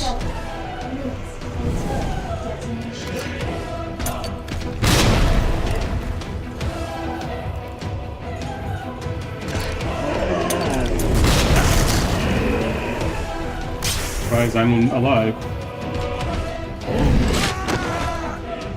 I couldn't beat it if I didn't get in with that last, I fucked up all my nades. I have more than enough to.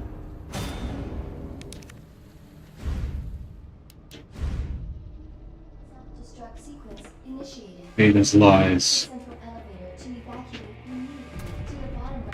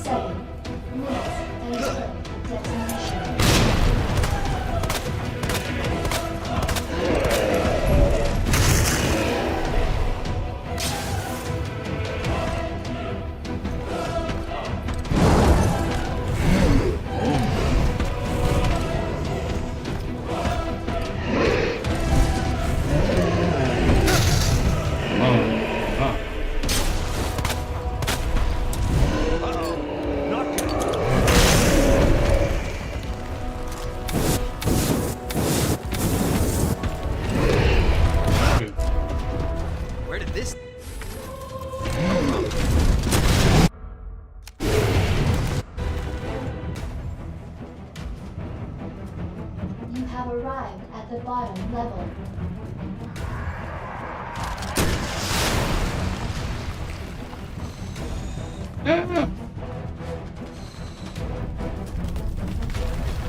My nose is been really itchy lately. Shit! It's got my allergies. Gotta get out of here. My skin is really dry.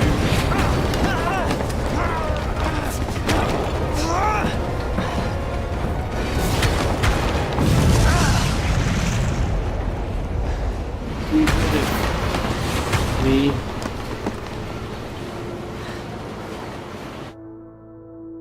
Leon, you did it. All by yourself.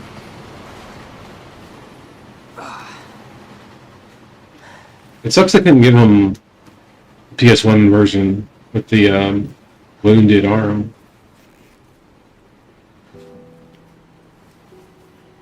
Yes, I'm never using my Fitbit. Can't believe I actually miss her. Can't believe I actually give a shit about her. Bitch. Leon! Where'd his arm go? I guess he went inside. Yeah. Leon? PS1 man. We made it. Just like I said we would. Yeah. They used the old music. I think. I don't know if it's a remix. Cool. I got a better score. Or a better time.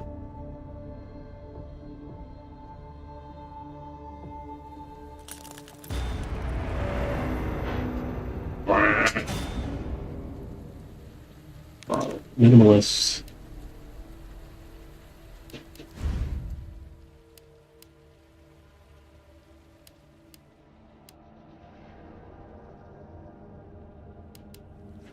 Search.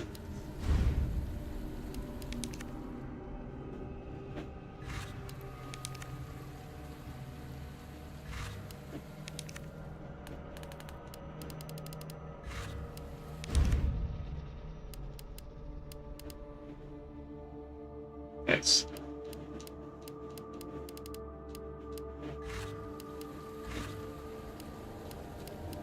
The Microsoft Store. What can we buy there? Better time. Mr. Mime. Alternative outfits.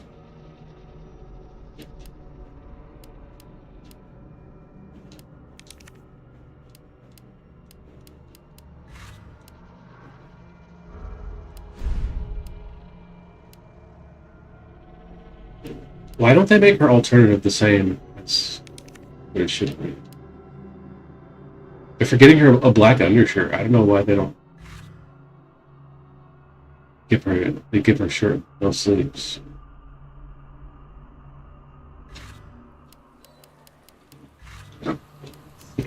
Stop showing me skin of women. Please.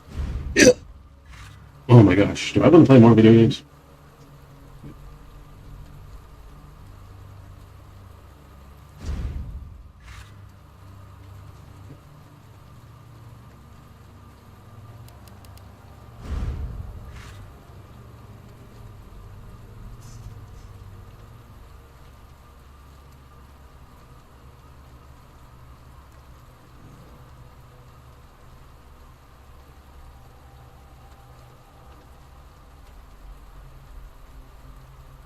I don't want to play. I know I shouldn't. But I must learn more. The residents of you.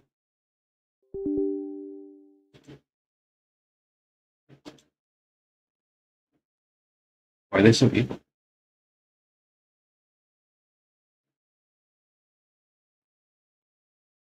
Maybe I'll play some more Doom later. I haven't played Doom in, well, in a week. Oh shit. Tony Hawk's out. I don't know if I want to get it though. Because I'm torn. Buying games is kind of weird right now.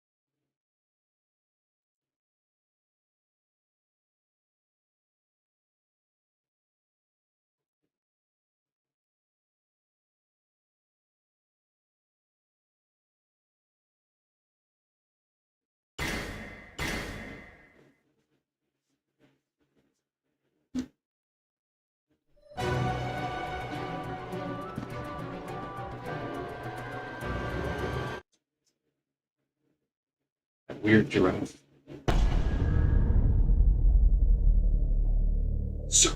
Dick.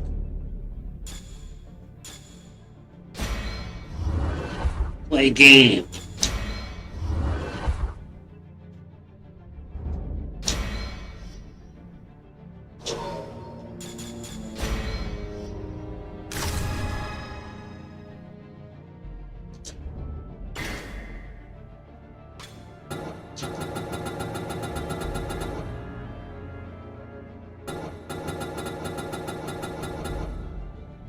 Okay, shit.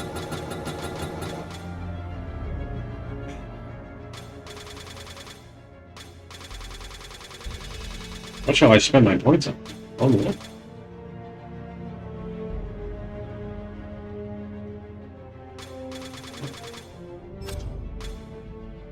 Why would I want that?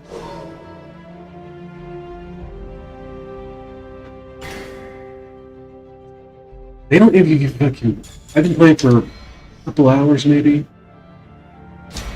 They don't give you any fucking points. Why is Revelation so much more generous with their fucking points than this? Don't allow... Fuck everyone. I want to play. Oh, I don't know how long. I don't know how long this lasts.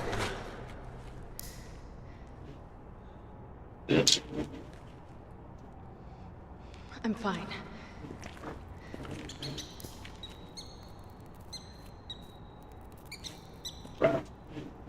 We're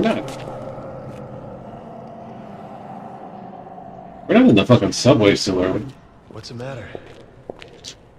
Not a fan of sewers? Cat got your tongue. Let's just get to the cathedral, and then I'll tell you everything.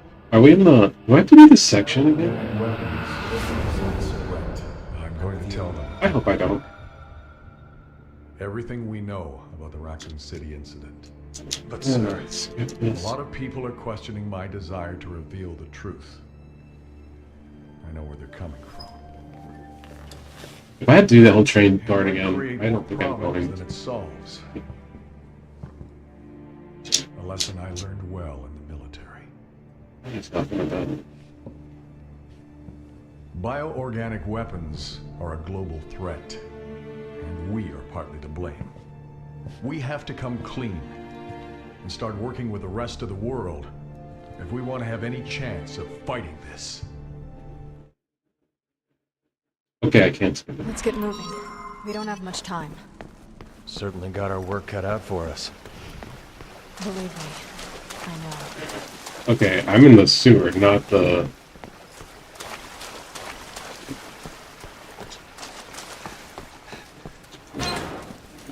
God damn it, I am. This shit again, dude? I'll still be tracking your movements, but be careful.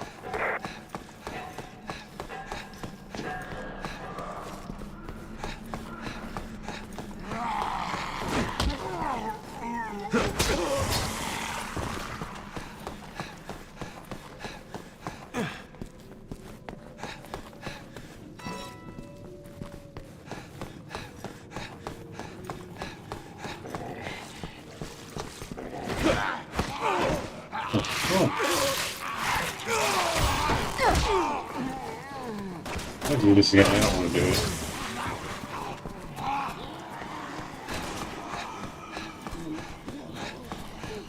I need some help here! I don't give a fuck. Train's coming!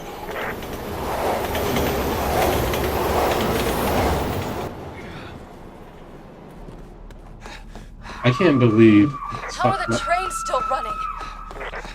There was no one at the controls. I thought I got a new checkpoint. I tried this whole section last time. This fucking dogs.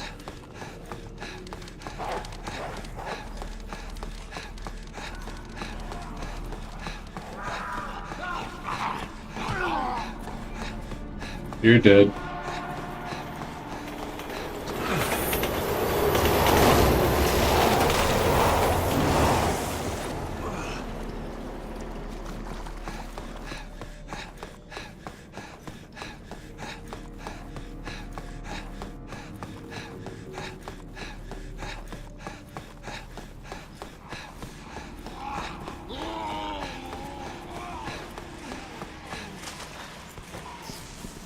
Elena. Roger. Zombie looks so stupid, dude.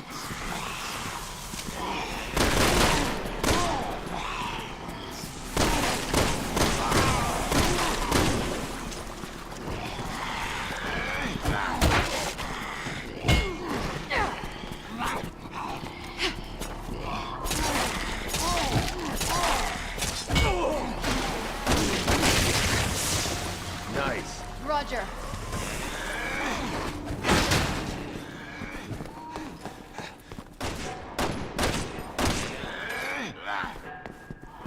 Really? That thing just threw something at me? Great. Oh my god. How's that for timing? Mine's out too.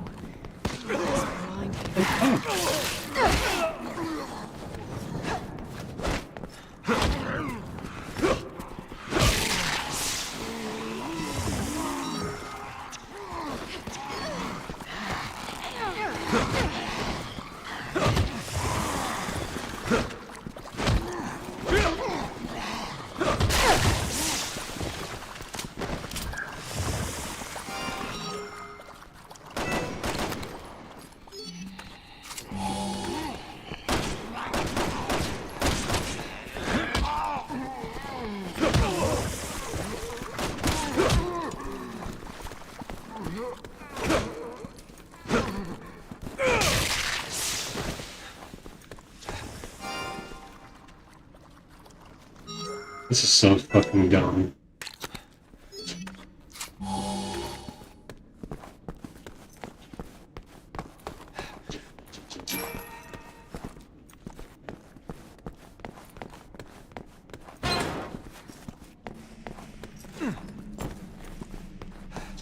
I better not fuck up on this part like I was earlier.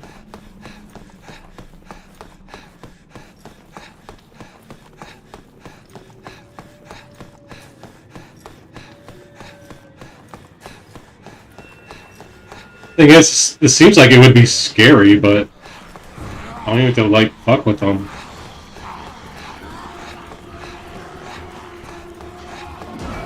Look out! Train!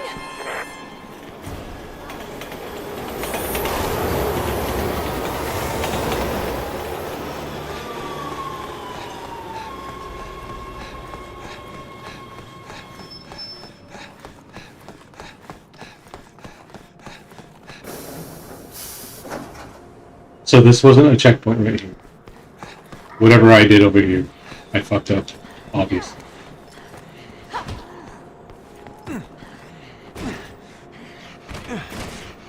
Oh, yes. We're not getting that open. I want to have a look around in there. Boost me up on top. Just don't leave me behind.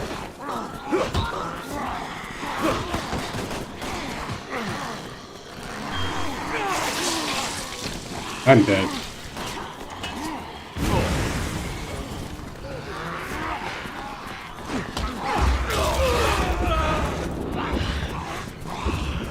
Kill me.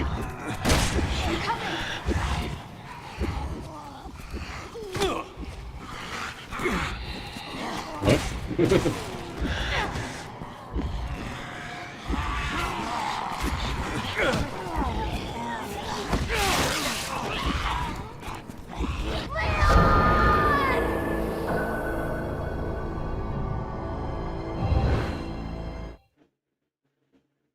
Last checkpoint, what is it? Why doesn't... Why didn't it start me here last time when I started my game? That's so fucking dumb. I'm dumb. But let me just...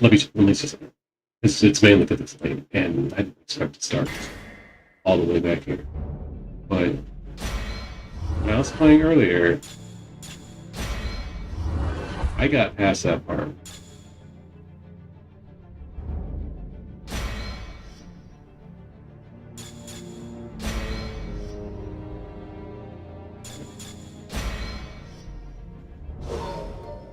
This game has shitty checkpoints. Gunshot.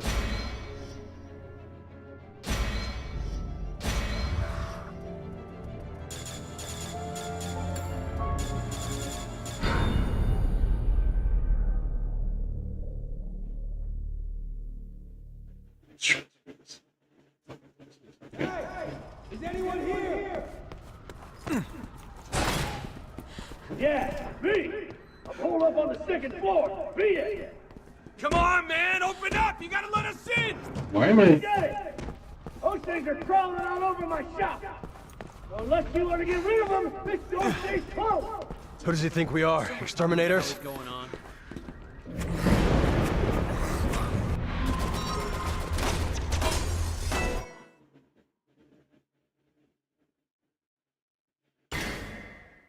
Why did it?